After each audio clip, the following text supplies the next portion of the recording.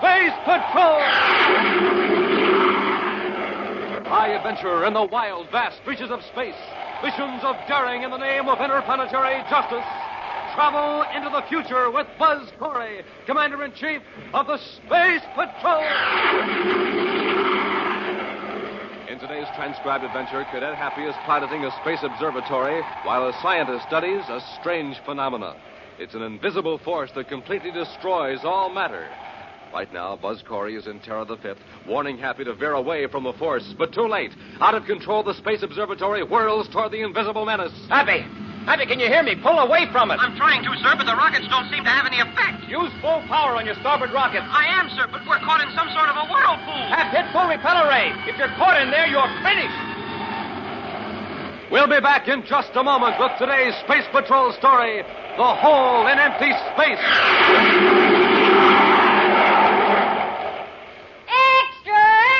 Read all about it.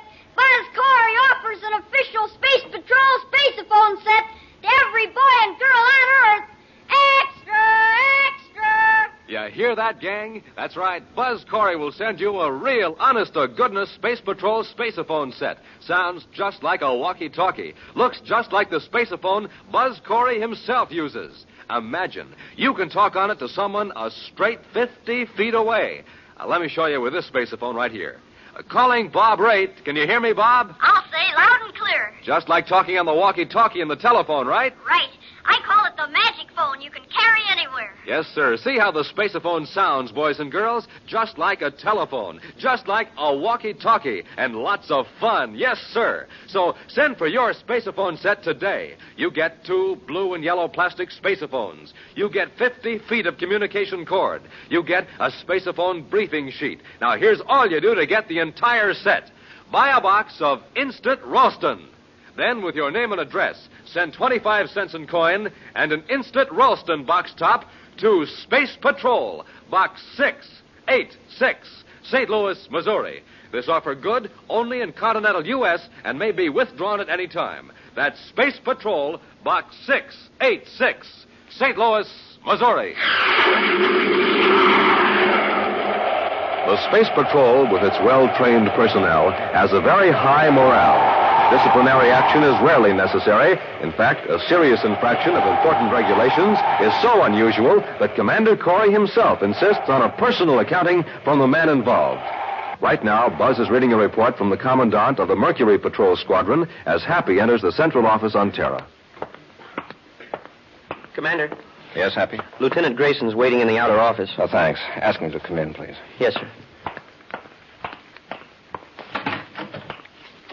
Lieutenant Grayson, Commander Corry wants to see you. I'll call you when I'm through here, Happy. Yes, sir.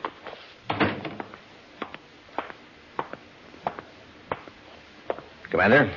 At ease, Lieutenant. Sit down. Yes, sir. You have an exceptionally fine record. I've been looking it over, and so far I can find no explanation for your behavior of the last few hours. I'm sorry, Commander. Is that all you have to say? Except that I'm ready to take the brainograph test. Lieutenant, it shouldn't be necessary to resort to the brainograph to obtain a routine report from a Space Patrol officer. I realize that, sir. You returned from a routine search mission, 3 hours overdue and with ammunition expended, yet you refused to offer any explanation. Those are the facts, Commander. I want a straightforward answer. Why didn't you file a report with your commanding officer? Commander, Colonel Gregory is a practical officer. He goes strictly by regulations, by routine. That's hardly a criticism, Lieutenant. I realize that, sir. But if I told Colonel Gregory what happened out there, he'd conclude that I was, well, space happy. You're not responsible for the conclusions of your commanding officer. In all due respect, Commander, in this case, I'm not so sure. What do you mean? Something's out there in space that regulations don't cover. Commander, I want a brainograph test so I can be sure of myself, sure that my mind isn't playing tricks on me. Grayson, suppose you tell me the whole story. All right, Commander. I was about to head back for Mercury when I saw a meteor. I tracked it on the viewscope to see if it was headed toward any shipping lanes. Yes? It was still pretty big on the screen when it suddenly vanished. Exploded? No, sir, just vanished. I started after it and checked for fragments. There weren't any. It was just as though the meteor disappeared into a hole in space. A hole in space? I know it doesn't make sense, but that's the only way I can describe it. Nothing showed up on the viewscope. I tried both the ultraviolet and infrared scanners. Nothing. What about the cosmic missiles you fired? I swung in a wide circle around the point where the meteor disappeared. Suddenly, a black spot appeared on the sun, as though a planet were between me and the sun, an eclipse. But it wasn't a planet? No, Commander. There was no planet within thousands of DUs. There was nothing, no solid object to account for that spot. Well, maybe it was on the sun itself. No, because it moved across the sun in relation to the movement of my ship. That's when I fired the cosmic missiles. What happened? The missiles vanished. Without an explosion? Without an explosion. Lieutenant, that's the strangest story I ever heard. You don't believe me? I didn't say that. I think your account deserves further investigation. You should have told Colonel Gregory. He'd have put me in the infirmary for mental and emotional checkup. I figured I'd get a brainograph test sooner if I risked disciplinary action.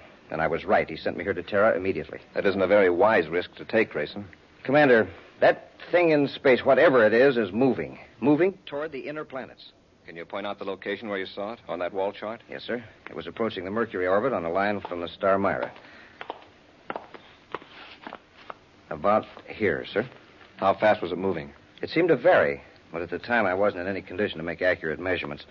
I thought I was going space happy for certain. Are you ready for that brainograph test? Yes, sir. Then come on. Oh, excuse me, sir. Happy, will you get Major Robertson? I want to run a brainograph test. Yes, sir. Oh, here's a top priority bulletin from communications, sir. A robot space freighter vanished. What do you mean, vanished? Well, it suddenly pulled off course. 2 passenger ships tracked it, and it swung in a wide circle, then smaller and smaller circles, and then just disappeared. Not a trace on the viewscopes. Where did this happen? Midway between Mercury and Venus, sir. On an orientation line with Myra. Lieutenant Grayson, I think we'll cancel that brainograph test. Happy. Yes, sir. Get my ship ready immediately. I'll notify Colonel Gregory that Lieutenant Grayson is assigned to temporary duty with headquarters. Thank you, sir. As astrogator aboard Terra V.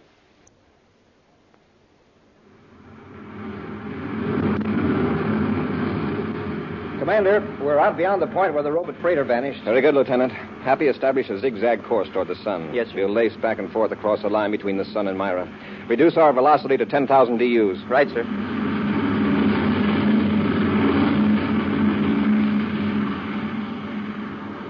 All viewscopes negative, Commander. What's our approximate position, Grayson? In a few minutes, we'll cross the Venus orbit, sir. This is the craziest search I've ever been on, Commander. Looking for something that isn't here. It's there, all right. It just doesn't show up on any instruments. If you could have seen that meteor vanish and those missiles... Now, wait. There's something moving across the sun. A black spot. That's it. We've located it. Now, let's be certain. Check the viewscope, Happy. Yes, sir. Does anything register? Nothing except the sun itself. Reverse rockets while I turn on the spacephone, Happy. We'll hold our present position for the time being. Commander Corry and Terra V to Major Robertson at Space Patrol Headquarters, Terra. Commander Corry to Major Robertson. Major Robertson here. Go ahead, Commander. Robbie, we're at the Venus orbit, Sun-Myra orientation. We've found what we're looking for. What is it? We don't know. It's visible only as a black spot against the sun, and it definitely is not a solid object. Well, I've contacted Professor Jelka for you, Commander. He's aboard Space Observatory number 2 off Saturn. Good. Robbie, spacephone and all planets bulletin immediately. All shipping is to avoid this sector of space until further notice. Yes, Commander. All commercial, private, and space patrol ships are to evacuate this sector immediately. Roger. Well, Professor Jelka is waiting on the 150 megacycle channel, Commander. Thanks, Robbie. Corey out. Happy switch to 150 MCs. Yes, sir. Commander Corey aboard Terra V calling Professor Jelka aboard Space Observatory number 2. Professor Jelka here. Go ahead, Commander. Professor, have you detected any unusual phenomenon in space the last few days in the direction of Myra? No, Commander. There's something out there, now within the orbit of Venus. It's not a solid object, but it cuts off light from the sun. Well, it's possibly a cloud of gas or tiny particles. Too sharp an outline, Professor. Besides, things like meteors, cosmic missiles, and spaceships just don't disappear permanently in a gas cloud. Did you say disappear? Vanish completely, without an explosion or a trace. Commander, I must have a chance to study this thing at once. I think I know what it is. It's got us baffled. What is it? I call it a cycloplex. A cycloplex? I wrote a paper about it 12 years ago, purely as a theoretical idea. This is no theory. It exists. This is marvelous, Commander. With your permission, I pulled a space observatory out of the orbit around Saturn and head for your present location. Well, good. No ordinary instruments register it. You might have some that will. Set your vector for Pluto. Where that vector crosses the orbit of Venus, you'll roughly be at our position. Thank you, Commander. I'll contact you when I'm on the vector. Good. Corey out. Well, at least there's one man in the solar system who seems to have an idea what this thing is. I hope so. But what's more important, I hope he'll know what to do about it.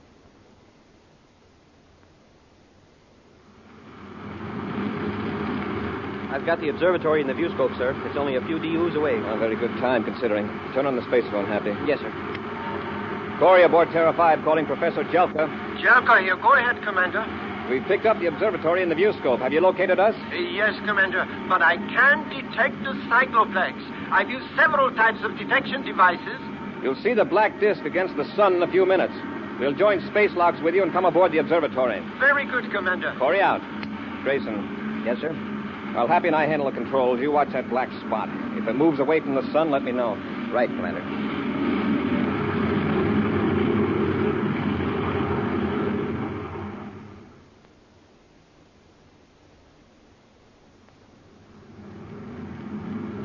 We're abreast of the observatory airlock, sir. Good. Stand by with magnetic holding fields. Standing by, sir. Corry to Jelka. Go ahead, Commander. Professor, hold your space observatory on an even vector. We're going to make contact. Yes, Commander. Apply magnetic holding field, Happy.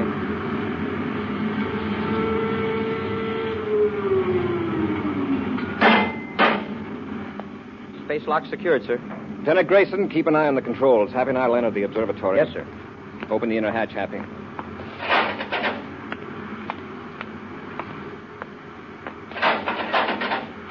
Press the release catch in the observatory hull.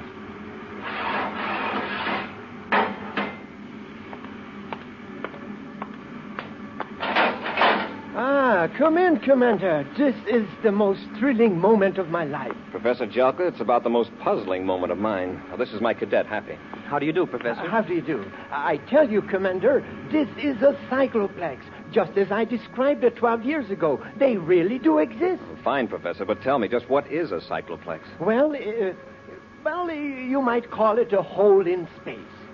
That's just the way Grayson described it. Grayson? Lieutenant Grayson, the Space Patrol officer who discovered it.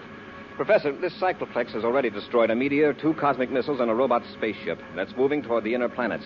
If it holds its present direction and velocity, Mars will move right into it in a few days. That would indeed be a calamity. What's the nature of this thing? What happens to objects that move into it? Well, they are transported into other dimensions, or perhaps into a matrix of several dimensions. Well, they cease to exist in space as we know it, that's certain. Yes. For years, mathematicians have speculated on the possibility of many separate dimensions existing simultaneously. I'd like to circle around it and study it some more, or to maneuver the observatory and still manage the instruments. Well, Commander, the controls are very much like standard spaceship controls. Couldn't I work them while the professor handles the instruments? That would be splendid. All right, Happy, you maneuver the observatory. I'll go back to our ship with Grayson. We'll keep you informed as nearly as we can on the location of the cycloplex. Commander, they're getting pretty close. I'll tell Happy to be careful. Commander Corry to Cadet Happy. Happy here. Go ahead, sir. You're veering pretty close to the cycloplex, Happy. Change your vector. The professor wants me to hold it on this heading, sir. His instruments are beginning to pick up something. Remember what happened to that robot spaceship, Cadet? But this isn't a robot, and the instruments are picking up something. We are on the verge of an exciting discovery, Commander. According to my theory... Well, right now, Professor, I'm relying on Grayson. He's had practical experience with this thing. Happy, this is an order. Pull away from the cycloplex. Yes, sir. Look at the observatory. It's whirling toward it. Happy, pull away from it. I'm trying to, sir, but the rockets don't seem to have any effect. Use full power on your starboard rockets. I am, but we're caught in some sort of a whirlpool. Pat, hit full repeller ray. If you're caught in that cycloplex, you're finished. We'll be back with Space Patrol in just a moment. Hi, gang. Space Patroller Dick Tufeld speaking from the planet Earth. Today I'm doing a man-on-the-street report. Going to see what some of these young fellas here on their way to school think about those 3 checkerboard super cereals, Rice Chex, Wheat Chex, and Instant Ralston. Now, here's a sharp-looking lad. Say, tell me, what did you say the very first time you tried delicious Wheat Chex, that bite-sized super cereal spun out of shredded wheat? What did I say? I said, Enough said, thank you. Now, here's a fine-looking boy. Say, what do you think of Rice Chex, the bite-sized super cereal made of crisp and crunchy shredded rice? What did you say, for example, the very first time you tried it? Thank you, that's good enough for me. And here's another young man. Tell me, what's your opinion of Instant Ralston, the hot super cereal? Man, oh man, oh man, oh man. There you are, gang. That's what these fellows think about the checkerboard super cereals. The only 3 official cereals of the Space Patrol. Try them yourself. You'll say the same thing. man, oh, man, oh, man, oh, man. Get them at your grocer's today in the red and white checkerboard packages. The super cereals that help to supercharge you rice checks, wheat checks, and to warm up your motor, good hot Ralston. A Space Patrol officer, Lieutenant Grayson, has discovered an alarming peril in outer space, an invisible force that completely destroys matter without leaving a trace. Professor Jelka, an astronomer and mathematician, says this force, which he calls a cycloplex, is actually a hole in outer space. Happy, piloting the Space Observatory for the professor, flew in too close to the strange force. Now the observatory is being whirled closer and closer to disaster. Meantime, Commander Corry and Lieutenant Grayson in Terra V are trying desperately to find a way to save Happy and Professor Jelka. Happy, is your repeller ray on full? Yes, sir. All rockets on the starboard side and stern as well. The observatory is being pulled faster than ever toward the cycloplex. Jelka never should have ordered Happy to go so close. Those observatories have a very low power ratio in proportion to their mass, Grayson. We can only give it a boost with our own power. You mean make magnetic contact with the observatory? Yes. Great idea, Commander. You realize what'll happen if we fail. I'm waiting your orders, Commander. Then let's go. You handle a magnetic holding field, Grayson. Yes, sir.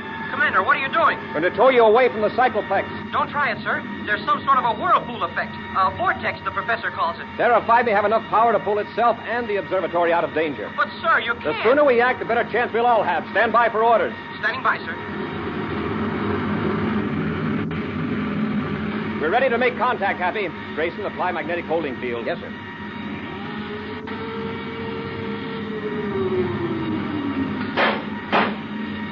All right, Happy. Keep the observatory rockets on full power. Yes, sir. We're going to increase our own power slowly at first. We won't try to fight the cycloplex force too strongly. We'll cut across at a tangent, understand? Yes, Commander. Here we go. Is it working, Commander? I can't tell yet. Happy, Yes, sir. as I increase the ship's power, it'll put a terrific strain on the hull of the observatory. Watch for any sign of damage. I will, Commander. There's that sound again. What is it? It's coming from the spaceophone system. Happy, do you hear it? Yes, sir. You're picking it up from the professor's instruments. He says it's caused by the cycloplex. Commander, our vector's changing. We're moving away from the cycloplex. We'll add a little more power. Happy, did the professor turn off his instruments? No, sir. Then we're free of the cycloplex pull. That's right, sir. We're swinging away in the other direction. Good. Wow. What a relief. Happy, we'll proceed several DUs away from this position until we're sure we're safe before we break contact. Yes, sir. Then we'll join space locks and come aboard the observatory. Got it? Yes, Commander. I'll maintain vector till further orders. Check. Corry out.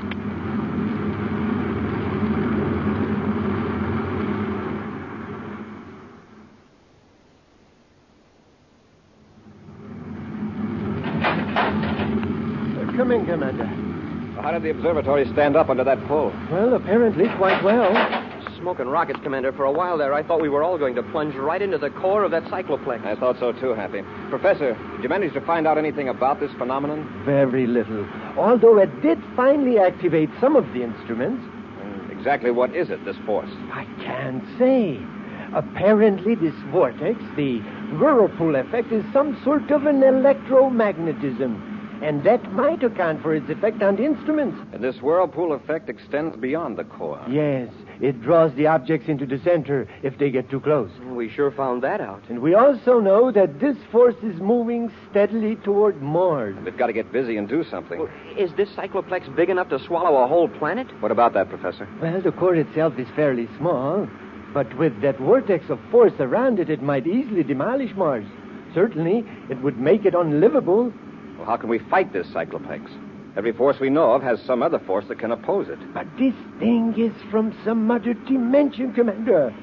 It's an intruder into our space-time system. You mean it isn't even from another galaxy? From another part of our space? Yes, it's completely new to us, Cadet. It's impossible to imagine dimensions beyond the three we know: length, breadth, and thickness. Professor, you mentioned that it has some sort of magnetic effect. That's right. Suppose we could produce a powerful magnetic force to oppose it. It would take more power than any planet power system could produce. And how could we transfer it here? Professor, you've heard of Huddleston's ring, haven't you? Yes. Very interesting effect. What's Huddleston's ring, sir? It makes use of an effect that occurs at temperatures close to absolute zero. Oh, like those of outer space? Exactly. Extremely low temperatures, some metals become superconductors of electricity. Superconductors? They have no resistance to the flow of current. That means if a current is started in a ring made of a superconducting material, it flows indefinitely. Even when the power's cut off? Right. And if the power is constantly applied, the current builds up. It increases more and more. Oh, I see. A scientist named Huddleston has been conducting experiments with a giant ring in outer space near Jupiter. Yes. He has a laboratory spaceship in the center of the ring. Suppose that Huddleston turns the power on full, charging that ring and the magnets around it, and keeps the power on. Would it destroy the cycloplex? Perhaps it would be dangerous. A magnetic force of incredible intensity would be built up. There is no telling. Professor, I want to send Huddleston's ring into that cycloplex. Under robot control, naturally. Well, Professor, do you think it would work? I don't know. But it's a challenging experiment. If it did, it would prove that electromagnetism is a force common to all dimensions of existence. Right now, I'm not interested in proving any theory. I want to save Mars. Happy, let's get back to Terra V. I want to contact Huddleston. Cycloplex seems to be moving steadily toward Mars, Commander. Keep the ship moving with it, Grayson. Keep that black circle right in the center of the sun. Yes, sir. Major Robertson, Space Patrol Headquarters, Terra, calling Commander Corry aboard Terra V. I'll take it. Happy to hand me that vector analysis, please. Here you are, sir. Corry, here, Robbie. Go ahead. We've contacted Huddleston, Commander. He's all enthused over the idea. Oh, good.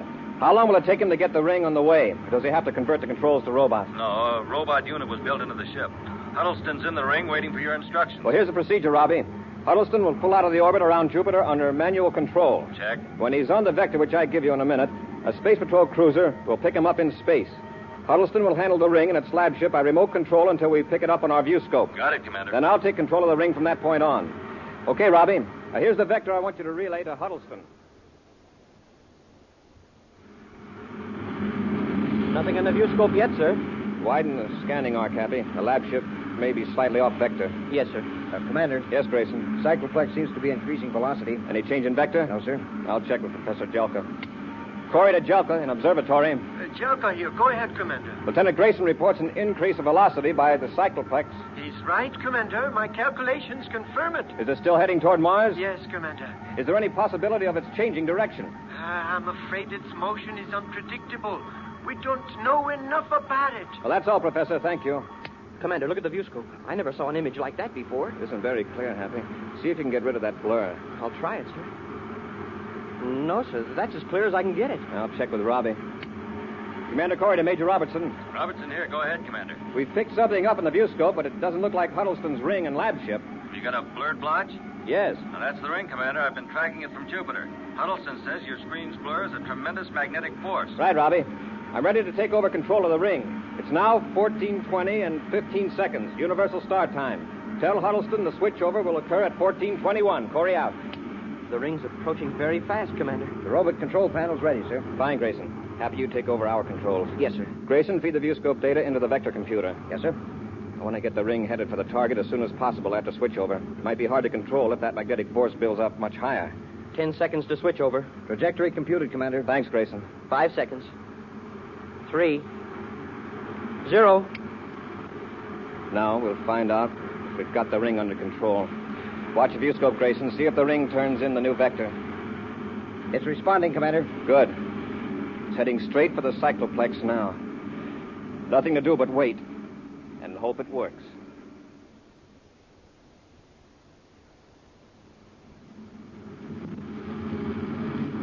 A few more seconds, we'll know. Yeah, Huddleston's ring is practically in the outer field of the vortex now. Nothing's happening, though. Wait. The blur on the lab ship seems to be dimming. It's as though the cycloplex were choking down the magnetism. Look, you can see the outline of the ring now, and the lab ship. I'm afraid it's not going to work, Commander. The power of the cycloplex is too strong. Wow, look at that. The lab ship just flew apart. The ring is still intact. The blur's building up again. Magnetic force pulled the ship apart. The ring's in the black circle now. Golly, something's happening. It's a battle of magnetic forces. The black circle is growing smaller. It sure is. It's shrinking. And rapidly. If that ring can hold up long enough, The cycloplex is just a black dot. It's gone. The cycloplex is gone, Commander. It worked. Whew. Look at the viewscope, man. Huddleston's ring is still there. Thanks to you, Commander, it saved a planet. It took all of us. Enter the story in our logbook, Happy. Yes, sir. What a mission to describe. We've just filled in a hole in empty space. Hey, maybe I should make the log entry in invisible ink. We'll be back with an exciting preview of next week's thrilling Space Patrol adventure in just a moment. Hey, it's got things popping everywhere. It's setting the world on fire. It's even stopping traffic. What am I talking about? I'm talking about the Space Patrol Spaceophone, and I'm going to tell you how to get a set. A set complete with 2 spacephones, 50 feet of communication cord, and an official briefing sheet on spacephoning. What an offer! What an invention! The magic phone you can carry everywhere. Sounds like the walkie-talkie in the telephone. Barrels of fun. You can talk to someone standing a straight 50 feet away. Now, I'll show you with this spaceophone here. Hello, Commander Corry. Hi, Dick. Hi, gang. Aren't these spacephones terrific? You can play Space Patrol with them just as though you were a real space patroller living up here on Terra. Yes, sir, gang. Your spaceophone will look exactly like the one space patrollers use. Only yours will be even more terrific because they're a special model made for use on Earth alone. And good-looking, too. Handsome blue and yellow plastic. Now, don't wait. Send for your spaceophone set today. Complete with 2 spacephones, 50 feet of cord, and a briefing sheet. Now, here's all you do. Buy a box of Instant Ralston. Then, with your name and address, send 25 cents in coin and an Instant Ralston box top to Space Patrol, Box 686, St. Louis, Missouri. That's Space Patrol, Box 686, St. Louis, Missouri. And now, an action preview of next week's exciting Space Patrol story. Buzz and Happy have been captured by 2 criminals and are aboard a relay space station near the Pluto orbit. While the criminals are removing a secret power unit, Buzz and Happy are locked in a passageway looking for some method of escape. The lights. What happened to the lights? They must have disconnected the Cosmolite power unit. They'll be coming through the passage in a minute to get us, Commander. They won't need to, Happy. Stecker has already figured out how he's going to get rid of us. How? When they get back into their ship, they're going to leave the relay station airlock open. What? In a few seconds, this passage will be a complete vacuum. Every bit of air will escape into space. Be sure to be with us next Saturday for the exciting story, The Glowworm Project, when Wheat Checks, Rice Checks, and Good Hot Ralston again bring you Space Patrol! And now, a special message from Commander Corry. Boys and girls, this is your commander. I'm now holding an important bottle. When empty, it's worth very little. When filled, it's the most valuable bottle in the world. I mean, when it's filled with the greatest gift one person can give to another, his own blood. America has millions of these bottles to fill, and any grown-up can fill them. So, gang, will you help me get that message across to every grown-up in the USA? Then do this. Join the Space Patrol Blood Boosters now. Space Patrol, an original Mike Moser production starring Ed Kemmer as Commander Corry and Lyn Osborn as Cadet Happy, was written by Lou Houston, directed by Larry Robertson. Other players were Bela Kovac, Ken Mayer, Dick Beals, and Norman Jolly. Dick Tufeld speaking.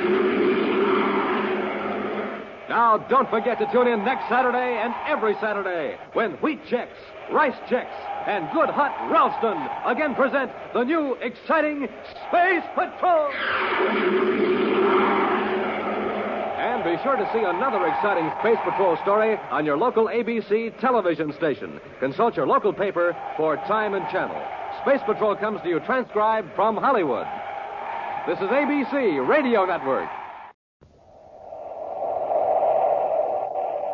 Wheat Checks, Rice Checks, and Good Hot Ralston present Space Patrol! High adventure in the wild, vast reaches of space. Missions of daring in the name of interplanetary justice. Travel into the future with Buzz Corry, Commander-in-Chief of the Space Patrol. In today's transcribed adventure, Buzz and Happy are in their spacesuits, investigating a gigantic 6-wheeled atomic digging machine on the planet Mercury. As they walk across the deeply cracked ground in 300-degree heat, the huge machine starts moving toward them with increasing speed. They're trying to run us down with the machine, Commander. Get to the ship, Happy. It's hard to run in these bulky suits. Maybe we can dodge the driller. Don't try it. The driller's big, but it can turn like a cat. It's gaining on us. Don't look back. Run. Hey! Quick, Hap, on your feet. My foot's caught the crevice. Give me your hand. No, you sir, I can't get loose. I'm caught. Commander, get away, please, while you can. The driller's almost on top of us. We'll be back in just a moment with today's Space Patrol story, The City of the Sun.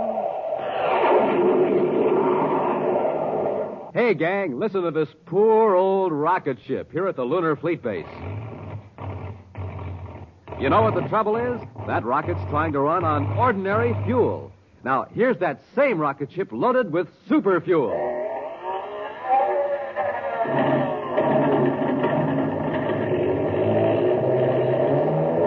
Now, that's what I call a real blast-off. And boys and girls, to get a bright and snappy start, you need super fuel, too, especially in the morning. So start your day with a breakfast that supercharges you. A nourishing breakfast with a checkerboard super cereal, like Rice Chex. Triple crisp Rice Chex. Triple crisp because it's toasted 3 times. And oh boy, is Rice Chex delicious. Makes breakfast sparkle, that's how good it is. Rice Chex. Golden shredded rice biscuits in that modern bite-sized design for easy eating. So remember, gang, to start off bright and snappy in the morning, eat a nourishing breakfast with a checkerboard super cereal and get supercharged.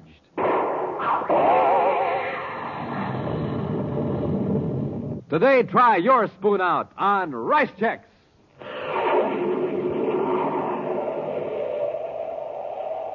Commander Corry and Cadet Happy are on the planet Mercury, organizing Space Patrol units into a search for Professor Mallison, whose spaceship vanished on the dark side of the planet. But now, a second emergency on another part of Mercury sends Buzz and Happy racing to the hot side of the tiny planet, to Solaria, the city of the sun. Who's behind the sabotage, sir? I don't know, Happy. That's what we've got to find out. But I've got a pretty good idea what the motive is. What's that, sir? Solaria has suddenly become very important because of the mineral deposits that have been found about 60 miles south of the city. South? That means it's hotter than the Solaria area. Well, how do they work it? With robot-controlled mining equipment operated from Solaria. And with spacesuits, a few technicians can work in 2-hour shifts on the mining site itself. Oh, and whoever sabotaged the power plant doesn't want those mining operations to continue. Probably cuts into their own source of revenue. I suppose this is more important, but I sure would have liked to locate Professor Mallison first. We've got the search units well organized, Happy. They'll comb the entire dark side of Mercury with infrared viewscope scanners. Well, do you think the professor could still be alive, sir? He's been missing over 4 days. That would be a long time to hold out in sub-zero temperature on the dark side of the planet. Well, how about the spaceophone signal picked up yesterday, though? That was from Mallison, wasn't it? It was his code, all right. But it was an automatic signal. It could have been sent from one of the small rockets Mallison had aboard his ship. When released, it automatically sends back information on cosmic radiation, temperature, and Mercury's own magnetic field. Oh, that's what Mallison was studying? Yes. Even if we locate the rocket, it wouldn't mean it's anywhere near Mallison's ship. A commercial spaceship picked the signal up briefly, just for a few seconds. All they got was Mallison's identification code and the temperature.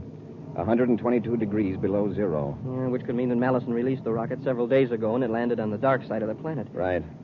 Commander, what's that? It looks like steam shooting out of the ground down there. It's like a geyser. Geyser on the hot side of Mercury? Happy, check our exact position. I don't like the looks of this. Yes, sir. I'll call Solaria Space Control. Corry and Terra V to Space Control Solaria. Corry and Terra V to Space Control Solaria. Space Control Solaria to Commander Corry, Lieutenant Orris here. Lieutenant, I'm flying low northeast of Solaria. My cadet and I have sighted something that looks like steam shooting out of the ground. Steam, Commander? Yes, I'll give you our position. Check it against the location of water conduits leading to the city. Yes, sir. Happy, got the data? Yes, sir. We're 10 degrees, 27 minutes, 48 seconds south by 112 degrees, 51 minutes, 08 seconds east. Got that, Lieutenant? Yes, sir. I'll check it against the chart. Commander, do you suppose it is a broken conduit? I don't know what else it could be, Happy. Possibly a quake broke the pipe. Commander, it looks like a broken conduit, all right. Solaria's main water supply line runs right through that point from melting and pumping station number 3 on the cold side of Mercury. Better check with Solaria Water Control. See if they've noticed a drop in pressure. Yes, sir. Thanks for telling us. If that's a bad break, we'll be in a tough spot here. Is there a seismograph in Solaria? I believe there is, sir. I suggest you check the city engineering office.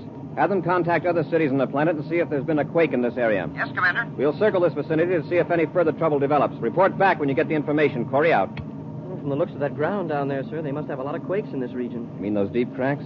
Well, those were formed millions of years ago, Happy, when Mercury first began to dry out under the terrific heat. Yeah, but with one side of the planet covered with ice and the other side with blistering heat, well, wouldn't there be a lot of quakes? Well, as far as I know, there hasn't been a serious one reported in recent years. We'll keep circling till we hear from Solaria. Can't we take it easy, Burdock? This is pretty rough ground. Well, these atomic drillers weren't made for comfort, Grove. And I want to get plenty of distance between us and that broken water conduit. We're going 70 with this thing. If we hit one of those cracks at the speed, we'll tip over. Just quit worrying. We're riding on 6 wheels. And each of them are 20 feet in diameter. And every wheel has its own power drive. I think we're in more danger of being spotted by a space patrol ship than we are of upsetting this monster. What do we do with the driller when we get to our spaceship? We just leave it. It's pretty well camouflaged to blend in with this cracked yellow ground here. We can find it again if we need it. You aren't planning to drill any more holes in the Solaria water supply, are you? Not right away. But this job will cause plenty of trouble. You think they'll be able to repair it? Probably.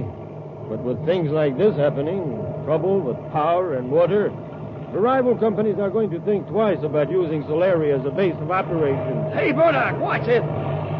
Nearly tipped us over. Oh, just relax, Grove. We're almost to the ship.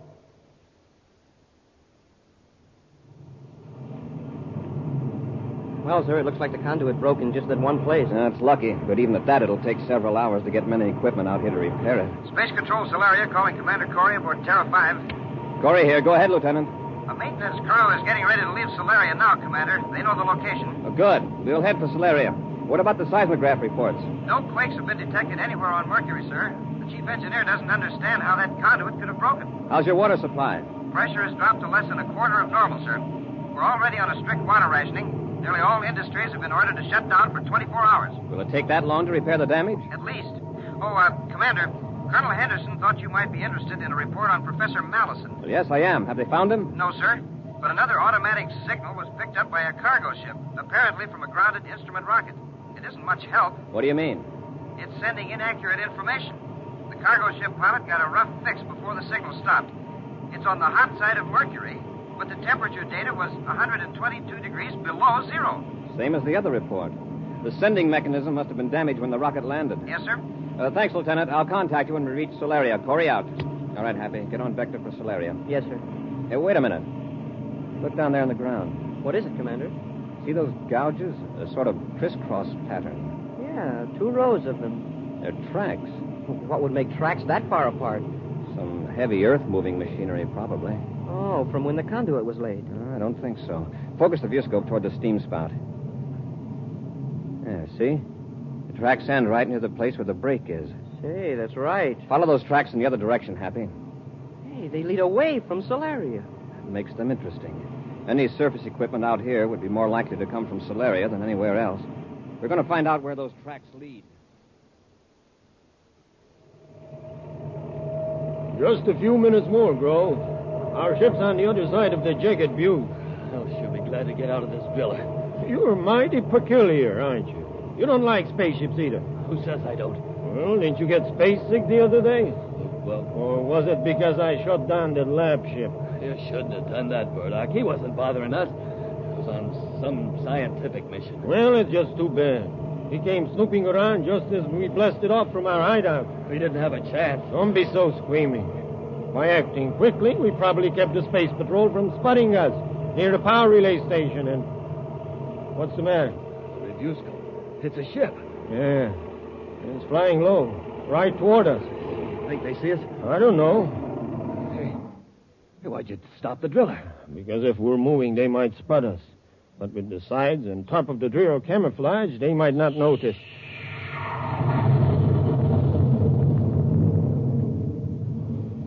They went right over. It's a space patrol ship. They must have spotted the break in the water line. Yeah, but why were they going so slow? How do I know? We'll just sit tight and see what they're up to. Happy, look down there. The tracks stop. It's hard to tell. The ground must be packed almost as hard as concrete in some places. I'll circle back. Use the viewscope scanner. Yes, sir. Uh-oh. Hey, there is something down there. A hump of something. A small hill, maybe. Now look closer. Did you ever see a hill on wheels? Yeah, I can see it now. It's a big piece of machinery, and it's camouflaged. Happy, get our spacesuits out of the locker. I'm setting the ship down. Yes, sir. Check the refrigeration units in the suits carefully. We're going to be walking around in oven temperature down there.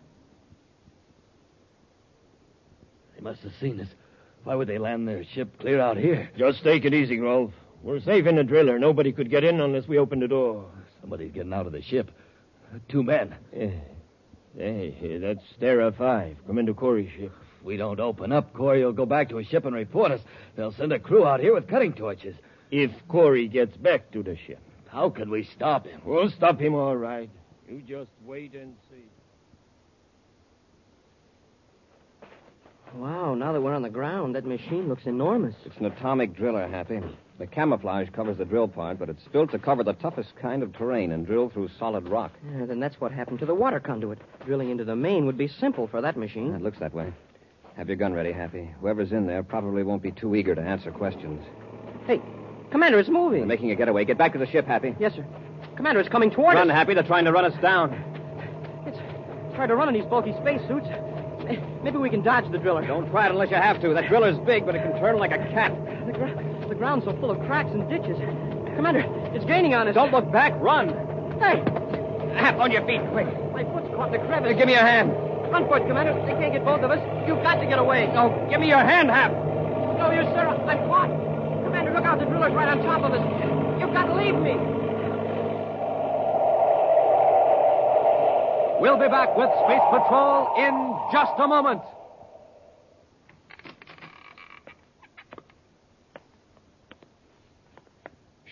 Space Patroller Dick Tufeld, gang. I've got a secret for you.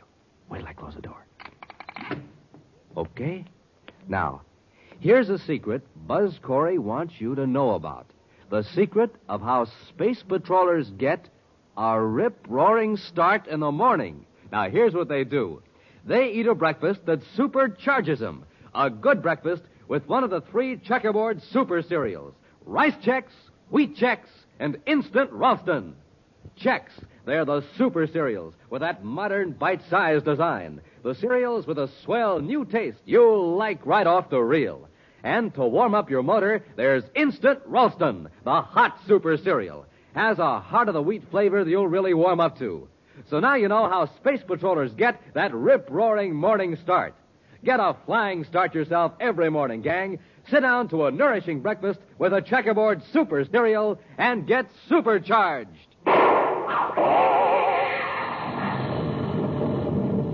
Rice Chex, Wheat Chex, good hot Ralston, the super cereals.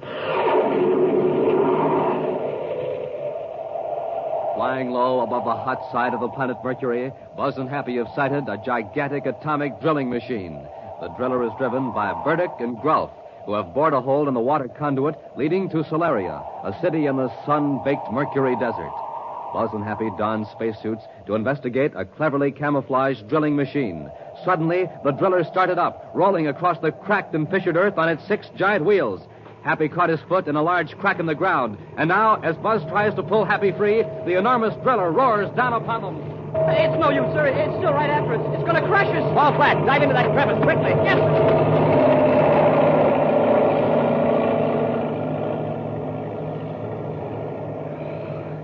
Happy, are you all right? I guess so, sir. I'm half buried in the dirt. Don't move yet.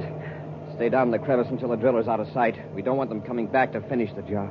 I sure thought we were goners when that big thing thundered over us. We're lucky to find the crevice deep enough. They're still going, I guess. Yeah. Fortunately, they didn't stop to wreck our ship. That means they're sure they crushed us under the wheels. The driller's completely out of sight now, sir. All right, into the ship, Happy. We won't take time to get out of these suits till after we blast off and start our search for that drilling machine.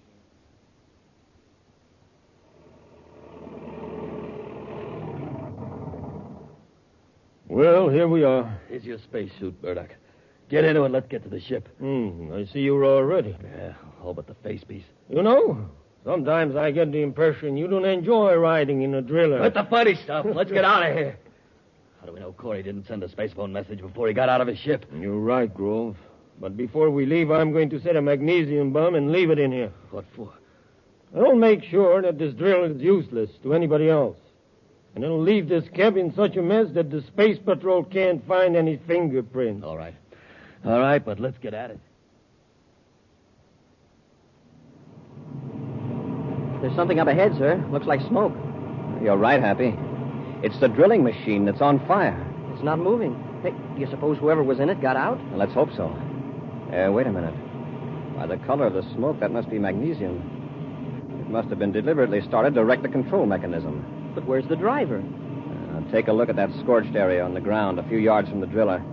A blast-off scar. Uh-huh. Our driller operator had a spaceship hidden here. Turn on the viewscope, Happy. Maybe you can pick up a trace of him. And I'll contact Space Control Solaria. Commander Corry aboard Terra V calling Space Control Solaria. Commander Corry calling Space Control Solaria. This is Space Control Solaria, Commander. Lieutenant Orr speaking. Lieutenant, relay this bulletin to all Mercury Space Patrol units. Yes, sir. A spaceship of unknown type just blasted off from the vicinity of the broken water conduit. Interrogate all spaceborne private craft. Ground all suspicious ships and hold the occupants. I'll relay that message, Commander. Can you give any sort of description of the ship? No, we merely saw the blast-off scar. Looked like it was from a small space cruiser. That water main break was deliberately sabotaged. An atomic driller did the job. Atomic driller? Yes. We found it abandoned near the break. Tell Colonel Henderson I want investigators sent out to examine it. They'll need firefighting equipment. Yes, sir. Make an immediate check of all known atomic drilling machines on Mercury. Where they are and who has them. Yes, Commander. How's the water situation in Solaria? It's even more serious than we thought, sir. We're setting up cargo ships to bring some in from other cities. Commander, a Venus-bound passenger ship reported seeing a wrecked lab ship south of Solaria. The pilot thought it might be Professor Mallison's ship. South of Solaria? How far south? 15 DU, sir. That's the hottest part of the planet. Even if the ship wasn't badly damaged by the crash, it looks bad for Mallison. The same passenger ship also picked up Mallison's automatic coat, sir. And another temperature report. 122 degrees below zero. Below zero? That seems impossible. Have you sent any units to investigate? Not yet, sir. Colonel Henderson... Yes, I know. You've got problems of your own, Lieutenant. You give me the location of that crashed ship. I'll investigate it myself. And 87 degrees, 16 minutes, 43 seconds west. But I suppose that's a ship you shot down? Shut up, Ilris. I got their frequencies, both of them. Got it, Lieutenant. One more thing, Commander. The passenger ship pilot isn't sure, but he thought he saw something moving near the crashed ship. It doesn't seem likely. No, it doesn't. But I'll get there as quickly as I can. Corry out. Corry alive? Yeah, it was somebody else we ran over with the driller. Cut it off. If that is the first ship you shot down, then there's someone still alive. There couldn't be. That was 4 days ago. And even in the best spacesuit made, nobody could live 4 days in that heat. What are we going to do? We're going to make sure. Maybe we can get there before Corry does. And if not, we'll cut Corry's investigation short. Murdoch, maybe we didn't kill those men with the driller. Maybe it was Corry and somebody else, and they escaped somehow. Well, if he did, he wouldn't escape this time. You marked down those coordinates, didn't you? Yeah, they're right here. All right. I'll take the controls. You get on the view scope. We don't want to get close to another ship, especially Corry's. We're nearly to the location, sir. Drop her down a few thousand feet, Hap. Yes, sir. Hey, this part of Mercury looks even worse than where we were before. Rougher terrain. Yes, and it's even hotter. Close to 500 degrees. Now, listen. Get that down, Hap. Yes, sir. MLS 28. Mercury Lab Ship 28. That's Mallison's identification code. Temperature minus 122 degrees. Hey, it cut out. Minus 122 degrees. I got a fix in that signal, Happy. It's almost directly below us. Look. It's a cracked-up ship, all right. A lab job, too. Get your spacesuit on, Happy. Yes, sir. Whatever we do, we've got to do it fast. Hey, Commander, down there by that cliff. It's a man in a spacesuit. That's incredible. He's waving to us. Stand by for repeller ray. That's a lab ship, all right. Even in the viewscope, you can see it's pretty badly smashed up. Yeah, but we're too late. Corry's ship is landing right near it. What do we do? He'll probably go in to find what's left of Mallison. When he does, we'll swoop down and blast the wreckage, and then shoot up Terra V. Better not get so low, Burdock. They may see us. There's not much they can do about it. Anyway, I'm keeping between them and the sun. Nobody's going to look up at the sun, especially here on Mercury. Wait a minute. They're running right past the ship. Where are they going? Oh, maybe. Seeing something close to the cliff. Burdock, it's a man. And he's alive. After 4 days in that blast furnace down there, it's impossible. See for yourself. Must be Mallison. We've got to make sure that none of them get out of here. Get your spacesuits on, Grove. We aren't going to land. Not unless we have to. But I'm going to make sure that all 3 of them are finished before we leave here. Check your suit spacerphone, Happy. That's working okay, sir. And so's the temperature control. And we'll need it. All right, open the outer hatch.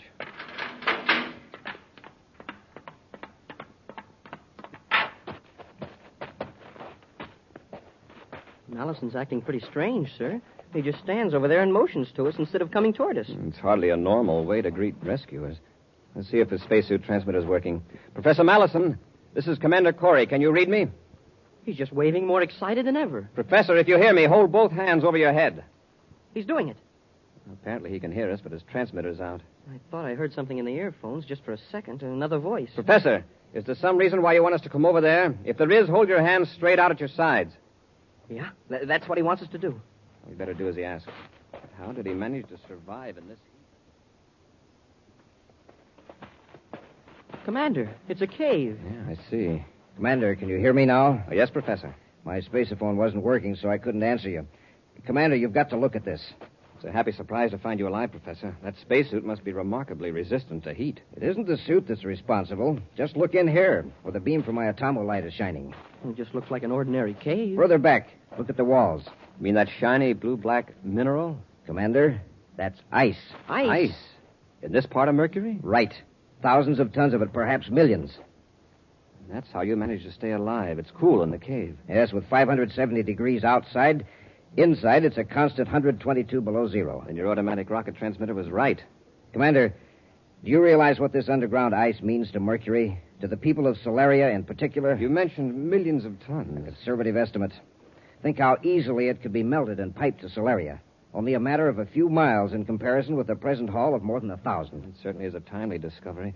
Dozens of conduits can be built from here to Solaria at a fraction of the cost of the one line that was broken. A spaceship. Yeah, it must be a space patrol craft. Let's get to our ship, Professor. Believe me, this news will be welcome in Solaria. Well, what I don't understand is how all this ice could be underground in the hot part of Mercury. The rock above insulates it. This is not a new phenomenon by any means. Why, on the planet Earth, more than 1,000 years ago, Indians in the Arizona desert used to get ice from a natural cavern such as this. Hey, wait a minute. It's not a space patrol ship. It's a private cruiser. You're right, sir. It's taxiing around on repeller ray. I've seen that ship before. Why, it's the one that shot my lab ship down. Are you sure? I'm positive. Hey, what's a crazy fool doing? He's backing the ship right toward the cave. Better get out of here or he'll run over us. He's got something worse than that in mind. He's seen us and doesn't want us to get out. Well, maybe he's just backing up to get room to blast off between here and the opposite wall of the canyon. Up in your life. Quickly, get out of the cave. He's going to put his stern in here and turn on his rocket blast.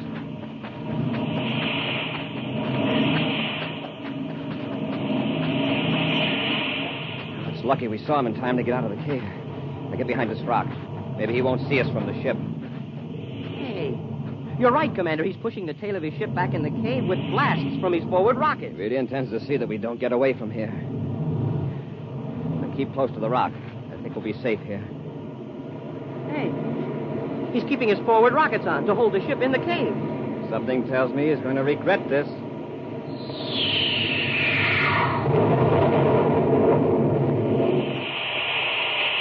Wow, the ship's wrecked. It shot right across the canyon into the opposite wall. His hand must have slipped off the controls. No, Happy. The heat from his rocket exhaust turned the ice into steam, and it popped the ship out of the cave like a cork. We'd better get over there, Commander. They may be badly hurt. If they haven't got spacesuits on, they haven't a chance. Commander, I see somebody getting out. Yeah, there are two of them. And they do have spacesuits on. Let's get them. By their attitude, I don't think we'll have any trouble. No, sir. You know, during the last few minutes, sir, I really realized what a wonderful thing water is. That's so? Yes, sir. In the form of ice, it saved Professor Mallison's life. And when those two fellows turned it into steam, it simply cooked their goose. An exciting preview of next week's new Space Patrol adventure after this important question. Have you sent for your Space Patrol spaceophone yet? You better hurry! Yes, sir, this sensational offer is soon going to end. And you don't want to be left without one of these thrilling new spaceophone sets, do you? No, sirree. So, hurry! More fun. You can talk back and forth on the spaceophone to someone a straight 50 feet away. Just like talking on the telephone. Complete with two spaceophones, 50 feet of communication cord, and secret briefing sheet.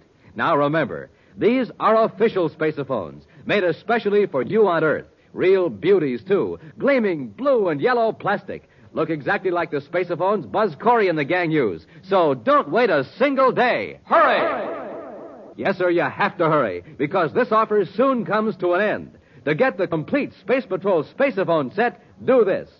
Buy a box of Instant Ralston. Then, with your name and address, send 25 cents in coin and an Instant Ralston box top to Space Patrol, Box 686, St. Louis, Missouri.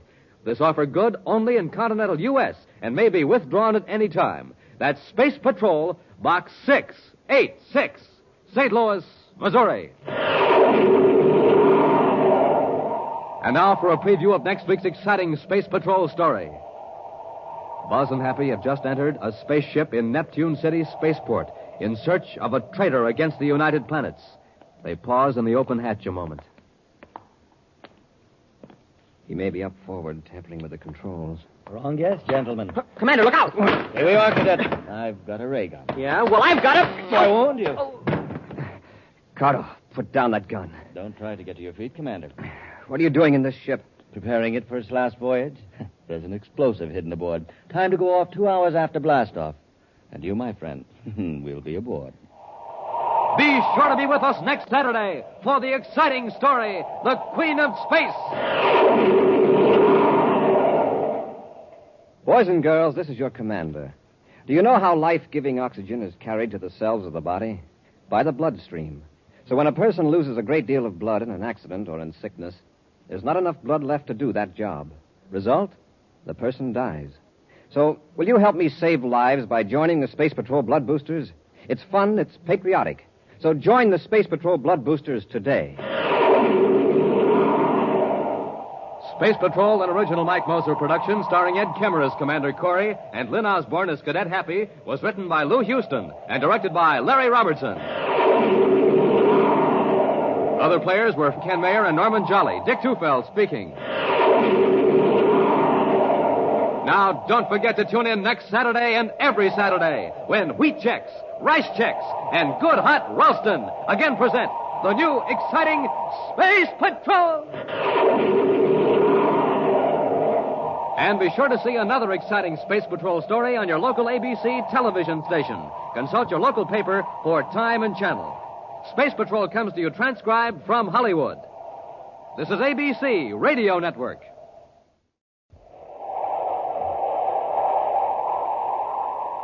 Wheat Chex, Rice Chex, and Good Hot Ralston present Space Patrol!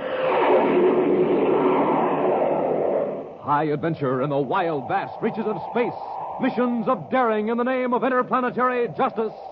Travel into the future with Buzz Corry, Commander-in-Chief of the Space Patrol. In today's transcribed adventure, Buzz and Happy have just entered a spaceship in Neptune City Spaceport in search of a traitor against the United Planets. They pause in the open hatch a moment. He may be up forward, tampering with the controls. Wrong guess, gentlemen. Commander, look out! Stay where you are, Cadet. Oh, yeah? Cardo, put down that gun. Don't try to get to your feet, Commander. You'll get what the Cadet got. What are you doing in this ship? Preparing it for its last voyage. There's an explosive hidden aboard. Time to go off 2 hours after blastoff. And you, my friends, will be aboard. We'll be back in just a moment with today's Space Patrol story, The Queen of Space. Gang, this is Space Patroller Dick Tufeld at an Aquajet boat race on Mars. Now, my favorite is the Shooting Star. But, hey, it doesn't have a chance. That driver's filling up the tank with ordinary fuel. You see what I mean? No zip, no zoom. Hey, but wait. The driver's now putting in some super fuel.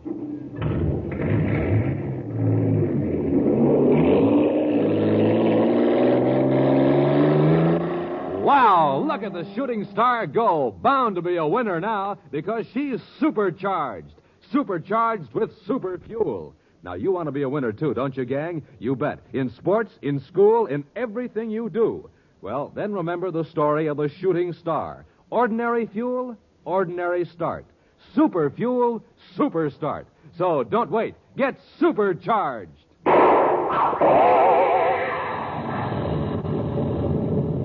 And, gang, get supercharged the way Buzz Corry does. Eat a good breakfast with a checkerboard super cereal, like Rice Chex or Wheat Chex.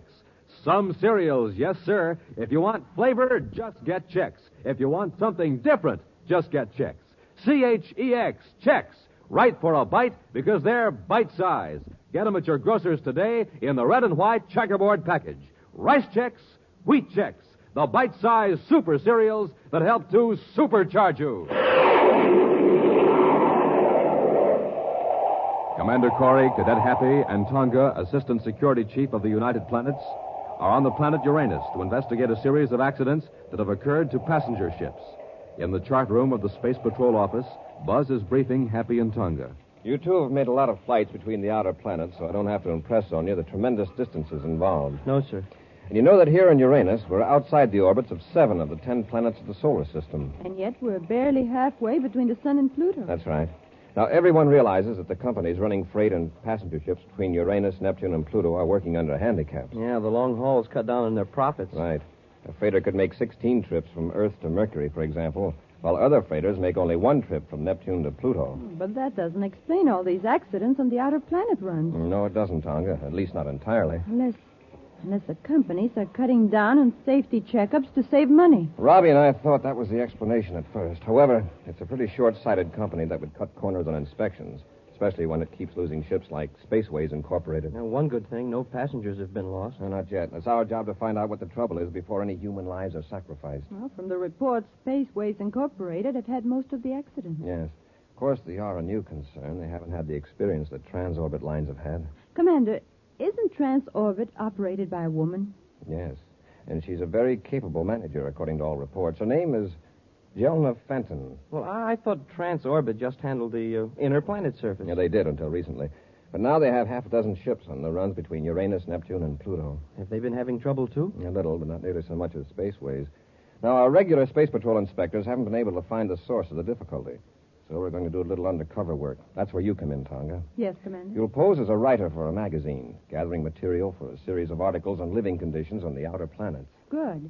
Then I can make trips from planet to planet without arousing suspicion. Yes, it'll give you a chance to observe conditions around spaceports and watch the personnel. What do you and I do, Commander? Well, for the time being, we'll just make routine inspections of Space Patrol bases and keep in touch with Tonga. How do you want me to contact you, Commander? Use your miniature spaceophone. Keep it with you at all times. I will. And don't use it when there's anyone around. When do I start? Immediately.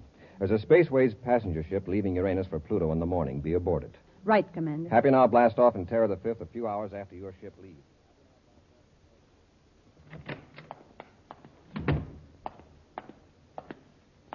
I got your message, gentlemen. What's up? You can cancel that trip to Mercury, Cardo. You're staying here on Neptune. What about that Spaceways ship I was supposed to, fix? I've already arranged it. Oh, what happens this time? Does the oxygen reclaiming unit give out? No, we won't use that one again for a while. I've got a better one. Yeah? What? The orbit computer. It's been tampered with, so it'll give the wrong vector. Oh, that's not so serious. Oh, isn't it? On a run to Pluto with a full passenger list, you know how little reserve power those Spaceways ships have. Hey, that's right. They'll run out before they can get back on course. Unless they get a spaceophone fixed from space control. They won't be able to. Halfway to Pluto, their spaceophone power unit will fail. A few more accidents like this, and nobody will get aboard a Spaceways ship.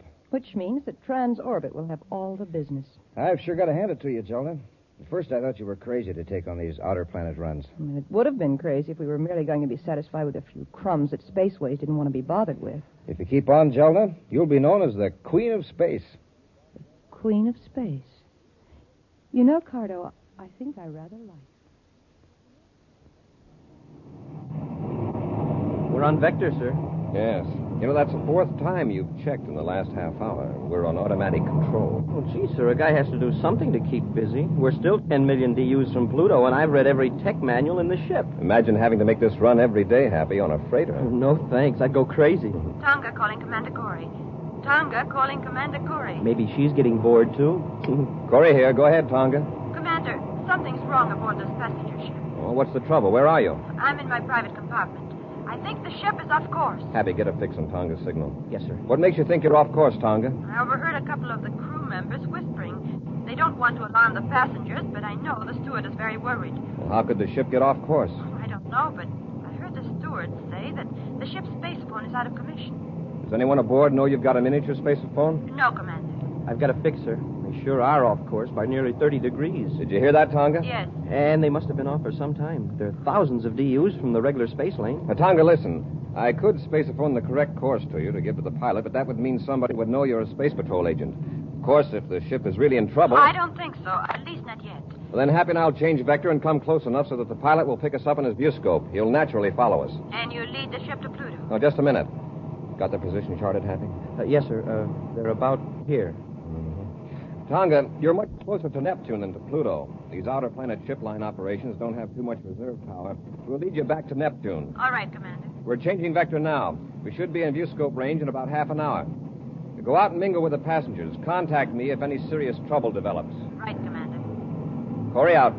Well, Happy, what was it you were saying about this Pluto run being boring?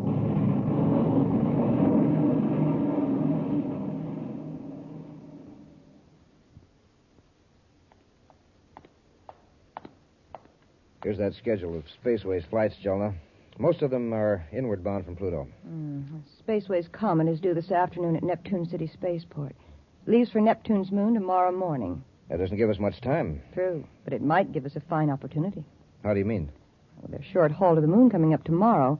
Chances are the maintenance crew won't do much work on the ship. Yeah, that's right. They'll wait till he gets back, unless there's something that needs immediate attention. All right, Cardo. Keep an eye on the Comet when it comes in. After that long run from Pluto, the pilot and the rest of the crew will probably head for town for a good time. Yeah, you're right, Jonah. Say, I wonder how that other ship's making out, the big passenger job. Right now, the pilot's probably discovering he's millions of DUs off course, and with a low power supply. But don't start making any inquiries, Cardo. Don't worry. I'll wait for the official announcement. Another Spaceway ship lost.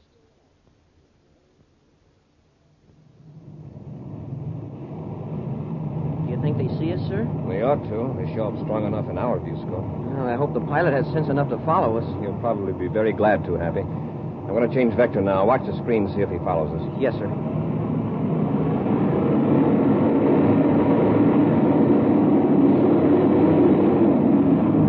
How about it, Happy?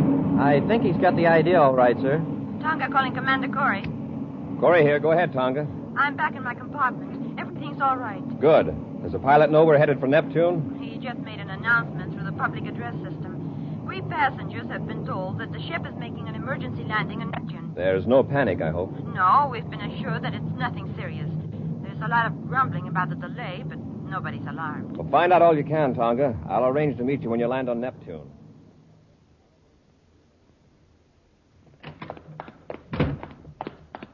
Jonah, something went wrong. What do you mean? That ship that was supposed to get lost on the run to Pluto. Well, what about it? Just landed here on Neptune, of all the rotten breaks. But the orbit computer did fail, didn't it? Yes, but a space patrol ship happened along, and the pilot followed him to Neptune. Did you say happened along? Yes.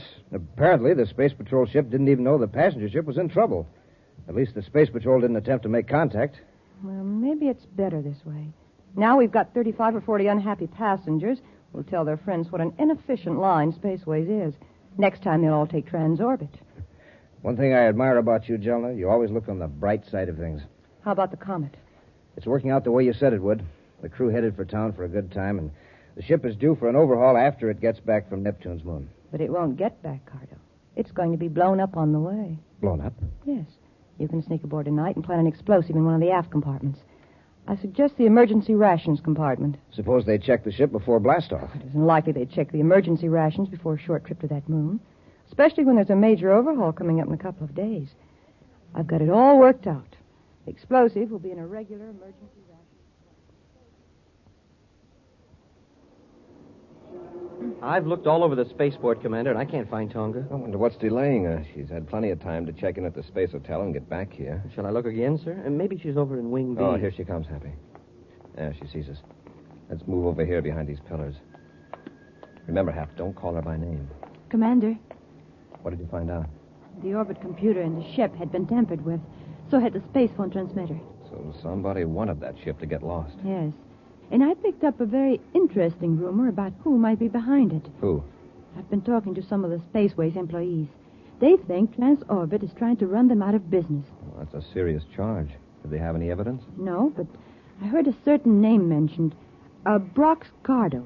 Brox Cardo, huh? Yes. Cardo works for Jonah Fenton of Transorbit. And what's Cardo supposed to do? I couldn't learn anything specific, but I get the impression that Cardo would do just about anything. Transorbit's main offices are here in Neptune City. Happy, maybe you and I can check up on this Cardo. Yes, sir. And Tonga, the best thing for you to do is go ahead with our original plan. You mean go on to Pluto? Yes. When is the next passenger ship leaving for Pluto? Spaceways hasn't any scheduled until day after tomorrow. But there is a trans-orbit ship leaving tomorrow morning. And take that one. Oh, and by the way, this might be a good time to start gathering material for those magazine articles you're supposed to be writing. Oh? See if you can get an interview with Jelna Fenton at Transorbit.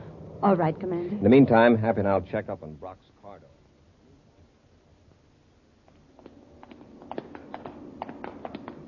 Now, slow down a little, Happy. We don't want Cardo to suspect we're trailing him. Yes, sir. He's heading for that spaceship. Yeah, that's the Comet. Just got in from Pluto this afternoon. See, it's a beautiful ship, isn't it, sir? Yes, it's the pride of Spaceways. Now, hold it, Happy. Cardo's getting in the ship. Yes. I'm very curious to know why a Transorbit employee is snooping around a Spaceways ship. What do you suppose he's got in that box he's carrying? Suppose we find out. Come on, Happy.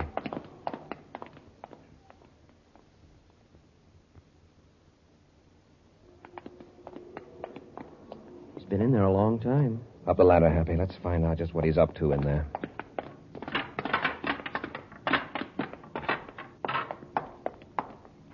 Which way, sir? Look up forward. He may be tampering with the controls. Wrong guess, gentlemen. Commander, look out! Stay where you are, Cadet. Oh, yeah? Cardo, put down that gun. I'll try to get to your feet, Commander. You'll get what the Cadet got. What are you doing in this ship? Preparing the Comet for its last voyage. What do you mean? There's an explosive hidden in the aft compartment. Time to go off 2 hours after blast-off tomorrow. But there'll be passengers aboard. Yes, I know. It looks like there'll be 2 extra passengers, Commander. The Cadet and you.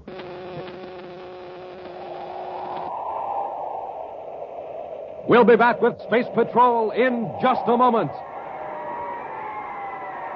Gang, this is Space Patroller Dick Tufeld speaking from the Interplanetary School Stadium on Terra. Just saw a swell football game here. Listen to this crowd cheering the winners. Yes, it sure is fun when you're a winner, and here's something like that. Right, gang? But remember, to be a winner, you have to be supercharged. And here's the way to take care of that. Eat a good breakfast with Rice Chex or Wheat Chex, the bite-sized super cereals that help to supercharge you. Delicious? Why, there's sure plenty of zing in that Rice Chex flavor. And man, oh man, Rice Chex biscuits are toasted and toasted to make them crisper and crisper. And Wheat Chex, there's a flavor you'd fly to the moon for. Now remember, it's fun to be a winner, and hear this.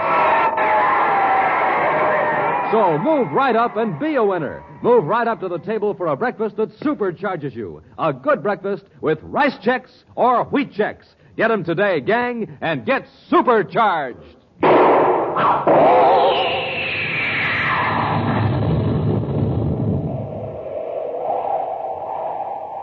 At the Neptune City spaceport, Commander Corry and Cadet Happy entered a spaceship to apprehend a suspected saboteur. The saboteur, Brock's Cardo, attacking Buzz and Happy by surprise, put them to sleep with a ray gun. Now, heavily bound and gagged, they're locked in a compartment in the spaceship in which Cardo has planted an explosive, timed to go off 2 hours after the ship blasts off for Neptune's moon.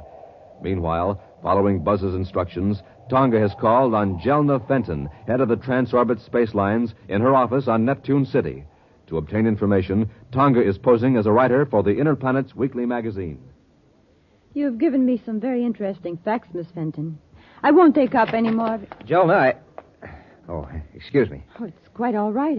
I was just leaving. This young lady's writing an article about us for the Interplanet's Weekly. Well, that's fine. Thank you again, Miss Fenton. Goodbye. Goodbye. And I think you're very wise to take a transorbit ship to Pluto. Thank you. The girl's not much of a space traveler. She was on the ship that got lost. Frightened her to death. That's so?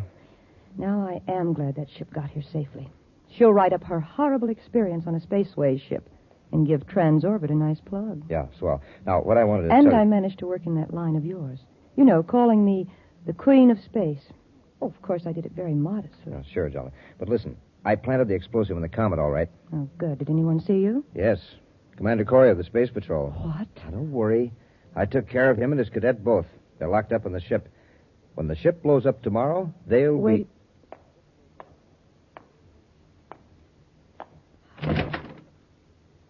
Thought so. She was listening. Who? That girl, the reporter. Oh, do you think she heard us? We've got to find out. Come on, Cardo. We'll follow her and see where she goes. If I can only get my hands free. We've got to get loose, Happy. There's a bomb aboard this ship. Carter set it to go off, and the ship's about halfway to Neptune's moon. There. I'll untie your hands. Thank you, sir.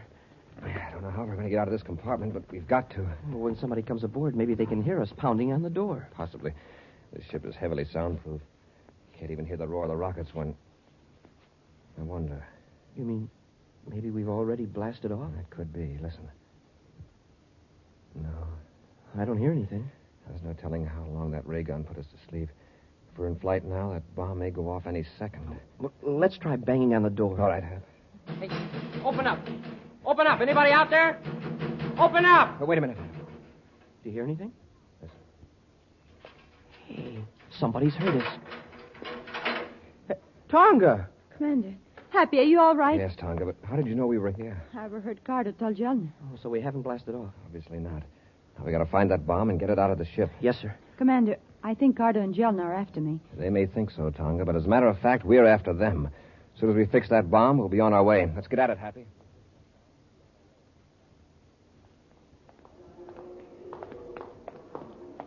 I can carry the bomb, sir. It's not heavy, huh? Are you sure that's the right box? Yes, Tonga. It was the only one that was hidden in the emergency ration storage compartment. Yeah, you can tell by the weight. This box is twice as heavy as the others. Happy, you and I'll take this bomb to the Space Patrol emergency officer here at the spaceport for detonating, and we'll all meet later at Gate 7. Yes, sir. Tonga, while we're doing that, you call Neptune Unit Space Patrol headquarters and alert them to pick up Cardo and Jelna Fenton.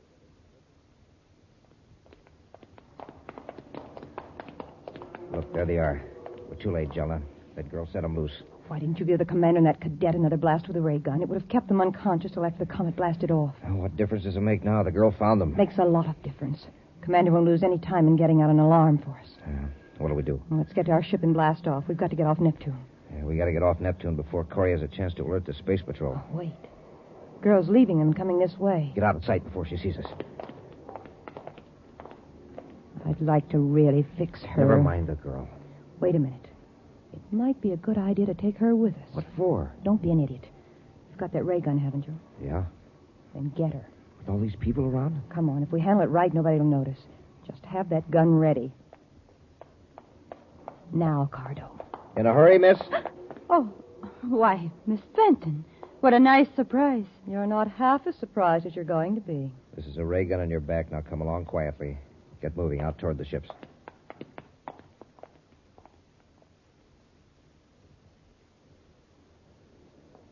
Tonga's not at Gate 7, Commander. I know, and she won't be. What? She never did call headquarters. I just checked.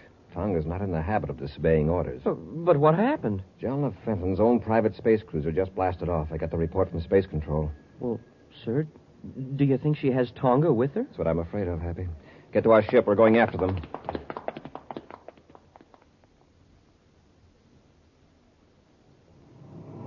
I've got the ship on vector for Saturn, Jelna. Put it in full acceleration. We've got to get plenty of distance between us and Neptune. Yeah. How's the girl? Still locked up in the compartment. Oh, I found out who she is. Yeah? Who? Tonga, Assistant Security Chief of the Space Patrol. Oh, that's not good. Why? This could mean plenty of trouble. Oh, and I suppose you don't think we're in trouble now? Tonga can help keep Corry off our necks. Yeah, but will she? Save her own, sure. Besides, we don't care whether she cooperates or not. Jelna, look, the rear view scope. Ship. It's coming right toward us and gaining every second. Jelna, they're after us. Now, don't get excited. Calm down. That's a Space Patrol ship. It's Corry. So much the better. Relax, Cardo. Relax. It's a private cruiser, sir. Yes, with a Transorbit trademark on it. It's Jelna Fenton's ship, all right. Hey, we're sure gaining on it. They must know they're being followed. They don't seem to be doing anything about it. Turn on the spaceophone, Happy. Yes, sir. This is Commander Corry aboard Terra V calling Jelna Fenton in private cruiser N56. Corry to Jelna Fenton. Cruiser N56 to Terra 5. Go ahead. Return to Neptune immediately. You're under arrest. Really, Commander? Is Brox Cardo aboard? Brox Cardo? Well, I never heard of him. This is an order, Miss Fenton. Return to Neptune immediately, or we'll have to use force. It's very interesting, Commander, but I don't think you will. You wouldn't want to risk harming your Assistant Security Chief, would you? So you have Tonga aboard? That's right, Commander. I suppose you think I'm bluffing. No, Jelna. I believe you. And I'm warning you, if you harm Tonga in any way... If you don't want her harmed, then I suggest you just go about your own business and leave us alone. Goodbye, Commander. Jelna, listen. Tonga calling Commander Corry. Hey, Tonga's still got her miniature spaceophone, and she's on her private frequency. Go ahead, Tonga. Commander, I'm aboard Jelna Fenton's private cruiser. I know. Happy and I are right behind you. I just talked to Jelna, and she refused to return to Neptune. I've tried to get out of the compartment, but I can't. It's locked. Well, listen, Tonga. Right now, Jelna has the upper hand. If we join airlocks with her ship, she'll carry out her threat to harm you. Well, she'll have to land sometime. Yes, but that still doesn't help your case. Where is your compartment? Amidships, on the starboard side. I'm going to try something, Tonga. Maybe a little risky, but in the long run, you'll stand a better chance of getting away. Anything you say, Commander. Whatever you do, don't let Jelna know I've talked to you by miniature spaceophone. Yes, sir. Obey their orders exactly. Corry out. Happy, while I put on my spacesuit, get me an atomic torch. Atomic torch, yes, sir. Hurry. I'll pull up close to Jelna's ship.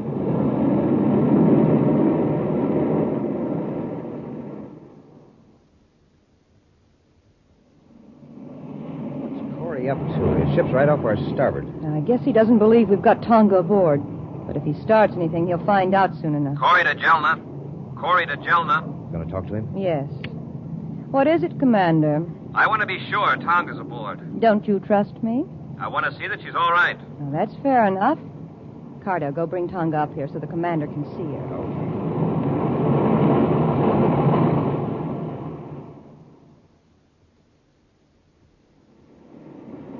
Keep pulling in closer to Jelna's ship, Happy. We're nearly touching now, sir. I'm going to keep back so they can't see that I've got a spacesuit on. You know what to do. Yes, sir. As soon as you tell Jelna that you see Tonga, I let our ship drop back a little, and you go out the airlock and jetpack over to Jelna's ship. That's right. Turn on the spaceophone, Happy. Well, Jelna, have you got Tonga? Let's see her. Yes, Commander. She's right here at the nose port. Don't you see her? Yes. Are you all right, Tonga? Yes, Commander. Now, are you satisfied, Commander? Just see that you don't harm her. Then get your ship away from here. Cut it, Happy. Okay, sir. All right. Drop back now. I'm going out the airlock. Be careful, sir.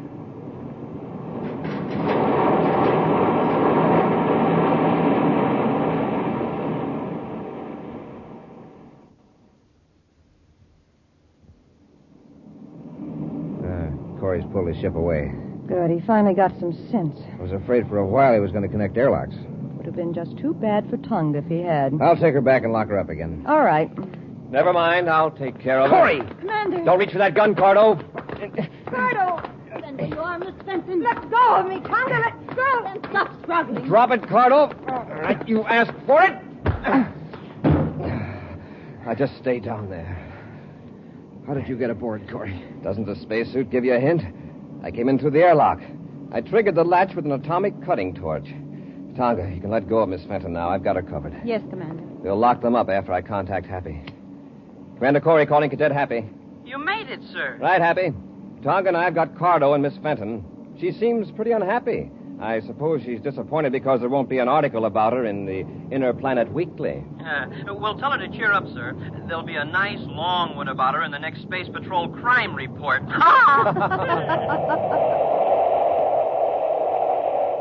We'll be back with an action preview of next week's exciting Space Patrol story in just a moment. Say, do you hear that clock? Time's running away fast, gang, but it's something you just can't hold back. So don't wait. Send for a Space Patrol spaceophone set now. This offer soon ends. The spaceophone, the magic phone that sounds like a walkie-talkie. But time's a-wasting, so hurry. Now think of it. A spaceophone that looks exactly like the one Buzz Corry uses. But remember, this offer will soon end. Time is really running out. So, gang, hurry. Hurry while there's still time. Send today for your spaceophone set.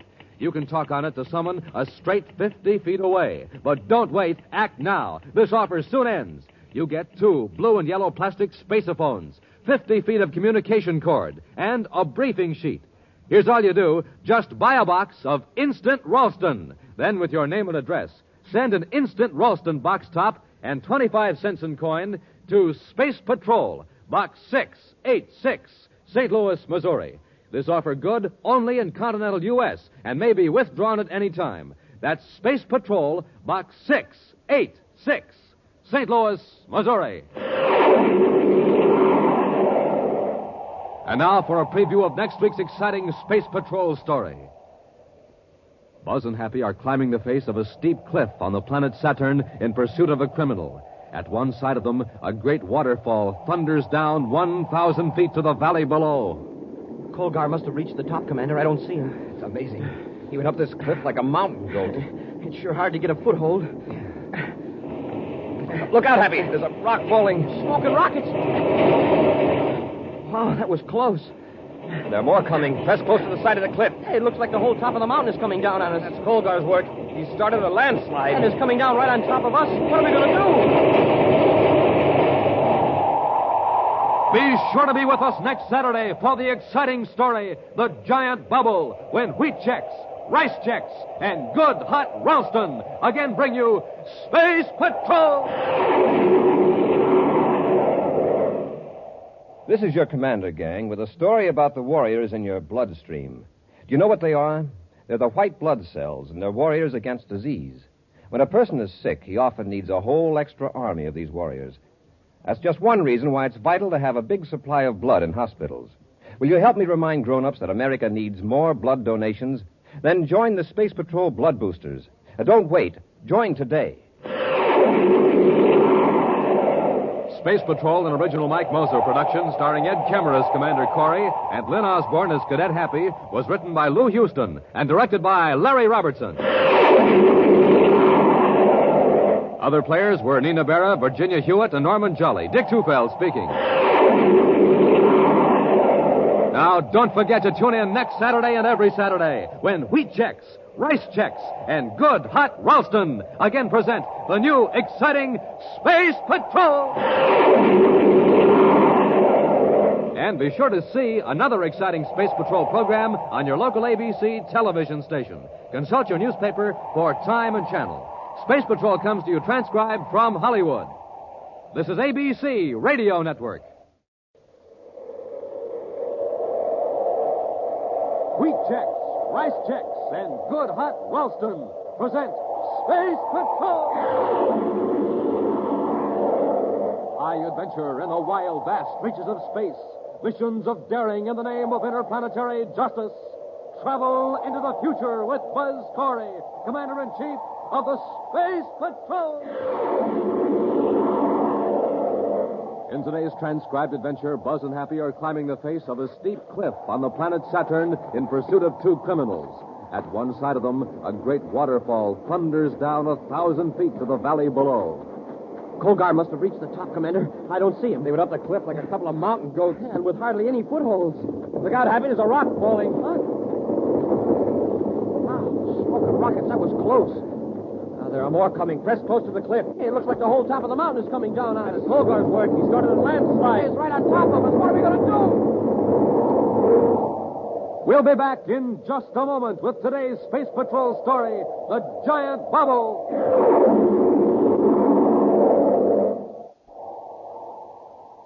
You can't buy it anywhere, gang. Today is positively the last time we can make this sensational offer. I'm speaking of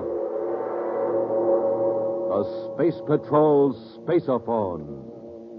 The magic phone you can carry anywhere. The magic phone from mysterious outer space. The magic phone created in the secret laboratories of the Space Patrol. The Space Patrol Spaceophone. Imagine, you can talk on it to someone a straight 50 feet away. Complete with two blue and yellow plastic spaceophones. Complete with 50 feet of communication cord. Complete with secret briefing sheet. But remember now, today is absolutely the last time we can make this unusual offer. The Space Patrol Spaceophone. To get the whole set, here's what you do. Buy a box of Instant Ralston. Then, with your name and address, send 25 cents in coin and an Instant Ralston box top to Space Patrol, Box 686, St. Louis, Missouri.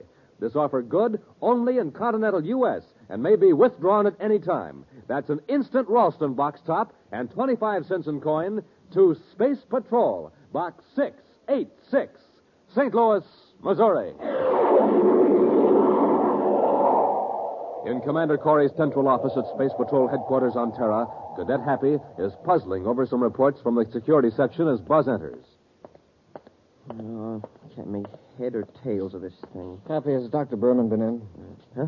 Oh, beg your pardon, sir. What'd you say? Have you seen Dr. Berman? He was to meet me here. Oh, no, sir. He hasn't been in. Did the appropriation go through? Yes, Happy. I just got the Secretary General's approval. That ought to make Dr. Berman just about the happiest man in the solar system. Yes, sir. Which, judging by your expression, is more than can be said for you. What's the trouble, Hap? Well, Major Robertson asked me if I'd check over these reports of intercepted messages, and I haven't been able to make much headway. There's unidentified spacephone signals from Saturn. Uh-huh. All I can figure out is that the broadcasts seem to follow a time pattern, and they're in perfectly plain English, but, well, they just don't make sense. I know. One word keeps popping up in several of the messages.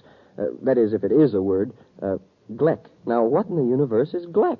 No one else around here seems to know either. Well, all I can gather is that whoever is sending the messages doesn't like Gleck. And one message says, suggest getting rid of Gleck at source. Uh-huh. Well, forget about it. Turn the folder back to Robbie. Yes, sir. Commander Corry? Oh, yes, Dr. Berman. Come in. Thank you. Happy, this is Dr. Berman, the inventor of a new process of constructing atmosphere shells. Oh, I've heard about it. Yeah, it's something to do with blowing a big bubble out in space, isn't it? That's right, young man. A bubble of transparent electroplast. Dr. Berman's method might entirely do away with the old cumbersome method of constructing atmosphere shells section by section and sealing them together. With electroplast, sir? Yes, Cadet. With a strong plastic developed in a plant on Venus, which has the peculiar property of remaining in liquid state when powerful electromagnetic waves of a certain frequency are penetrating it. Oh, I get it. You blow a bubble with it out in the vacuum of space, and while the stuff is soft. Exactly. When the magnetic waves are cut off due to the cold, the electroplast hardens almost immediately. Hey, it's almost like freezing a soap bubble. Nice comparison, Cadet. However, we've never quite been able to freeze a soap bubble. To my great regret, they always break. Well, maybe this will cheer you up, Doctor. The Secretary General has approved the appropriation as requested. Splendid. As I understand it, you're authorized to go ahead and construct a shell for the Venus satellite. The Venus satellite? Yes, Happy. The satellite is only a mile in diameter. It'll be completely enclosed by an electroplastic shell. Hey, that's great, but... Oh, wait a minute. You blow up the shell out in space, right? That's right. Far enough away from a planet so the electroplast will form a perfect sphere. Uh-huh. But how do you get the satellite inside the sphere? We cut the shell in half. Then several powerful spaceships move the two halves to the satellite, and the two parts are sealed. Then we install a space lock, and we've got a small, low-gravity world. Commander, I hate to rush off, but I'm very anxious to get back to Venus and get the project underway. Of course, Doctor. If there's anything I can do to help, just let me know. Thank you. My chief problem at first is to get several thousand cubic feet of Gleck out into space. Several thousand cubic feet of what? Gleck. Oh, you wouldn't know. Gleck is a technical slang for electroplast. I see. Well, where did the term come from? Oh, I don't know. You know how it is with slang. Probably some technician got tired of saying electroplast and invented the word Gleck. The term caught on. Well, goodbye, gentlemen. Goodbye, Doctor. Hey, Commander, hadn't we better tell him about the messages? No, Happy, not yet. Yeah, but one of those messages said, get rid of Gleck at the source. I know. And the source is Venus. Then someone on Saturn wants to wreck the doctor's project. I'll have Robbie assign a full monitoring crew to the Saturn frequencies. We're going to blast off for Venus and keep an eye on the plant itself. It's dark enough now, Drovic. Let's get over to the tunnel. Okay. You better watch your step with that explosive. It won't take much of a jar to set it off. How much time have we? Exactly 10 minutes before the tunnel car comes out of the underground plant. But I can assure you we're going to be away from the plant area when the cargo of electroplast goes up. Colger, I'm surprised there aren't any guards patrolling the grounds. Why should there be? Now, who would want to wreck Dr. Berman's project? You shouldn't have sold out to him. With your half interest in the electroplast process, he could have made millions of credits. I got out because I thought he was on the wrong track. He wanted me to think that, so I would sell out. Sure, Colger. But I'll fix him. Here are the tracks. We just put the explosive on the rails? Wait. I've got a better idea. See that flat car off on the siding? Put the explosive on that and push it into the tunnel. Yeah, great idea. With the tunnel blown up, Berman can't get any electroplast out of the plant for weeks. It's going to be a job shoving that heavy car, though, so we'd better get started. Hold it, Hap. This is where the foreman saw the men. There they go, sir. Over that small ridge. That's where the tunnel comes out, the lower levels of the plant. Tunnel? Yes.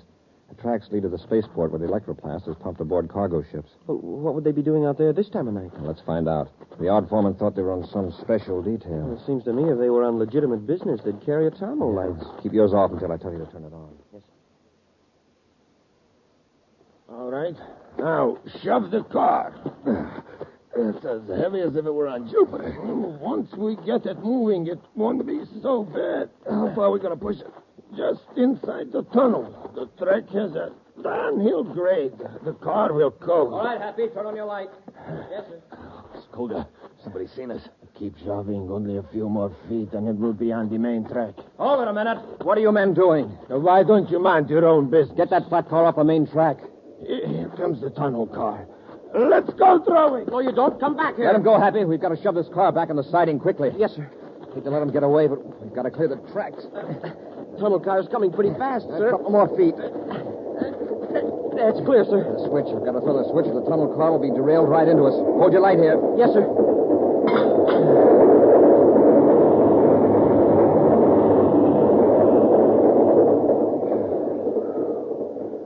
Wow, that was close.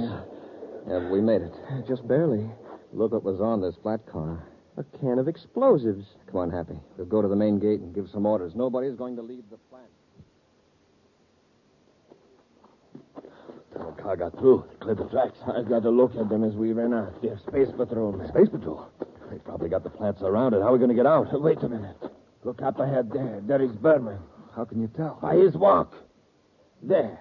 No, I'm sure of it. He just passed the window in the blockhouse. Let's get away from here before he I recognizes got us. a better idea. Berman will get us out of here, even past the space patrol. How? He's going into the blockhouse. Let's follow him and see if he's alone. What's in the blockhouse? Test equipment for the Gleck experiments. That's where I got the explosive. Come on. But quietly, take it easy.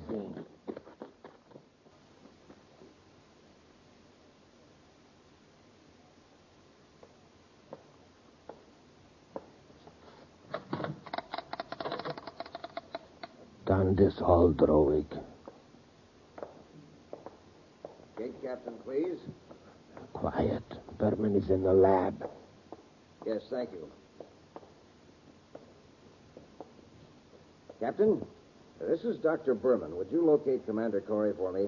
I don't know where he is, but... Oh, he is? Put him on, please. He's talking on the intercom. Commander? Dr. Berman, What? The tunnel? Good heavens. Thank you, Commander. That would have set the project back for weeks. Yes, I do have an idea who's behind this. Something happened earlier today that aroused my suspicion. We better rush him. I'll wait. Yes, Commander, but I'm not positive. I don't like to discuss this over the intercom. Yes, I know it's urgent, but can you come to the blockhouse? Fine, Commander. Let's get him. Colgar! Don't reach for that intercom, Berman. Yes, it was me. You tried to blow up my plants. Keep the ray gun on him, Drowick. Yes, Berman, you double-crossing swindler. I didn't wreck your plan, but you'll never build an atmosphere shell. We were friends once, Colgar. I can't understand this. Oh, can't you? You tricked me into thinking you were failing in your electroplast research, so I would sell. But that was your decision. I was trying to be honest with you. You walked out on me when I needed your help. We haven't time to argue with him, Koga. You're right, Drowick. Berman, give me a pass so I can get out of the gate. A pass? Yes. A time-stamped pass with your signature for Drowick and me. Say that we are being sent to Venus City for special work on the project. Come on, we don't have much time. Come on, hurry up. Put your name on it. That's it. Koga, someone's coming. Get behind the door. Berman, you stay where you are. And if you warn them, you'll regret it. Believe me.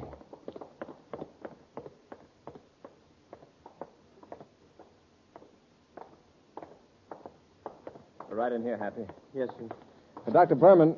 Oh, I didn't know you had company. Commander, Commander, look out! It's looking, Drowick. Give me that ray gun. I'll give you something just as good.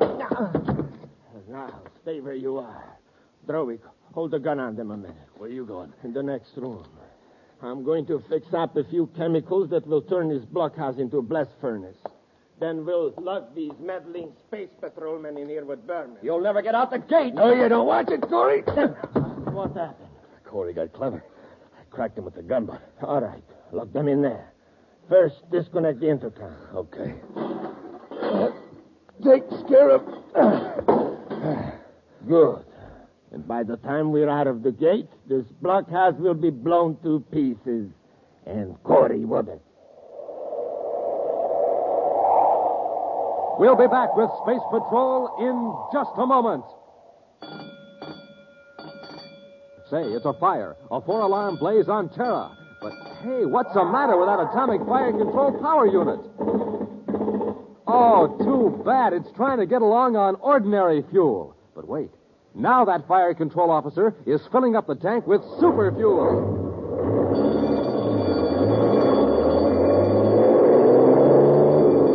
Wow! Listen to that fire control unit go now. It's supercharged. That's what. Supercharged with super fuel. Yes, sir, boys and girls. To really get going, the answer is super fuel. That's why Buzz Corry eats a good breakfast with the bite-sized super cereals that help to supercharge you. And I mean Rice Chex and Wheat Chex. Now, there's a couple of swell-tasting cereals. And, boy, both of them have that modern bite-sized design for easy eating. So, gang, get a quick start in the morning like Buzz Corry does. Eat a good breakfast with a checkerboard super cereal and get supercharged. Get them today. Rice Chex, Wheat Chex. Kolgar and Drovik are determined to destroy Dr. Berman's plans to employ a new process for constructing atmosphere shells. The two criminals have knocked Buzz, Happy, and the doctor unconscious, locked them in a blockhouse on the grounds of Dr. Berman's Venus plant. They have also prepared chemicals that will blast the interior of the building. Now, as Kolgar and Drovik head for the main gate, Buzz and Happy try to break their way out through the door. It's a cinch we can't break the door down. Let's see if we can rouse Dr. Berman. Maybe he's got a key on him. Yes, sir. Doctor. Commander, did they get away? Yes. You have a key to the door. We're locked in. Locked in? Yes, and there's going to be an explosion any second. They've wrecked the intercom, so we can't call for help. My keys? Where are my keys? They must have taken them. Hey, Commander, how about the window? It isn't very big, but I think if we smashed it, we could get through. This metal chair ought to do the trick. It's no use. Hit it again. You can't break it, Commander. It's electroplast. Electroplast? Yes, my discovery. And it's sealing us up in a death trap. Wait. Didn't you say it turns to liquid when electromagnetic waves strike it? A certain frequency, yes. Commander, you've got it. There's a generator in this room. Where is it? This cabinet. Do you need any help? After I set the dials, throw the switch on the lower panel. Wait. Now. I've got it focused toward the window. Watch it. How long will it take to work? Just a few seconds. It's starting to melt. Hey, it's just like wax. I think we can get out now. Happy, help me slide the desk under the window. Hurry. Yes, sir. All right, Dr. Berman, you first. I'm really not much good at this sort of thing. If you don't get out, you'll never be any better. Just dive out, Doctor. It's not much of a drop. All right. Okay, Happy? Yes, sir. All right, Doctor. Look out below. Here I come. All clear, Commander. Come ahead. All right. Let's get away from here before it blows up.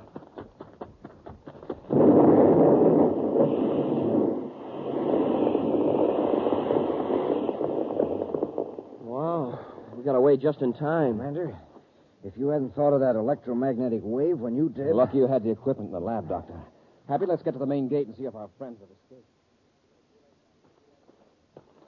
We were too late, Doctor. The guard let them through. Yeah, but we'll get out on all planets' alarm. They won't get far. I think. He was once my friend. Dr. Berman, I know this has been a terrible experience for you, but I've got to ask some questions. Do you know where Kolgar might go? No, I don't. Some time ago, I heard he was living on Saturn. Saturn's a big planet. Any particular area? I don't know. You'll have the Saturn spaceports watched. Now, Doctor, was there anything destroyed in the blockhouse which would delay the construction of the shell around the Venus satellite? Fortunately, no. And you can go ahead and direct the project out in space. Yes. I want to do it right away. The lab ship is ready. Good. Happy and I are going to keep an eye on things, just in case our friends Kolgar and Drovik decide to try something else.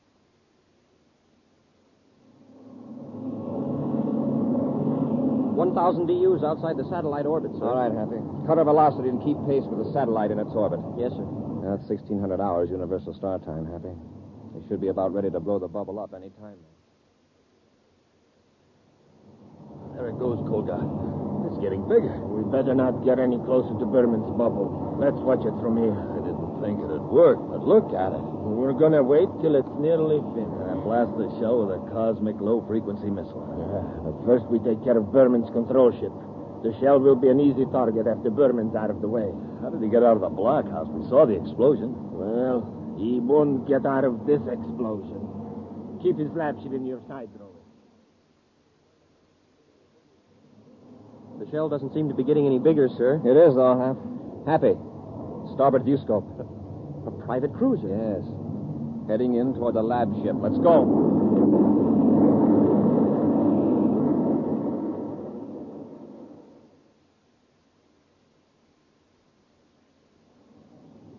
Still in the sights, Kolga. We're too far away. We can't risk a miss. Hold your fire. If we get too close, he may spot us. So what? Those laboratory ships can't maneuver very fast. Kolga, hurry a view scope. Space patrol ship coming in fast. We've been lining up on Berman. They've been lining up on us. Change vector, quickly. This is Commander Corry aboard Terra V calling the unmarked private cruiser. You're in a restricted space sector. Acknowledge immediately and change your vector. What do we do? Keep going. Commander Corry calling Kolgar aboard unmarked private cruiser. Cut your velocity and acknowledge or we'll fire. Cut our velocity, Drovich. I'll talk to Corry. They've cut velocity, sir. They're still keeping close to the lab ship. Better cut our own velocity. Don't get too close, Happy. Yes, sir. Hold them an automatic rangefinder. Commander, there's a flash from their ship. They're firing at us. Kick it on automatic evasion control. Yes, sir. Here comes another one. Wow, that was close. Shall I let them have it, sir? Not yet, Happy. They can't have more than 3 cosmic missiles in that small ship. Well, that was it, sir. Can I let them have it now? Well, there isn't much point in firing on an unarmed enemy, is there? Well, no, but we can't let them get away. I don't intend to, but I want them to think they are. Well, they're barreling off on a new vector now. That's fine. Let them gain some distance. Kick the view scope up to maximum sensitivity. Yes, sir. We'll find out just where Mr. Kolgar is going in such a hurry. Good shooting, Drovich. You knocked out the great Commander Corry. It must have been that last shot that did it. I didn't see his ship explode, though. He's out of the fight. Probably punctured his hull. Too bad we haven't just one more cosmic missile left. It would be a cinch to knock out Berman's lab ship. Yeah, by now, Berman's probably alerted all Space Patrol units in the Venus area. You're right. We'll head for Saturn and pick up some more cosmic missiles at our Ortok Valley hideout. And then we'll be back. They're still in the view scope, sir. Apparently heading for Saturn. Yeah, that checks. We picked the original messages up from Gleck about there. Notify Saturn Space Control to order all units to watch for an unmarked ship, but not to challenge it. After all he's tried to do to us, Kolgar is our baby. Space Control Saturn calling Commander Corry aboard Terra V. Corry here, go ahead. Commander, an unmarked private cruiser entered Saturn atmosphere 10 minutes ago. It's been under constant surveillance. Has it landed yet? It hasn't approached any cities, sir. Our last report, less than a minute ago, said the ship was headed for the Ortok Valley region at steady decrease in altitude. They let down in the mountain area into the central Ortok Valley. Order all ships to keep clear of the Ortok Valley until further notice. Corry out. Check Ortok Valley coordinates, Happy. Yes, sir.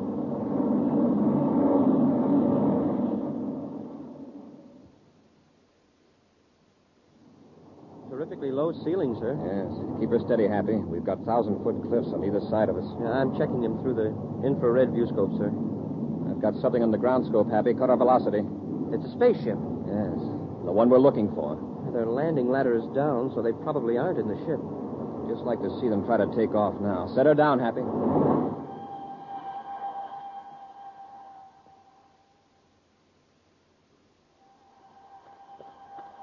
Kolga, listen. We got a spaceship landing. Space Patrol. It's Terra V. Corry tricked us. What do we do? We have no missiles aboard, and we can't get back to the ship anyhow. There isn't time. I know. Up the cliff, huh? Climb that cliff, it's straight up and down, 1,000 feet high. I know a fairly easy way up. If Corry doesn't see us start, he'll never suspect we took that way out. Come on, Drovich, before Corry gets out of the ship. 2 sets of footprints lead over here, Happy. Yes, sir. They lead away from the ship, and there aren't any coming back. Apparently they're headed for the cliff. They may be holed up in a cave, so be careful. Yes, sir. Hey, they end right at the cliff. The ground is harder here. Still, we make footprints, so they climbed the cliff. What? Why, it's practically a wall. Look here. Some fresh dirt has been kicked away. Well, if they can climb it, we can. Sir, listen. The roaring sound. Probably a waterfall followed up the canyon. Okay, Hap, let's get going.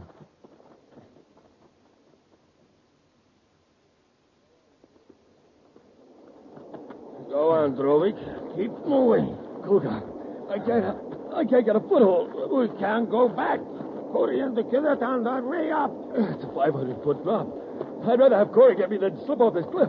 Grab hold of that overhanging rock and swing your foot around this bulge. That is almost a pet from here on up. Go on. I can't get past you. So either move or I'll kick you off. No, I'll go on. Watch out for that soft shale. You'll slide off the cliff.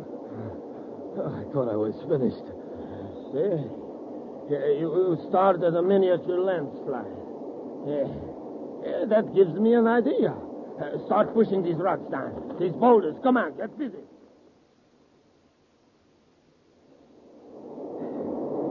They must have reached the top, Commander. I don't see them. They went up the cliff like a pair of mountain goats. Look out, Happy. Rocks are falling. Huh? Smoking rockets. That was close. There are more coming. Press close to the cliff. Hey, it looks like the whole top of the mountain's coming down at us. That's Colgar's work. He started a landslide. What are we going to do? Look, there's a ledge that leads over there toward the waterfall. Hurry. Be careful. Yes, sir.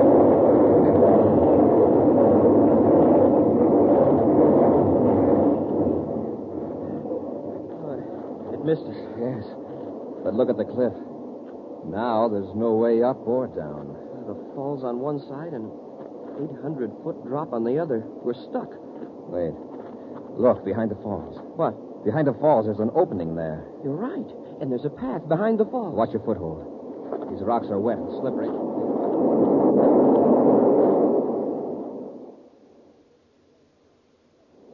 Well, I guess that landslide took care of them. Yeah, but how are we going to get down to our ship? It's a long way, but it's safer. Come on, let's get going.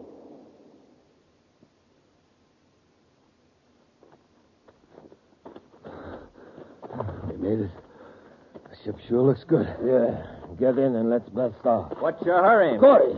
That's right, and don't try anything, either of you. A landslide. I saw it crash right on top of the path. Uh-huh. So did we, from behind the waterfall. There's a nice, easy path the other side of the falls. Yeah, a straight and narrow path. Something you ought to try sometime. Ha! An exciting preview of next week's thrilling Space Patrol adventure in just a moment. Right now, gang, this is Space Patroller Dick Tufeld. And Commander Corry. We're here to tell you that today is the last time we can offer you the Space Patrol Spaceophone. You get a whole set, gang, complete with 2 spacephones. 50 feet of communication cord. And secret briefing sheets. So don't wait. Send for it today. Just like talking on the telephone. It's the magic phone you can carry anywhere. Looks exactly like the spacephones my space patrollers use on Terra. Talk on it to someone a straight 50 feet away. Use it indoors or outdoors. But remember, today is the last time we can make this offer. So don't wait. Send for your Space Patrol Spaceophone set today. Now remember, you get 2 blue and yellow plastic spacephones. One for you and one for the person you're talking to. And a secret Space Patrol briefing sheet. Now to get the whole set, do this. Buy a box of Instant Ralston. Then with your name and address, send 25 cents and an Instant Ralston box top to Space Patrol, Box 686, St. Louis, Missouri. That's Space Patrol, Box 686, St. Louis, Missouri. And now, a preview of next week's exciting Space Patrol story. Buzz and Happy are stranded on the Martian desert, 100 miles from the nearest city. They've just come to an expanse of tiny green plants carpeting the desert for miles. Something's wrong with my throat, Commander. It feels tight. It's hard to breathe. Mine's the same way, Happy. It couldn't be the dust coming up from the ground, sir. No, comes from the plants. Every time we take a step, the plants shoot out spores, poisoning the atmosphere. It's getting worse. And what's still worse, these are poisonous lichens. Poison? What are we going to do, sir? We can't go back. No. If we go on, these plant spores will paralyze our breathing muscles.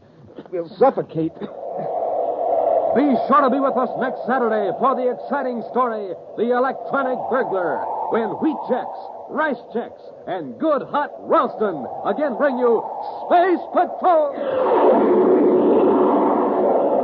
And now, a word from Commander Buzz Corry. You know, gang, one of the greatest health steps in history was the organization of the National Blood Program of the American Red Cross. A program started in the belief that Americans would give blood to help their neighbors in peace, just as they did for fighting men in war. How would you like to help these people get more blood donations? Here's how you can help. Join my Space Patrol Blood Boosters. You help your country, and you have a lot of fun. So, boys and girls, join the Blood Boosters today. Space Patrol, an original Mike Moser production starring Ed Kemmer as Commander Corry and Lyn Osborn as Cadet Happy, was written by Lou Houston and directed by Larry Robertson. Other players were Bela Kovac, Ken Mayer, and Norman Jolly. Dick Tufeld speaking. Now, don't forget to tune in next Saturday and every Saturday when wheat checks, rice checks, and good hot Ralston again present the new, exciting Space Patrol! And be sure to see another exciting Space Patrol story on your local ABC television station. Consult your local paper for time and channel. Space Patrol comes to you transcribed from Hollywood. This is ABC Radio Network. Wheat checks, rice checks, and good hot Ralston present Space Patrol! High adventure in the wild, vast reaches of space. Missions of daring in the name of interplanetary justice. Travel into the future with Buzz Corry, Commander-in-Chief of the Space Patrol. In today's transcribed adventure, Buzz and Happy are stranded on the Martian desert, 100 miles from the nearest city. They've just come to an expanse of tiny green plants carpeting the desert for miles. Something's wrong with my throat, Commander. It feels tight. It's hard to breathe. Mine's the same way, Happy. It couldn't be the dust coming up from the ground, sir. No, it comes from the plants. Every time you take a step, the plants shoot out spores, poisoning the atmosphere. It's getting worse, Commander. What's still worse, these are poisonous lichens.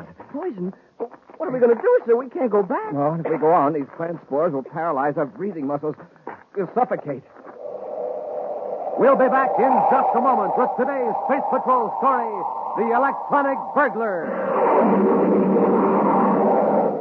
Say, you want to have some fun, gang? Well, listen to this jet cycle. There's nothing in the tank but ordinary fuel, and here's the result. Just a putt-putt. That's all it is with ordinary fuel, but pour in some super fuel.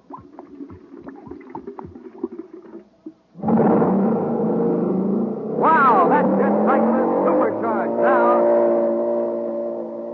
Yes, sir, gang, when it comes to supercharging, you need super fuel. And the same thing is true of you, especially in the morning when you haven't had a bite to eat for hours. So to really get up ahead of steam, to really get set for a lightning takeoff, you have to get supercharged. And here's Buzz Corry's way of doing it.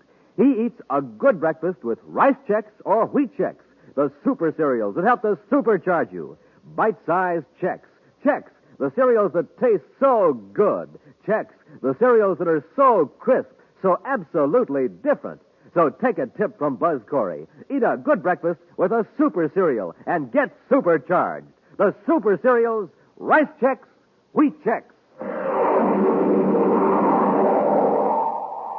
Even on the man-made planet Terra itself, few citizens are aware of the existence of the Maris Design and Development Company. Yet, from Mercury to Pluto, there's hardly a man, woman, or child whose life isn't made more secure and pleasant because of the engineering know-how in the creation of electronic devices by the Maris Company.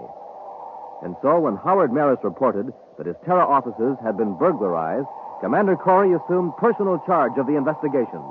Right now, Buzz and Happy are standing before the damaged door of the Maris Company vault, questioning the perplexed and worried executive, Howard Maris. I can't understand why the alarm system didn't work. I set it myself last night, just as I always do. How do you set it? There's a lock switch in my private office. Once that switch is set, nobody can force an entrance to the building without setting off the alarm. But what if somebody had the key to the outside doors? If they used it before regular opening time, even a key would set off the alarm. The only sign of force, inside or out, is at the vault door. Mr. Maris, are you positive you set the alarm switch last night? Absolutely. And the alarm did work, you know. Yes, but several hours too late. By the time our men got here, the metal on the Endurium door had cooled where the atomo torch had melted it. It's the most baffling thing I've ever run into, Commander. Mm-hmm.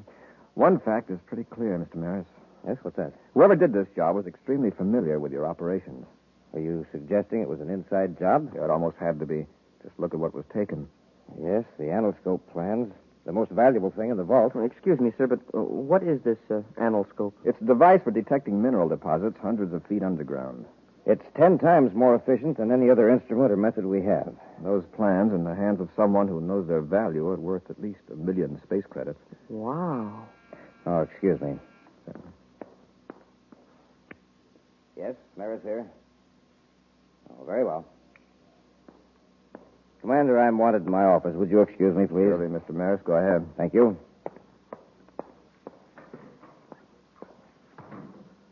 Well, Commander, if it was an inside job, why did the thief have to use an atomo torch on the vault? He got into the building without setting off the alarm. The alarm didn't go off until the thief was safely away. If I didn't know Maris so well, I'd suspect him of being involved in the robbery. Well, how about his chief engineer, Cheller? They've both agreed to a brainograph test. I think they'll pass it.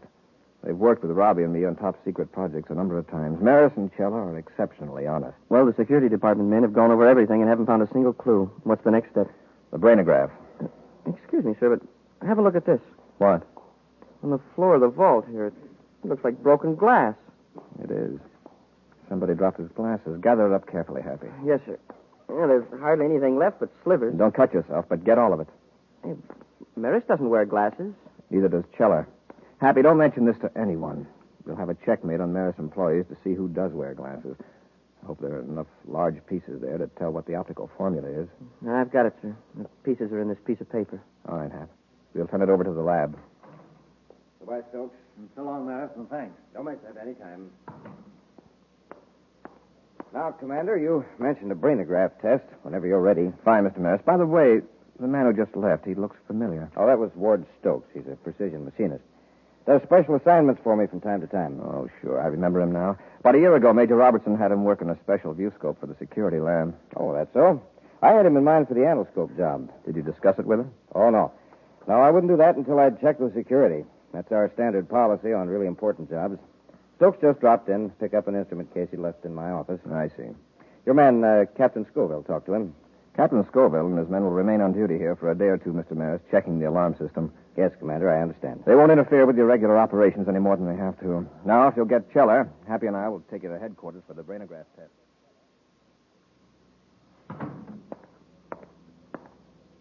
Oh, Stokes, you got the case all right. Yes, walked right into Maris' office. One of Corry's men gave me the once-over, but didn't even stop me. Has the case been tampered with? Oh, it was on the floor exactly where I left it yesterday. After all, it looks just like what it's supposed to be, an instrument case. Yes. Not even Buzz Corry would suspect this small box of being an electronic burglar. And now that we've got it back here, no one will ever suspect. Oh, I see you found your spare glasses. Yeah.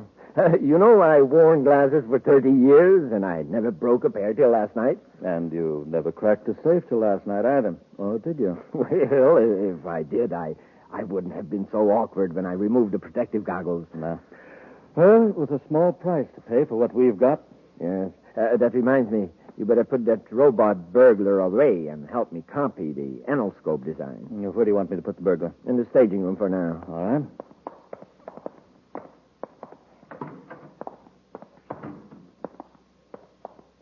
This stage set's a great piece of work, even if I do say so myself. Startling duplicate of Maris' private office. Well, it would have to be, wouldn't it? Otherwise, we couldn't have trained our mechanical helper to find the alarm switch in the real office. You know, I've made dozens of machines operated by electric eyes, but until you came along, it never occurred to me to, Yes, to make a machine that works for you instead of somebody else. Yes, Bartram, I guess that's it. The toughest part of the whole job was getting a hold of Maris' burglar alarm key long enough to make a duplicate. Maris doesn't suspect us. Corry doesn't suspect us. I'd say we pulled it off without a hitch. But now, we better get ready to blast off from Mars. Happy, I suppose you heard the results of the brainograph test. Yes, sir. Maris and Cheller didn't have anything to do with the robbery. Not only that, but they haven't the remotest idea who might have done it. That's great, except that it doesn't help us much. Oh, how about the fragments of glasses? Well, the lab couldn't tell a thing. The boys did their best, but the pieces aren't big enough to indicate the optical formula. Oh, well. Maybe it wasn't a thief that dropped it there anyway. Maybe not. Maris says that he and Chiller are the only ones that go into the vault. We would get this clue just when our chief optical expert is in the hospital. Dr. Pricer? Yes. I contacted Pricer and showed him the fragments on the telescreen. He thinks he could determine the lens formula after he's out of the hospital. When will that be? In 10 days. You know, I think I'll take his suggestion. Pricer says this man Stokes might be able to help us. Stokes? Oh, the fellow Maris was talking about? Yes. Stokes helped Pricer on some high-precision optical work a while back. Pricer thinks he's great. He could well be, with both Maris and Pricer raving about him. Now, let's pay him a visit, Happy, and see if he can put our glass jigsaw puzzle together.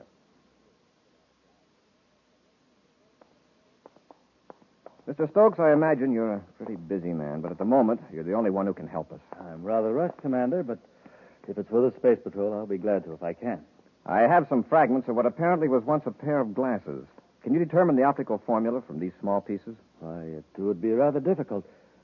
May I ask why you want this information? By tracing the prescription, we might be able to check with various opticians and find a thief. A thief? Yes. Confidentially, I'll tell you that these fragments were found in Maris's vault after the burglary. You know about that, of course. Yes, perfectly outrageous. And this is the only clue you have? So far. Oh. Well, I'm afraid I couldn't give you a very accurate analysis, Commander. I see. Well, perhaps Dr. Pricer can do it when he gets out of the hospital. However, let me examine these fragments more closely. Will you let me take them into my lab in the next room? Of course. It won't take me long to find out if further tests will be worthwhile. He didn't seem very interested at first, Commander. It's a challenge to his ingenuity. He'll probably help us. All these pictures of gadgets on the walls. Are these Stokes' inventions? I suppose so. Hey, come and look at this one, sir. The picture here by the door. All right. It's a miniature view scope, no bigger than your hand. An amazing piece of construction. I'd like to see the actual thing. Hey, I wonder what's in this room here. Happy. Oh, well, I wasn't snooping, sir. I just thought... Hey, look at this. What is it? For a minute, I thought I'd been here before. But this is an exact duplicate of Maris's private office. It does look like it. Same furniture arrangement, same size, same fixtures. Yeah, maybe the same person designed the offices, and Maris's is just like Stokes. No, I don't think so, Happy. What do you mean, sir? These walls don't reach the ceiling. This is a room built inside a larger room, like a stage set. You're right. It seems kind of silly. It certainly does. And then... Hey, what's that, Commander? Machinery of some kind, but I don't see... Oh, it's that instrument case. The lid's opening. Look at it, Commander. Now the whole case is moving, rolling across the floor. I wonder what could have started that thing up. Now look, it's running a long rod up in the air. Yeah, very ingenious. A telescoping rod in sections with a key on the end of it. Sure like to have one of those things. Here. Hey, looks like it's on its way to unlock something. Mm-hmm. To unlock a mystery. Watch it closely, Happy. What am I going to tell him, Boucher? Well, tell him you can probably figure out the optical prescription. Then, in a day or two, give him a fake formula. Good. Then Corry will never be able to trace you. Go tell him and get him out of here. Yes. Commander, I've got good news for you. Commander, where are you? In here, Stokes. Oh. Happy and I are watching this fantastic gadget of yours. How does that thing get started? Here, I'll shut it off. No, wait. Let's see what it does. It's just a silly toy. I'll turn it off. Later, Stokes. But Commander. Hey, it acts like it's looking for something. Now it's heading right for that little doogie on the wall there. The lock switch. It's feeling for the keyhole. A very clever machine, Stokes. So that's how the alarm system was shut off. What do you mean? You can't deny this room is an exact replica of Maris's office. Suppose it is. Lots of offices are alike. I see. Then, of course, you won't mind taking a brainograph test. That'll be enough snooping, Corry. Get your hands off. You too, Cadet. Get their weapons, Stokes. Yes, Boucher. Keep behind them in case I have to use this ray gun. So you're Stokes' partner in the burglary. Boucher, huh? Hold them, Stokes. Confounded men, you should have locked the door. How did I know they'd be coming here? And that robot. How did it get started? The timing mechanism. I forgot to shut it off. So just 12 hours after the robbery, it started up again. Yes. In another 3 hours, the robot would turn the lock switch back on. Move back to its original position withdraw its wheels and levers, and become an innocent instrument case again. Too bad Stokes has such a good reputation as a precision machinist, or we'd never have come here. It is too bad, Corey. But I'm afraid it's too bad for you. What are we going to do with them? We can't dispose of them here on Terra. We'll take them to my lab on the Martian desert, where they'll never be found.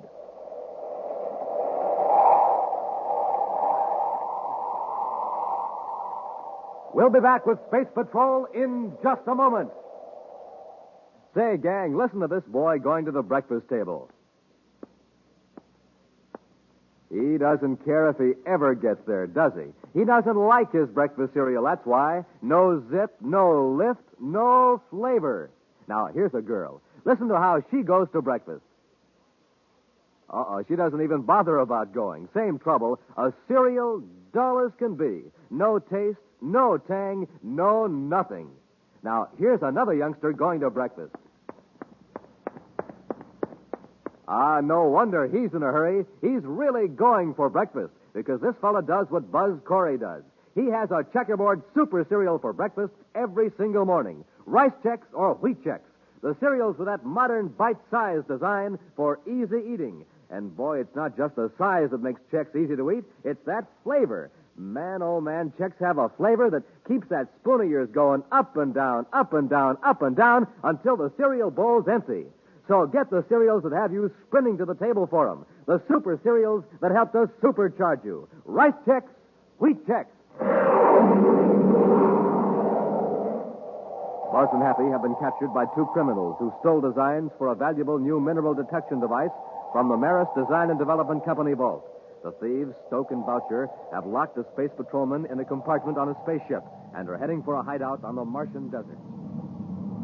Certainly aren't taking any chances, sir. My wrists are tied so tight, my fingers are numb. If we can work loose before the ship lands, we might be able to fight our way out of this mess, Happy. Keep at it. Yes, sir. Now, they cut the rockets. Feel that increased gravity pull? Yes, sir. If they're carrying out their original plans, it means we're landing on Mars. We've got to work fast before they can land.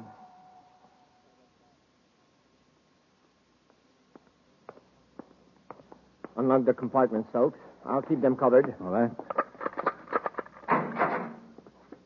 Now, you two on your feet. Let's check these ropes. Turn around. I said turn around. And I say something, I mean it, Corey. I'll remember that, Boucher. With the little time you got left, I suggest you dwell on more pleasant memories. Okay. The ropes are still tight. Get moving, you two.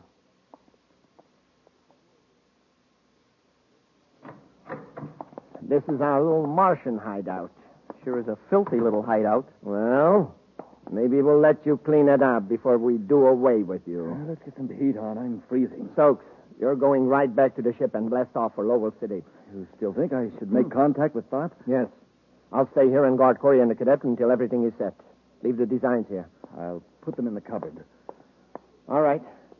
If you find everything safe in Lowell City, then make arrangements for getting the money from Thorpe, and we'll hand over the design. When do we get rid of Corey and the cadet? Just as soon as you get back. Nobody will ever find them out here in the desert. You better get going. Oh, I wanted to ask you a couple of things. Come out to the ship with me. Well, all right. I don't imagine you'll want to leave, Corey. But we'll lock the door just in case.